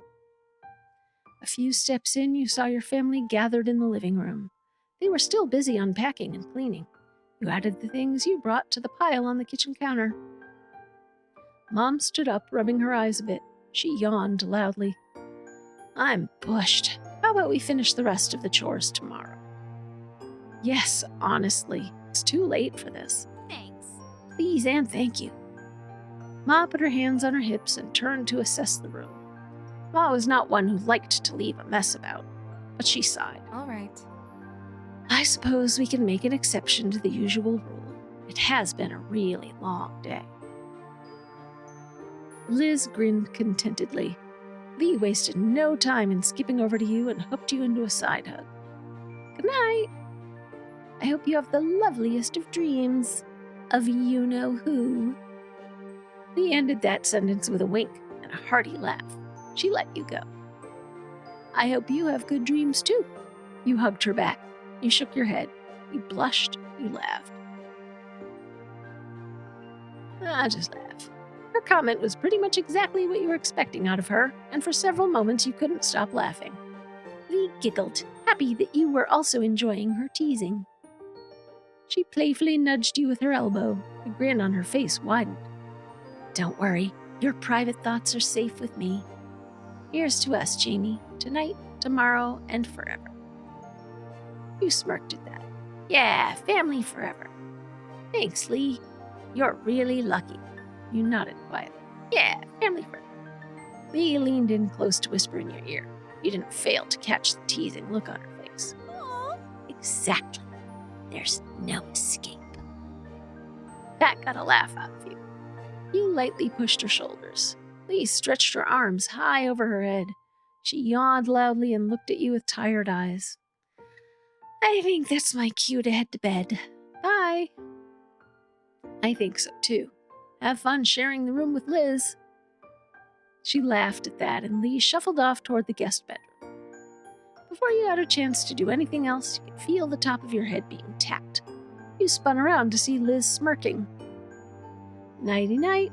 I'm heading to bed too. It's been a long day, and I have a lot to prepare for tomorrow. Exhaling, you automatically started fixing the back of your hair. When Liz didn't immediately walk away, you smiled softly at her. Everything okay? Her gaze moved away, and you knew she had more to say. You waited patiently for Liz to compose her thoughts.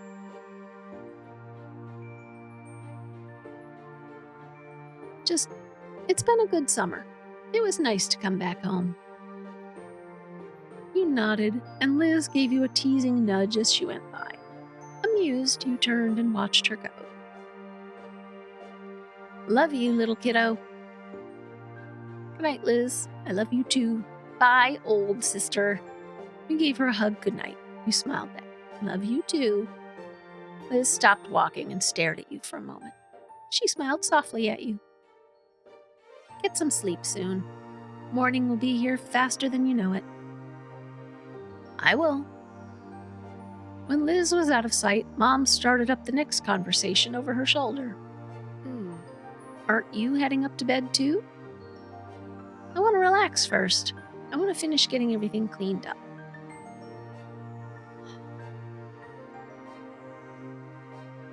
I'll clean up.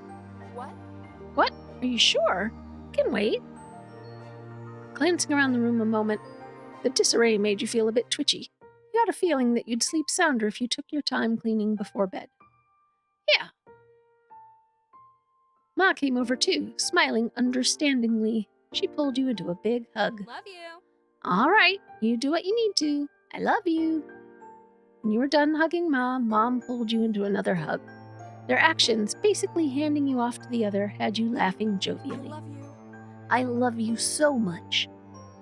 Good night. I love you too. You're the best parent. You didn't say anything. Love you too. Aww. They both couldn't resist taking turns hugging you again. Their smile widened. It felt good to be so loved. Good night, kiddo. Sleep tight. Good night, sweetie. Go to bed, Ma. Night. Need to wrap up. Go to bed. After that, your moms headed off toward their bedroom down the hall. You were about to turn the other direction when you heard Mom's voice. And don't let the bedbugs bite. You heard Ma chuckling as you watched them go with a smile. It was a while later when you were finished putting everything away. You didn't rush the process at all. Your sleeping hours may have been cut into, but you felt so much better getting this done. You sighed contentedly, gazing at the organized living room and kitchen. Before you could take a well-earned break on the couch, something out the window caught your eye. Your feet brought you right in front of the large windows spanning the length of the back wall. You stared out into the hills behind your house. As if on cue, your phone came on, alerting you of a new notification. It was Cove.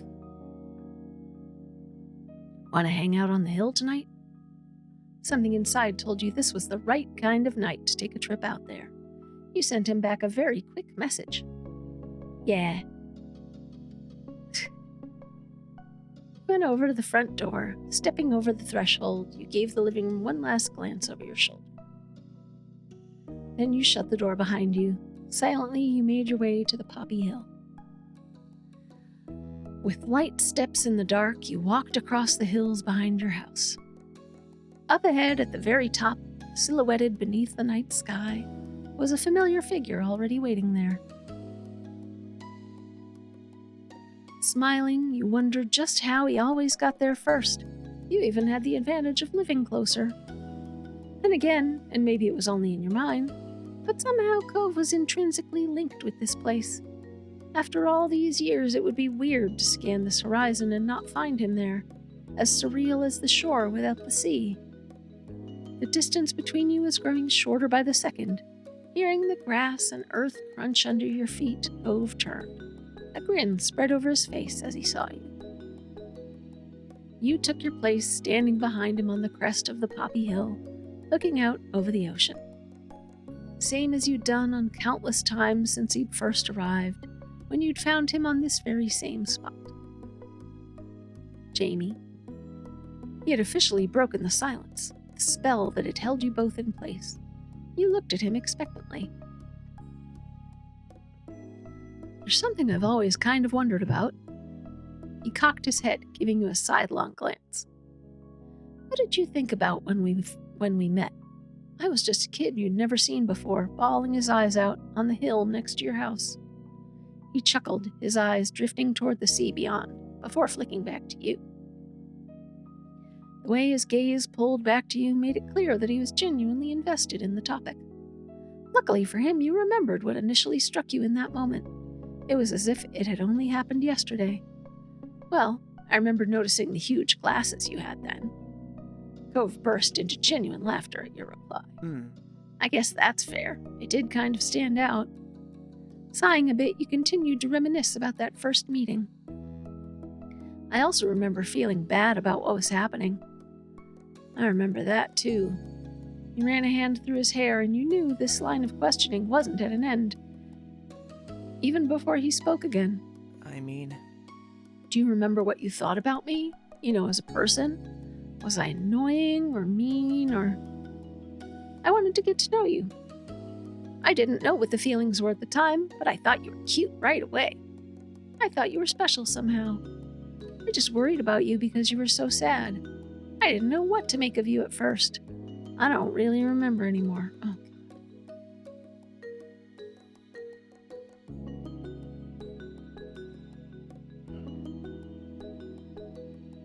I mean, for me, that was just like 2 weeks ago. I recorded that more than 2 weeks ago. There's been many hours of recording since. I know I didn't think that he was cute right away. And I wasn't sure if I wanted to get to know him. I think I was mostly worried that he was so sad. His eyes widened dolefully, and he hung his head like a guilty puppy. I'm sorry.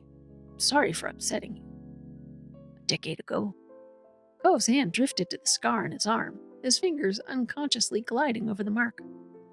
It was much less noticeable than it had been when the neon pink cast had first come off, shrunken gradually over the years as his body healed, then dwarfed in comparison to his growing body.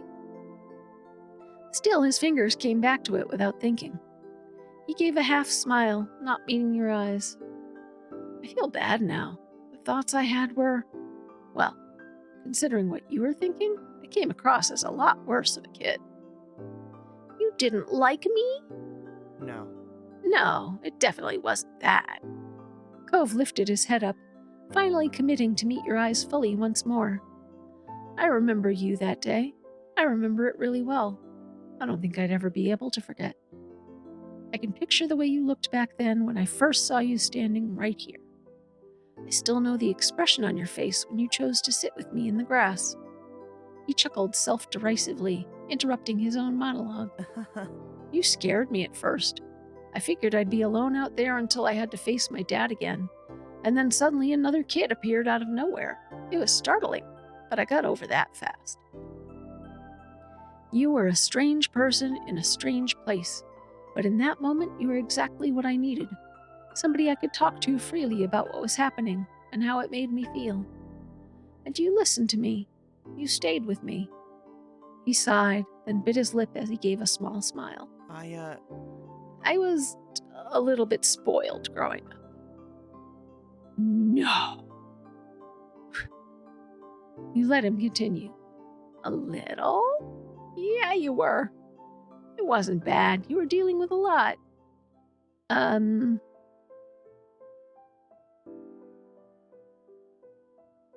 I'm just gonna let him talk. He looked off again, seeking clarity for his thoughts in the expanse of the night sky. What I'm trying to say is, when I was younger, I viewed myself basically as the center of the universe. I didn't even imagine it wasn't like that. Things didn't simply happen. That would be weird, according to my little kid brain. It made far more sense that everything in my life had a specific connection to me somehow, right? Yeah, solipsistic universe, yeah. He sought affirmation in you, wavy brows raised as he tried to explain his childlike logic. So at the time, you felt almost unreal. Like you weren't just anyone, some other kid who happened to live in the neighborhood with your own whole life that wasn't connected to Cove Holden. No, to me, you were there so that you could find me when I was lost. It turns out you were there for that. You were trying to find me because something had sent you specifically to do that. I just didn't expect it to be my dad. I guess he knew more about what I needed than I thought. He chuckled, shaking his head as he shook off the thought. I kind of expected it all to vanish like a dream when that night was over. I would wake up and everything would be the same again. I'd be back in my bed at home, my real home, with both my parents. The future was something I couldn't picture anymore. I didn't know what school would be like when I went back, or the table where I'd eat breakfast the next morning, or anything. And if I couldn't imagine it, how could I think it was something actually happening? I couldn't grasp my new reality. It was too big for me to hold all at once. So I never thought I'd see you again. Then Cove beamed at you, his eyes shining bright. And I never, ever would have been able to guess that 10 years later, when I was a grown-up, the two of us would still be together. I'm so glad I met you. It's hard to believe it's been so long. Guess that makes me your dream come true. Mere words couldn't encompass the joy you felt. You smiled. Hard to believe it's been so long. Guess it makes me your dream come true. Sure. Guess it makes me your dream come true. You'd been joking, but Cove nodded in agreement. You are. You exactly are. But the smile faded from his face as his eyebrows drew together. That was the worst day of my life at the time. The day my family broke apart. It was too heavy for me to even think about. I felt that way for I don't know how long.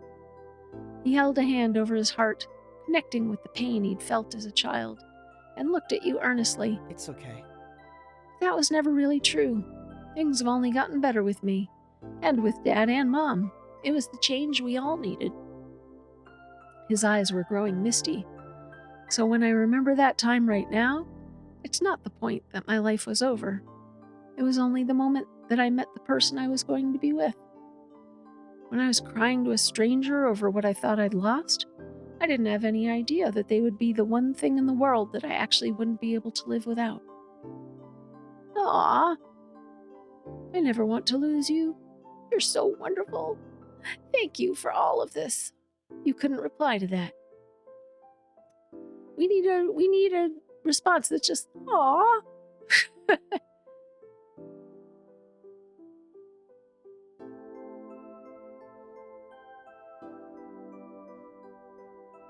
I guess thank you for sharing all this with me. No, thank you. Then you hugged him. Then you gripped his shoulders. Then you ruffled his hair. Then you kissed him. Then you cheered up. Then you grinned back at him. Oh, let's go for the smooch. We're going for the smooch this time. Hold still. He leaned into the kiss, his lips soft against yours. Cove sighed contently. His voice was as delicate as the petals on the poppies which crowned the hill. Hey, Jamie. I'm so grateful you always took care of me. You didn't even know what to say back to that. His heartfelt appreciation left you speechless. He tilted his head up, thoughts lost in the sparse clouds above. I wonder how late it is. I guess it doesn't really matter. My dad is fine with me being out whenever. You could just use your phone to check the time. You could still text your dad about what you're doing. I'm going to message my moms. My moms might care, but I don't feel like telling them. You wanted to make sure you messaged your mom about what was going on. You quietly nodded. I mean, I don't want them to worry. Like, they left me downstairs cleaning up and suddenly the house, and suddenly I'm gone. He might appreciate it. I guess. Probably. You were pleased to see Cove slip his phone out of his pocket and type away at it. You also brought your phone out long enough to shoot off a text. They wouldn't see it anytime soon, but they'd be in the loop once they were up. Are you going to lay in the grass now? Wow, how'd you know? Lucky guess, Cove. With a chuckle, Cove plopped down onto the ground and laid on his back, his usual way of spending time there. You stayed standing. You sat down. You sat on Cove's chest. You also laid on your back. You laid down and snuggled against him. Let's just lie down next to him. Give him an opening if he wants. You took your own spot next to him in the grass, brushing the blades of grass aside a bit with your hand. You were close enough that Cove could reach over and hook an arm around your side from his place on the ground. You smiled at him. Both of you fully settled in to relax on the hill. It felt just like the beginning of one of your nightly outings, but then you realized the sun was peeking out over the horizon. Cove spoke up with a disbelieving tone. It really was late. Your neighbor wasn't a stranger to being awake at dawn. However, not like this. He was normally an early sleeper, early riser. This unexpected sunrise particularly awed him. Two of you watched on silently as the sun began to light the world. Cove then propped himself up on the backs of his arms and looked at you with a soft expression on his face. Do you want to go back home? I could carry you if you're too tired. I'd rather stay a little longer. You couldn't resist a yawn, but you were serious.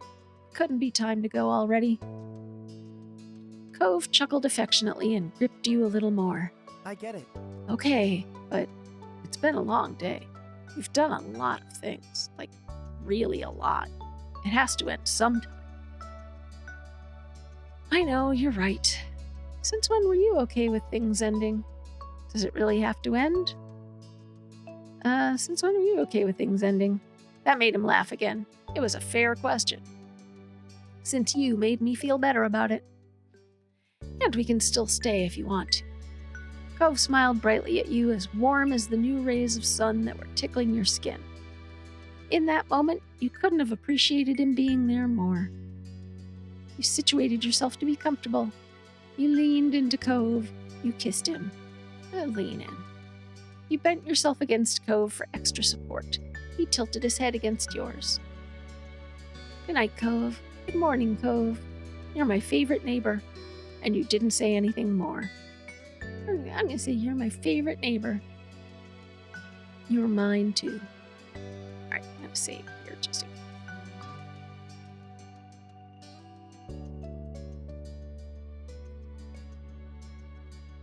Two of you remained together on that familiar poppy hill where you first met until the world began to fade and blur. You were falling asleep. A few more gentle words drifted into your consciousness. See you tomorrow. See you tomorrow. Your eyelids dipped, but you felt good. You were safe and relaxed. Everything that had come before this had reassured you of that. You were confident that when you opened them again, things would be okay. You opened your eyes. Instead of the walls of your room, you were surrounded by open sky. It was not soft pillows and sheets underneath you, but the bed of earth and grass that you'd taken last night. The day welcomed you with a shining sun, a refreshing breeze, and the chirping song of birds. You cupped your face with your hands as you sat up, feeling the imprint of the blades of grass leaving lines into your cheeks. Jamie. Hearing your name, you lowered your hands and looked around. Here he was, your most influential neighbor, Cove Holden. He had made himself very comfortable, laying on his stomach with jewelry and shoes taken off and a flower in his hand. Aw, look at you goofball.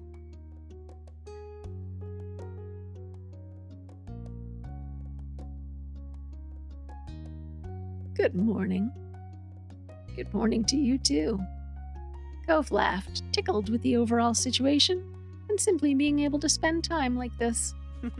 Told you I'd see you tomorrow. It's the exact same day, Cove. Pretty safe bet. We see each other nearly every day. All right, good for you. I'm glad you were right. You smiled at him. Just smile. Cove was happy to allow a comfortable silence to wash over you both. Cove turned his head up to the sky, his expression content. Looks like it's going to be a nice day. I'll have to come up with something to do to make the most of it. He trailed off, blinking slowly in the sunlight. Someday, when we're even older than we are now, I wonder what we'll end up remembering this moment for. What will we feel when we look back at it? Will it be the same as what we're feeling right now? It's nice. I can't see what the future is going to look like again, but I think that's all right. You're way too sentimental. Pretty sure I'm going to have forgotten about all this. I think it'll mark another new start for me. I don't know, but I'm looking forward to finding out. Let's go with that. Cove turned back to you, nodding in full agreement. He eyed the hills sprawling out before you, and down below where the wild hill and nature gave way to civilization. Your home and Cove's lay down at the bottom, neatly filled among the other houses in the neighborhood. Neatly filed among the other houses in the neighborhood. Cove said nothing, but fixed you with a deliberate and meaningful look. As much as I like it here, it's okay if we leave now. We can always come back to see the poppies and the fireflies again, right? Cove met your eyes, waiting for what you were going to say in response. Right, I'd like that. Really is going to be another nice day. You're amazing. Yeah, we better do that. You're not getting out of it. We'll always be together in one way or another. I might be able to manage that. Cove blinked slowly, his eyes still locked on you.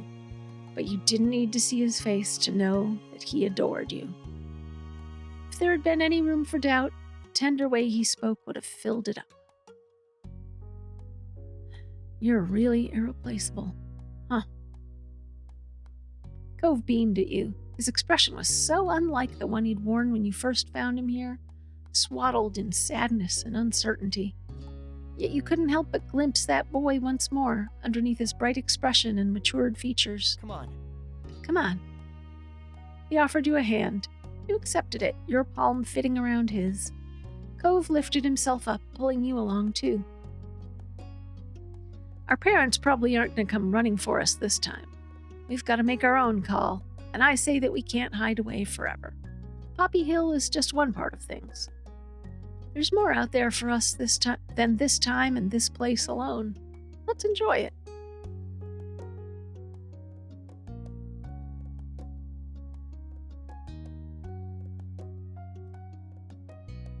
You couldn't say whether you were the one that broke into a run, if Cove had been the one to start it, or if your feet had simultaneously made that choice for you both.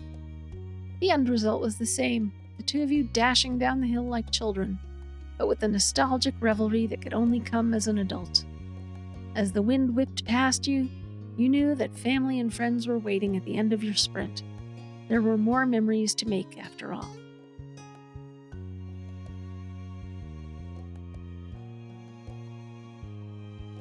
Life takes another step forward. Our life reached the end of the game. Oh.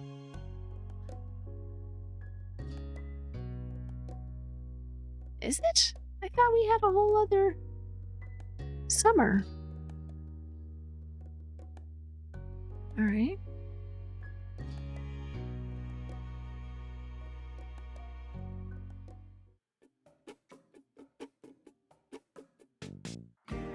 Oh. Developed by GBPatch Games. Caitlin Clark, drafting an event. Event work. What's the event work mean? Is that like contract? Showman dismation. Shown approaching screens, optimization. I'm going to talk just in case this is copyrighted. If it is copyrighted, I'll have to make sure I do like a test upload. If it is, I'll replace it. Voice acting.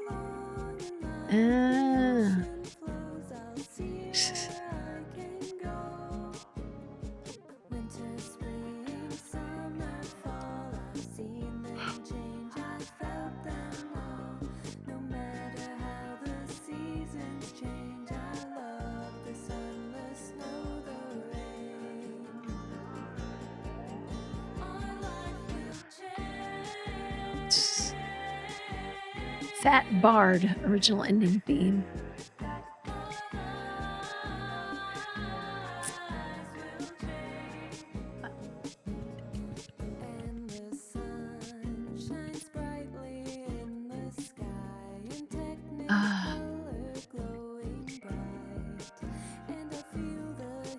Sorry, I'm not talking very much after all.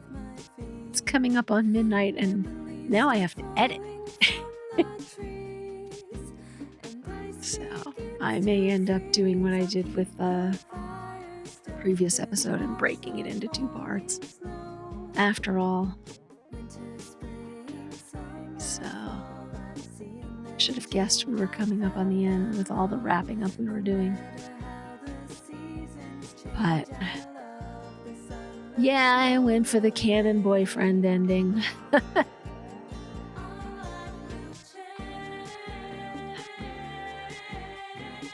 So, finally got his act together. So I was like, all right, we'll give this a shot. So,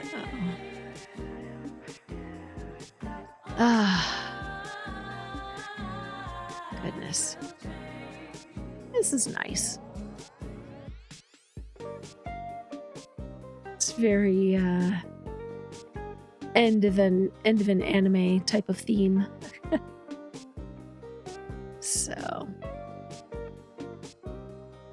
that's good. That's good. I'm not sure how I would have played this differently. I mean, I'm tempted to play on my own time. I mean, this took ages to get through. And I would especially like to be able to, go through the child part as quickly as possible.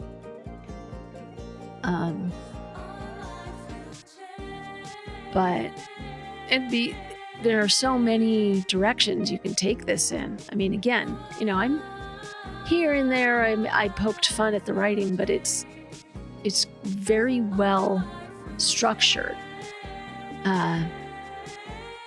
so that like I said, anybody of any personality type can play it. You can take it in a lot of different directions. I could have had, been like crushed out on Cove from the very beginning. I could have just not. Oh my God, I can't.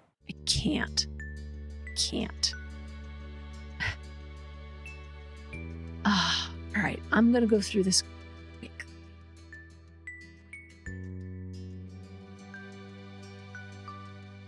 My feelings for Cove. Direct love.